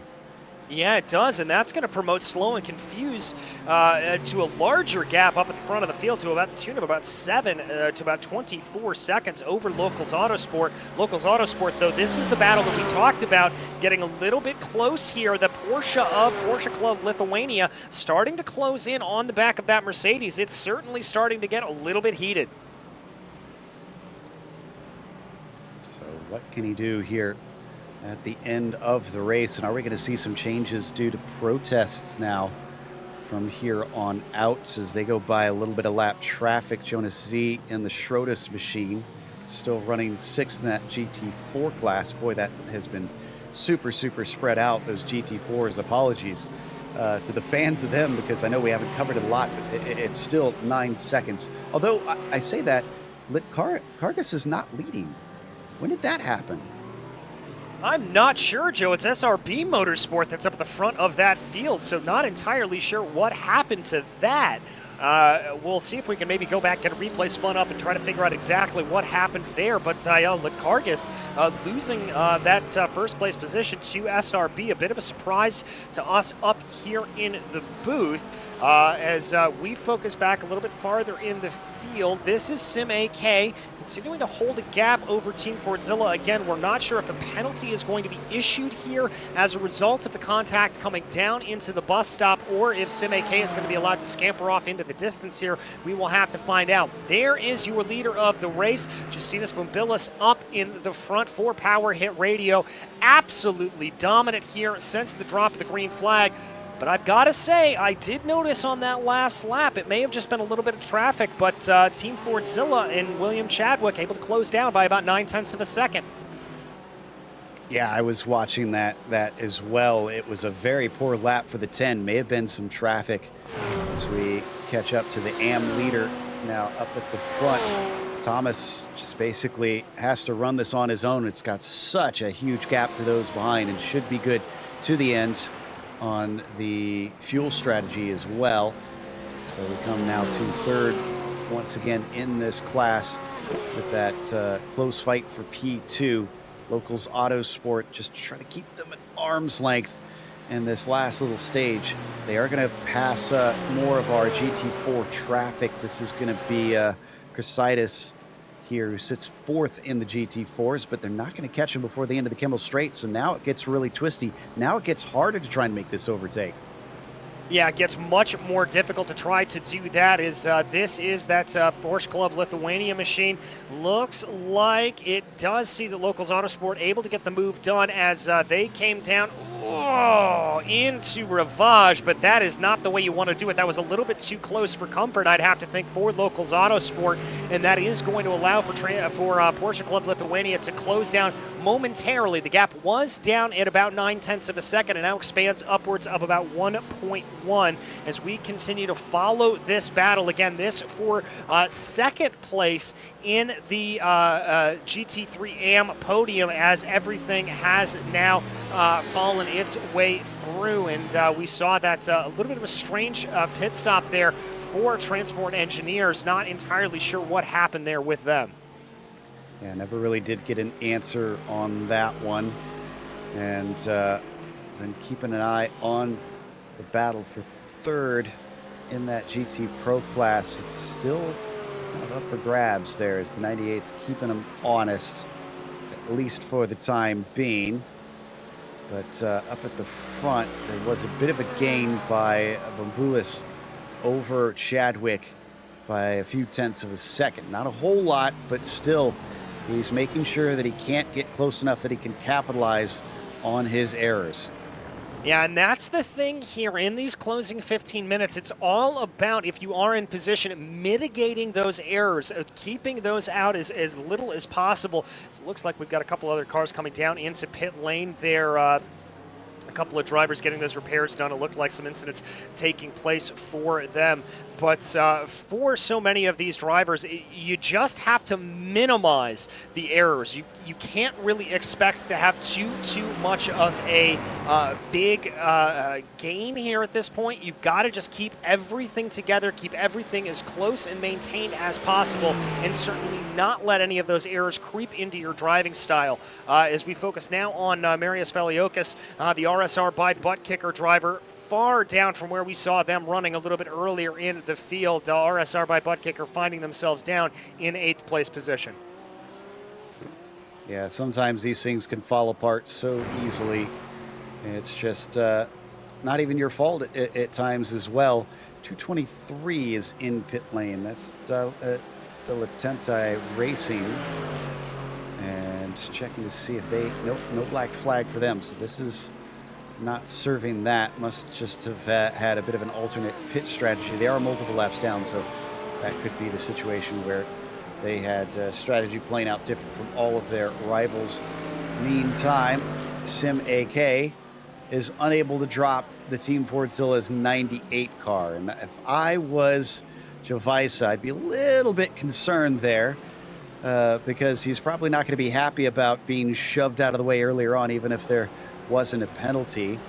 That said, I'm seeing the 68 has got one. Yeah, the 68 for contact with the 250. That's RSR by butt kicker car.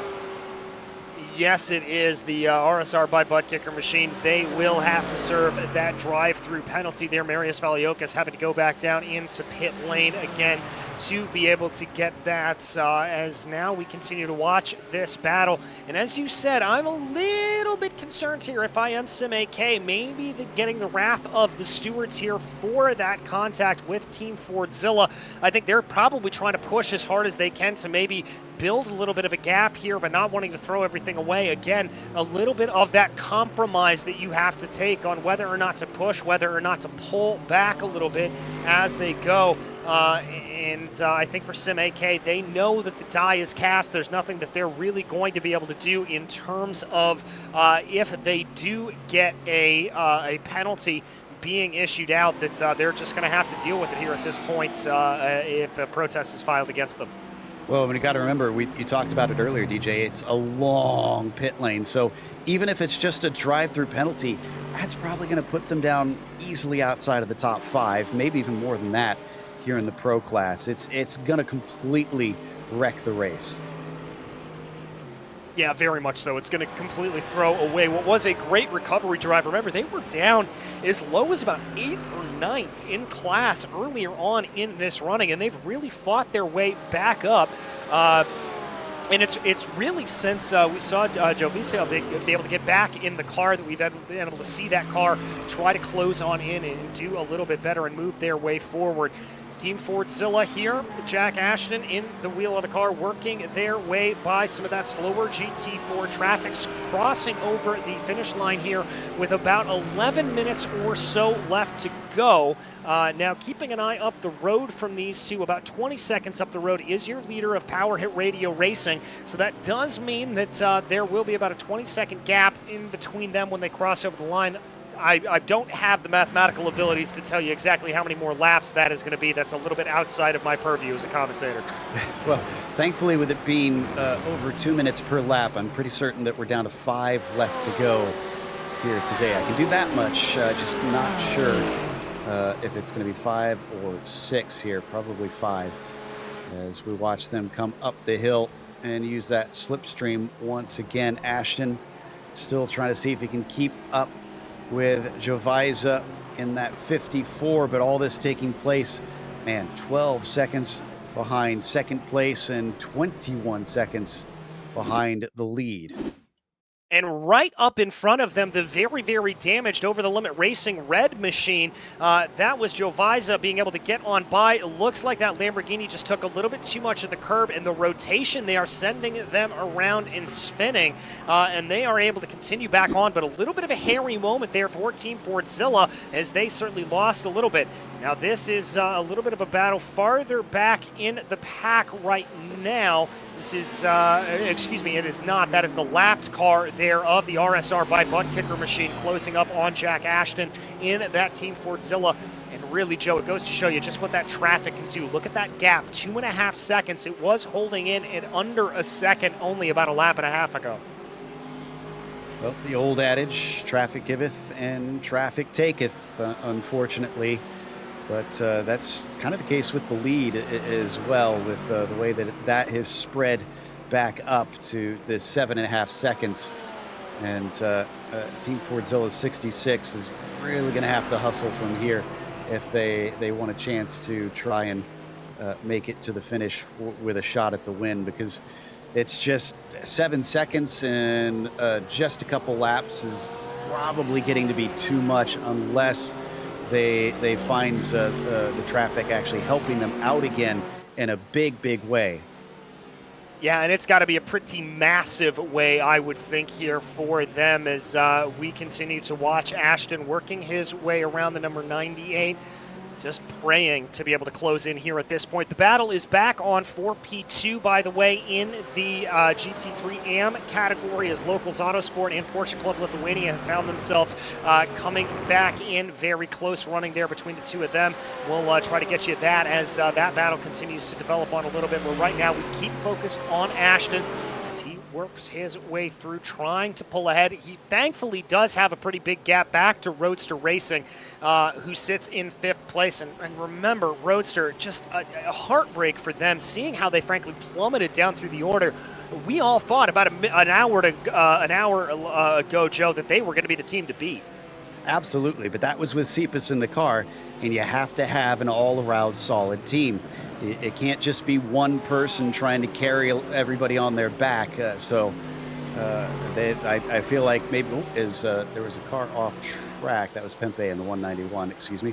He was near Roadster Racing. We didn't see it on screen. But yeah, you got to start getting with Vosberg here and maybe do some coaching. See if we can figure out what's costing him the lap time that he can't keep up with what Cepas was doing. Yeah, we'll have to maybe figure that out, and that may be something for the teams to be able to figure out and get to go here a little bit later on in the race. And as we work our way, let's not forget the 3 hours of Long Beach, the next race up that is going to be a massive, massive challenge, I think, for these drivers. You know, we talked about the ability to run wide here a little bit at Spa, you know, the unforgiving track limits, obviously, but at least there's room to run. In Long Beach, there is none of that. Yep, I have a feeling we'll see a lot more cars retiring. I'm very impressed because we are down to, I think, about 37 or so drivers still running, because we've lost over the limit with their incident. We've lost XC Racing, Against All Odds, and Vira Racing. Otherwise, it does appear to me that everybody else of our 41 starters is still on track, which is mighty impressive for a 4-hour race. Usually you see a lot more attrition than that. Yeah, you certainly do. It is a very, very good sign as here we follow RSV Motors by OBS right now. That is them going to be looking like they're about to be overtaken by Sim AK Racing Team down to the inside there. And there is that battle that we were talking to you about, local Autosports and Porsche Club Lithuania trying to close in. This has just seemed to ebb and flow and ebb and flow. Every time I think Porsche Club Lithuania is going to be able to be close enough and get that move done, they're not. And they have to find themselves back a little bit. Yeah, just, I don't know, for some reason, the latter half of this just isn't working for them. They can't seem to keep up at all. But let's see, where is our leader? We're down to less than 5 minutes left to go. And we're looking at 2:16, 2:17 laps at the fastest. I think we're going to be close here to 2 laps left to go. Yeah, I think you're just about right on that as we continue to follow the battle here with Darius leading the way over that Porsche Club Lithuania driver, trying to see what they are able to do. Barika there in that Porsche, trying to hold on, trying to see what he is able to get as they now work their way through Lacombe. Keeping my eye on the leader right now. He's going to cross over the finish line here with about 4 minutes and 50 seconds to go. So I think that's going to be just about 3 to go here at the line, Joe. It's going to be tight, that's for sure. And we'll have to keep an eye on it as they carry on down the hill. The SAM category is finally getting the love that it's deserved. It's been such a good fight late in the race. It's almost switched around, DJ. It was the pros that were so tight together at the start of the race, and now suddenly the AMs, or at least this AM battle for second, is tight. Oh, Sim AK's in pit lane. Yes, they are. I have not seen a penalty being issued to them necessarily here at this point, and I do not see a black flag on their entry. Did they get the fueling wrong? I think that's the only answer at this point. They must. Let's watch and see. It's going to be a stop and a splash and go if they got the fuel wrong, because they should not need to stay in there very long at all. That is absolutely gutting, especially with the climb that they were doing, DJ. I'm not sure if maybe they were just trying to do that climb because they knew they couldn't make it through. That's a bit strange that they would push so hard. I would think that maybe they'd save a little fuel and try to get these extra couple laps in, maybe hide behind somebody and save that fuel to go a little longer. Yeah, I would think the same thing, and yes, they are coming to rest in the pit stall right now, just getting a little bit of a top off yep, there it is, about 4 or 5 seconds worth of fuel, just getting that strategy a little bit wrong there for them. Oh my goodness, is there a little bit of a camera curse there from Babilis up at the front of the field? That's the first error I think we've seen that car make over the course of the past hour of running. Babilis just absolutely dominant up at the front of this field since we returned back from yellow not too long ago. 3 minutes left on the clock as he works his way down to the right-hander that leads into Blanchimont right now. The Power Hit Radio Racing driver bringing that car on through, and here he comes. That's going to be 2 minutes and 35 seconds.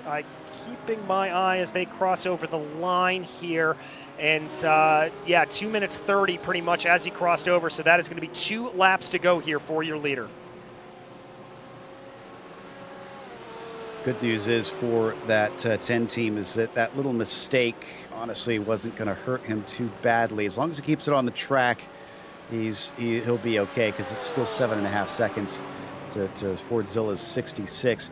The Team Fordzilla kind of doing what we expected about having a good day. A second and a third is still a very, very good showing out there. So kudos to them in all this.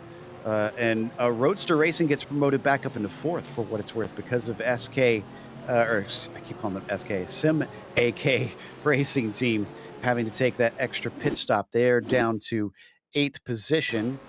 And we got a bit of a replay here. Not seeing quite who it involves.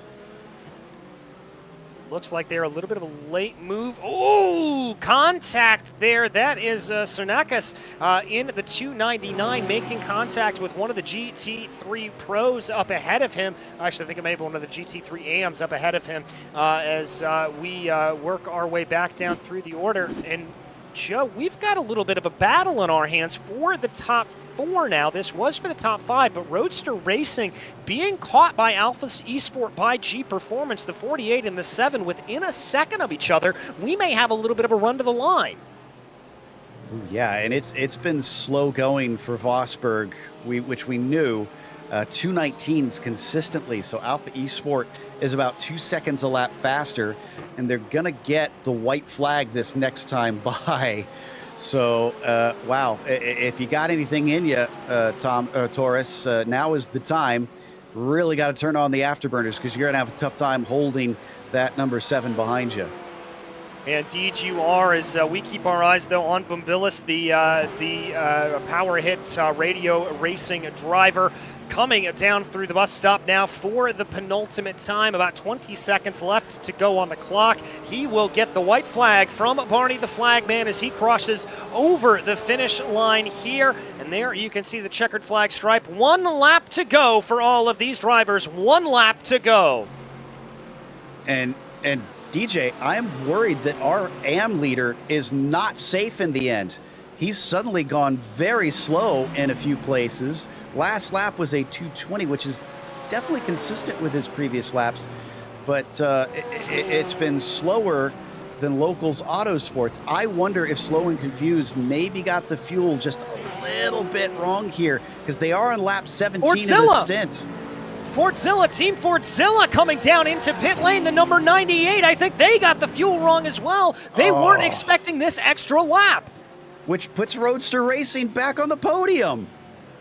If they can hold this position, that's still to be decided, as here comes Spetkins coming up in that Alpha Esport by G Performance as they run to the line here. They're the white flag in the air. This is a battle for the podium now.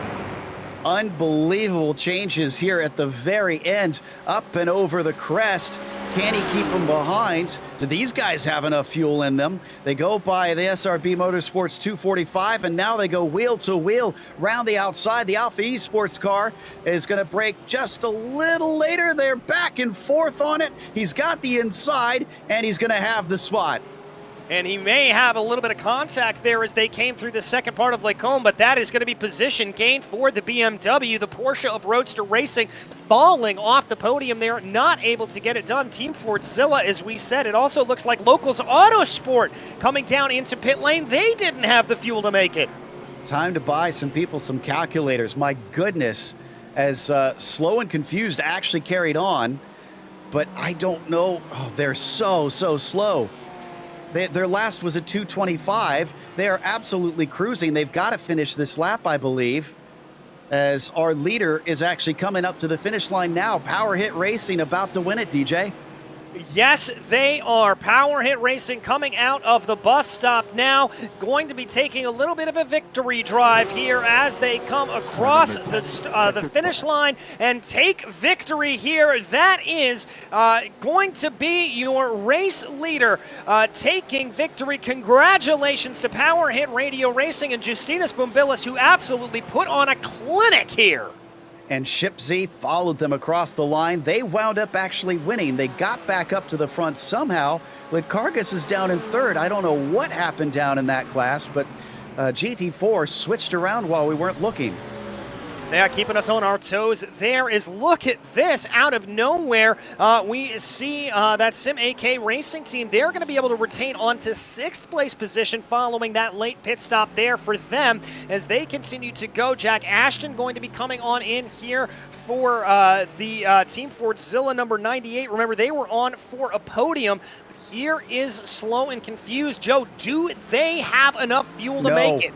No, you can see they're just cruising, and Transport Engineers, they were able to get in and out of the pit stop in time for before the leaders came through. So they're on the same lap, and it's only these two. So basically, Slow and Confused, if they can be slow enough that they can get to the finish line, great, but I don't know if there's enough fuel as the 117 is now flying. Oh my goodness gracious, could you ask for any more drama here? Could you ask for any of that? As here comes Amazing Stuff to cross over the finish line. They're in 6th place in the GT3 AM category. That's going to be a good result for them. We didn't really feature the 133 a whole lot today, but Kornikas doing a very, very good job to be able to get that car into position. Really, at this point, we are just waiting for Slow and Confused and Transport Engineers to be able to get their way up and around. God, they're going to make it. They're going to make it. That was the most impressive clutching and coasting I have seen in a long time. Somebody call Alexander Rossi. You've got competition. Slow and Confused take victory in the AM class. It was a 3-minute last lap for them. I can't believe they made that work. I think they're probably just as shocked that that worked.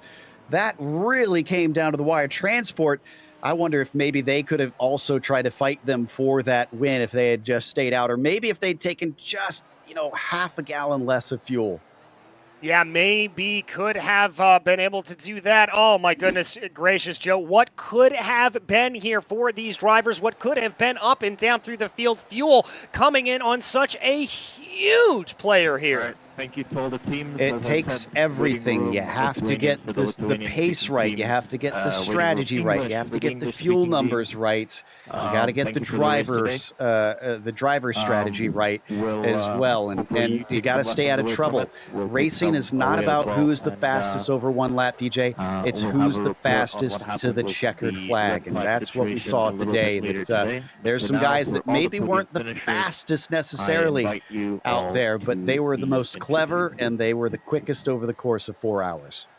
Yeah, they were indeed. Let's at least run you through the final finishing order here for the top 3 in each category. It was Power Hit Radio Racing able to take victory over Team Fordzilla 66. Then Alpha Esports by G Performance doing an absolutely incredible job to be able to bring their way forward. Then as we looked down a little bit in the order, in the GT3 AM category, it was Slow and Confused, followed by Transport Engineers and Local Autosports, and then back down into that GT4 class, Ship Z Racing, MTS, GRG, and Litkargus. Joe, absolutely incredible stuff, and as we wait for a few more drivers here to filter on in, I am still just absolutely amazed at what we saw.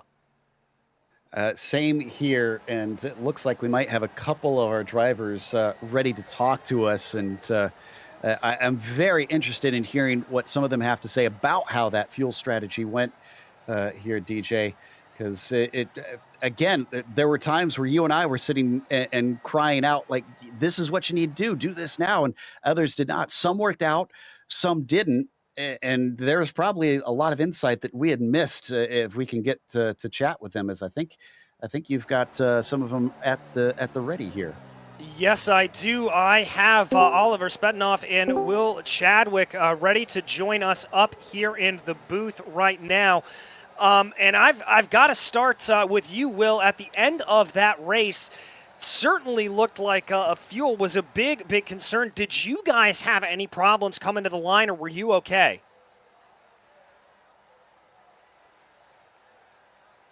Looks like here that we're having a little bit of an issue here for those drivers. Not exactly sure what's going on. I'm here now. Oh, there we got it. Hey, Will. I got you. I just needed some permissions in the channel. Hello. Understandable. But, yeah, I want to start with you. Was fuel a concern there at the end? Because it looked like it was a problem for everybody.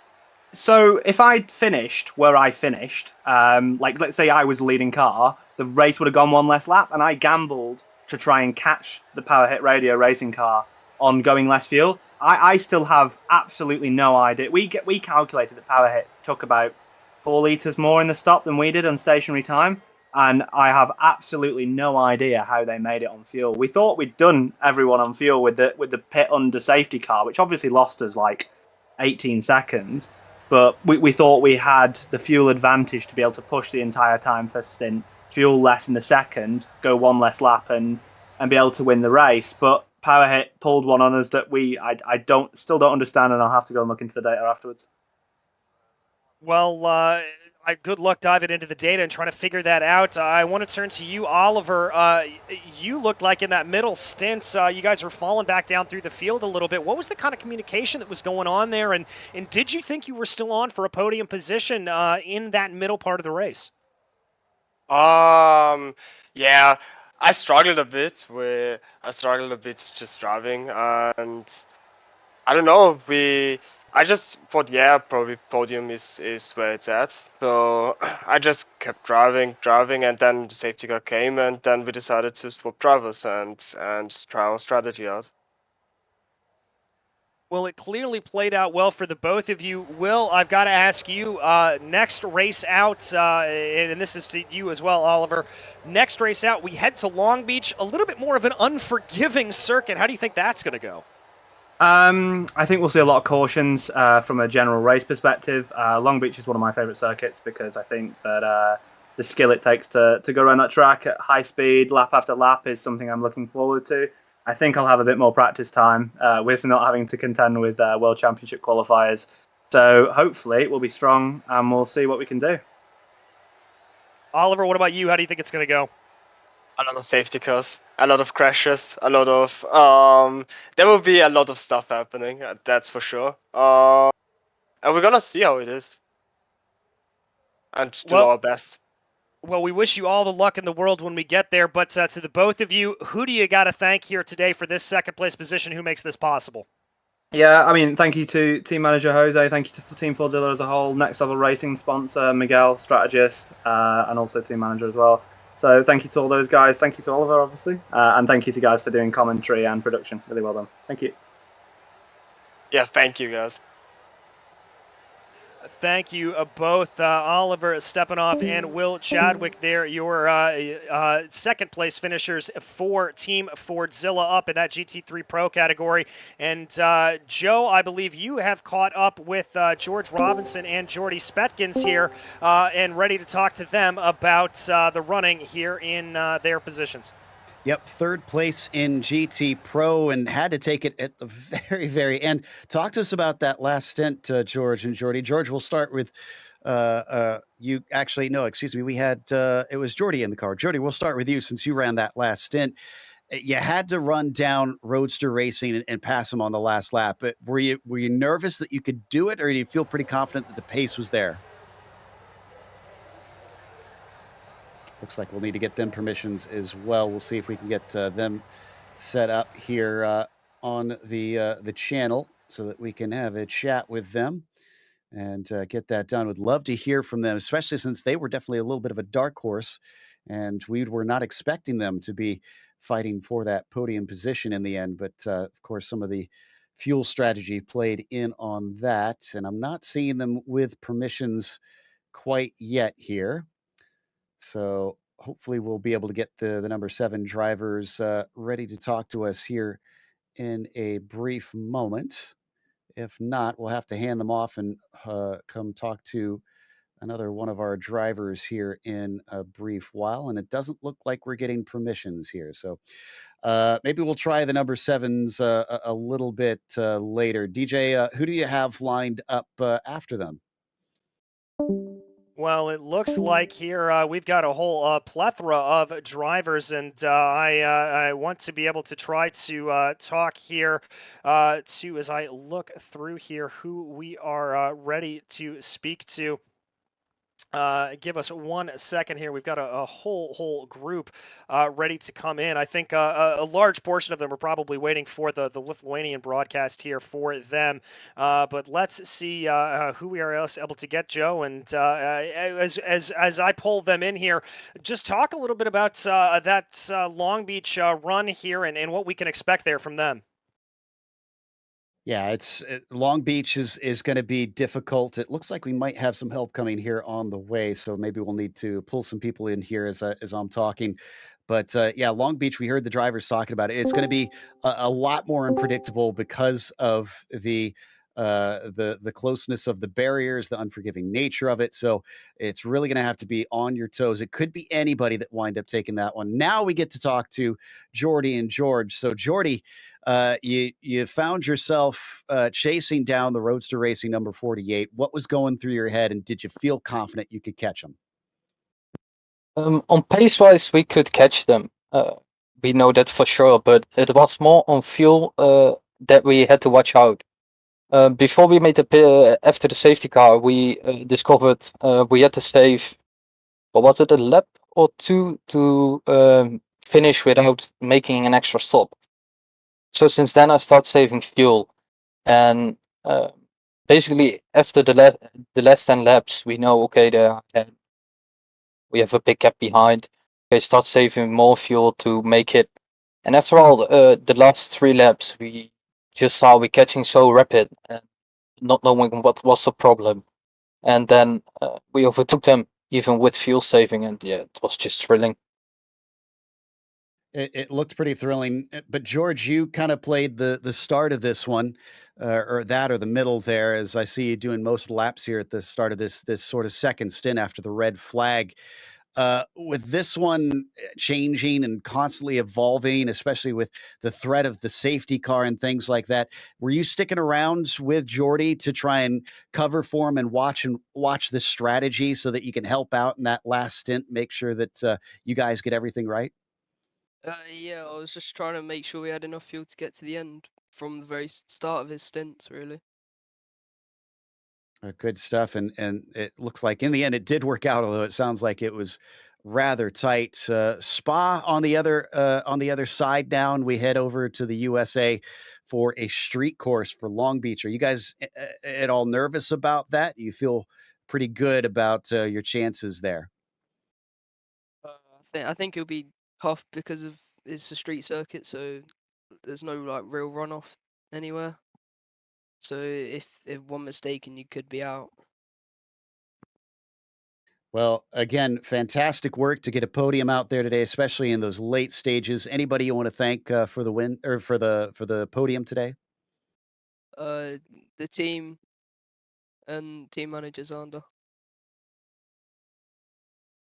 Yeah, the team, that's all we can say. We did all preparations and shared data so we can learn from each other.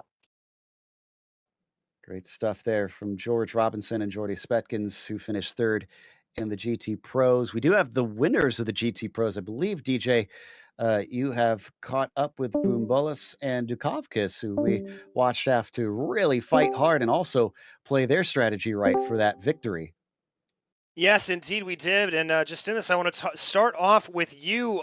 When that last safety car came out, it looked like you took off like a shot out of a gun, just absolutely pushing your way up through the field. That had to feel pretty good seeing that gap. Yeah, it was perfect timing for us. Just everything placed in right order.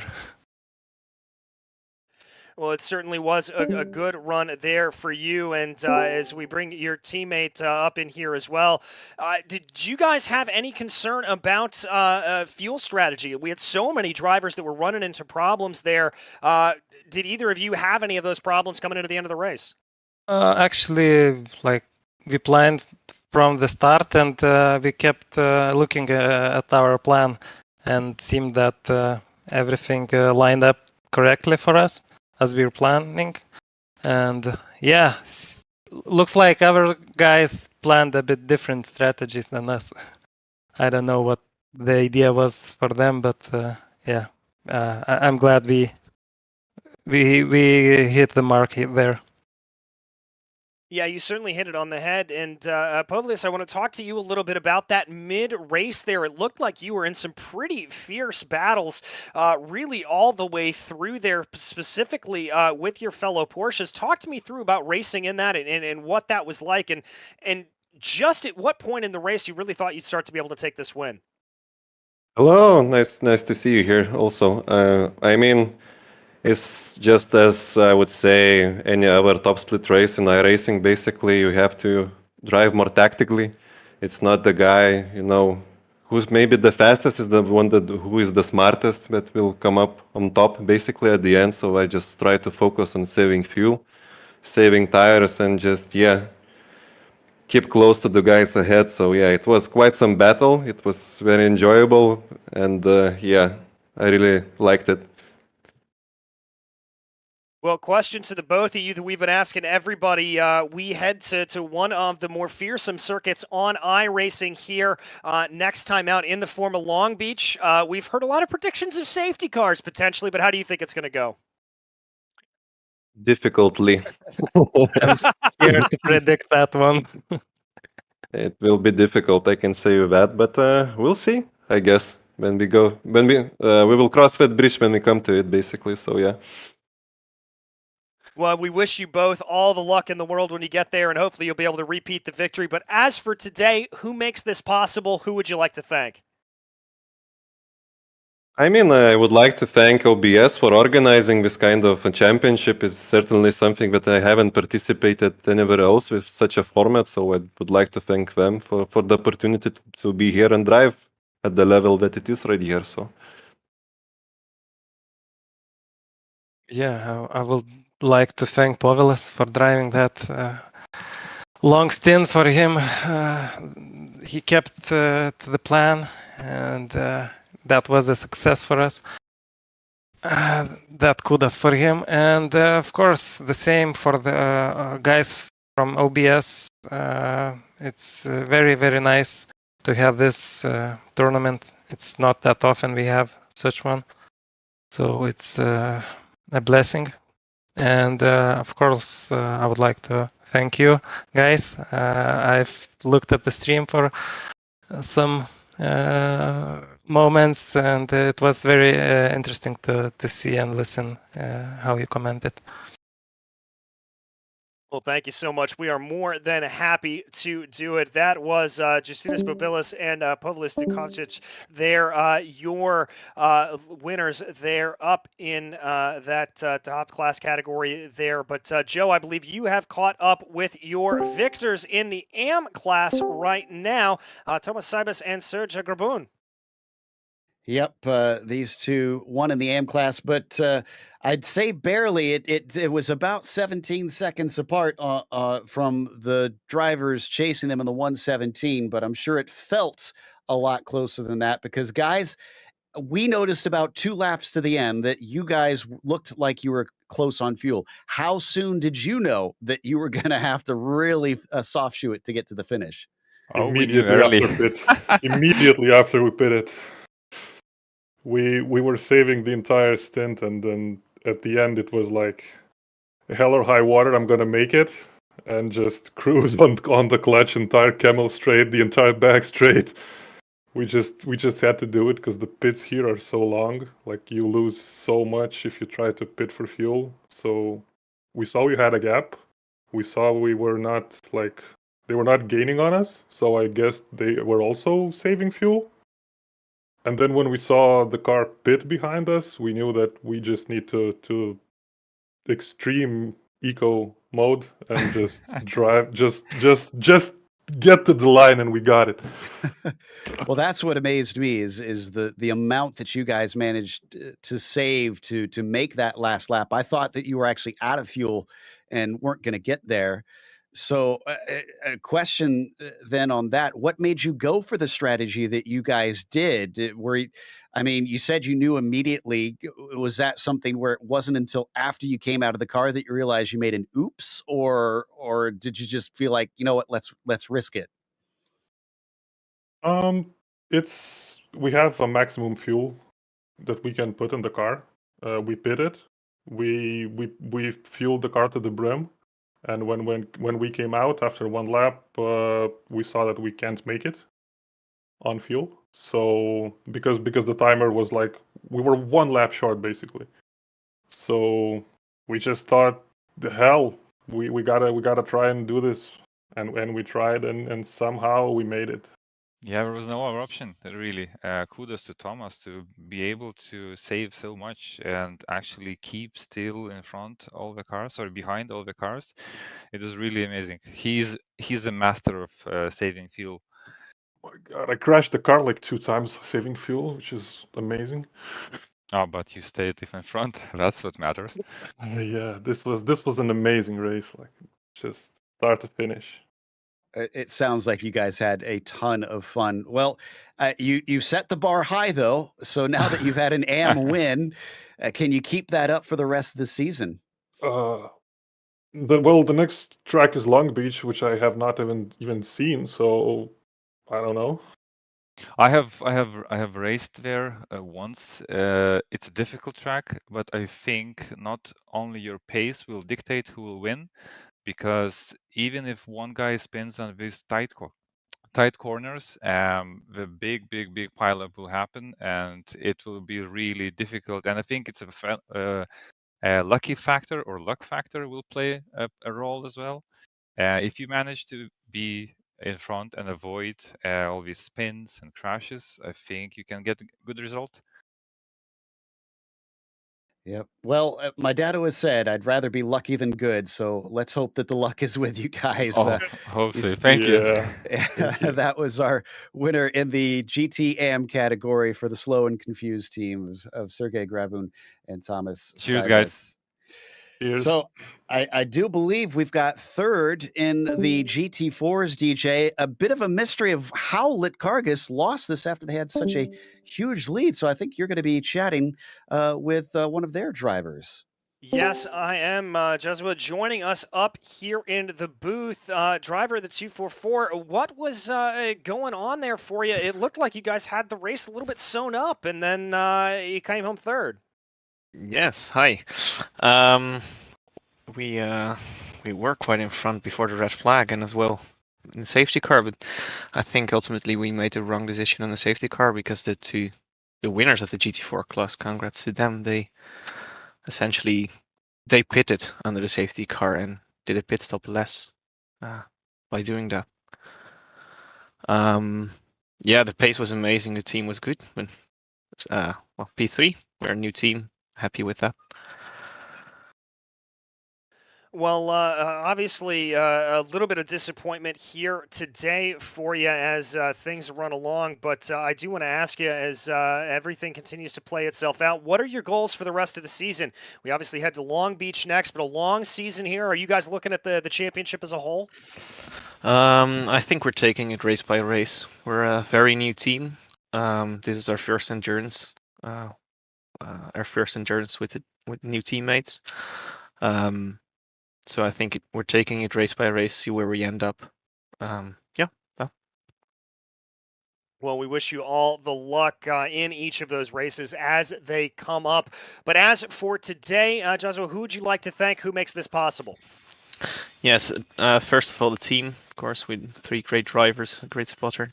Ernest, our boss as well. We're kind of a team boss. Also Girteka, our sponsor. They're sponsoring us, and by doing that, we're raising money for charity. So that's great. Absolutely fantastic stuff there. And thank you again for joining us up here in the booth, and congratulations on a third place finish today. Yeah, thank you. All right, well, that was Jesua there, your driver at third place. And Joe, I believe you've caught up with Christopus Payas, who was able to take the victory in that GT4 category for Ship Z Racing.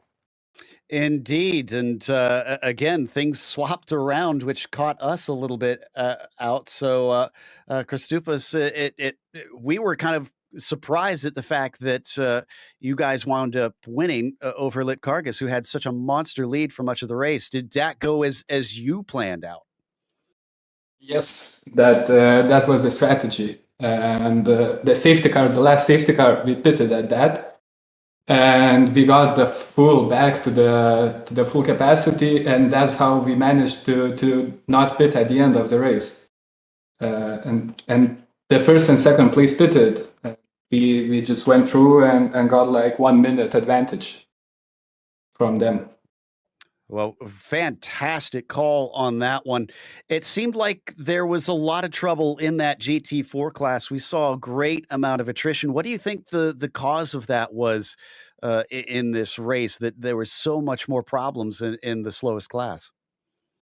Well, I don't know. The first 4 cars that finished, they were very competitive, and I think we had very clean racing. Maybe some contacts, but they weren't big. But the last ones, the guys at the end, I think they lack some I don't know, some experience, you know. So and they do some strange things sometimes. Like if I lap them, they still try to defend me from lapping. So there were some strange things, but I think they will learn and we will have more clean race next time.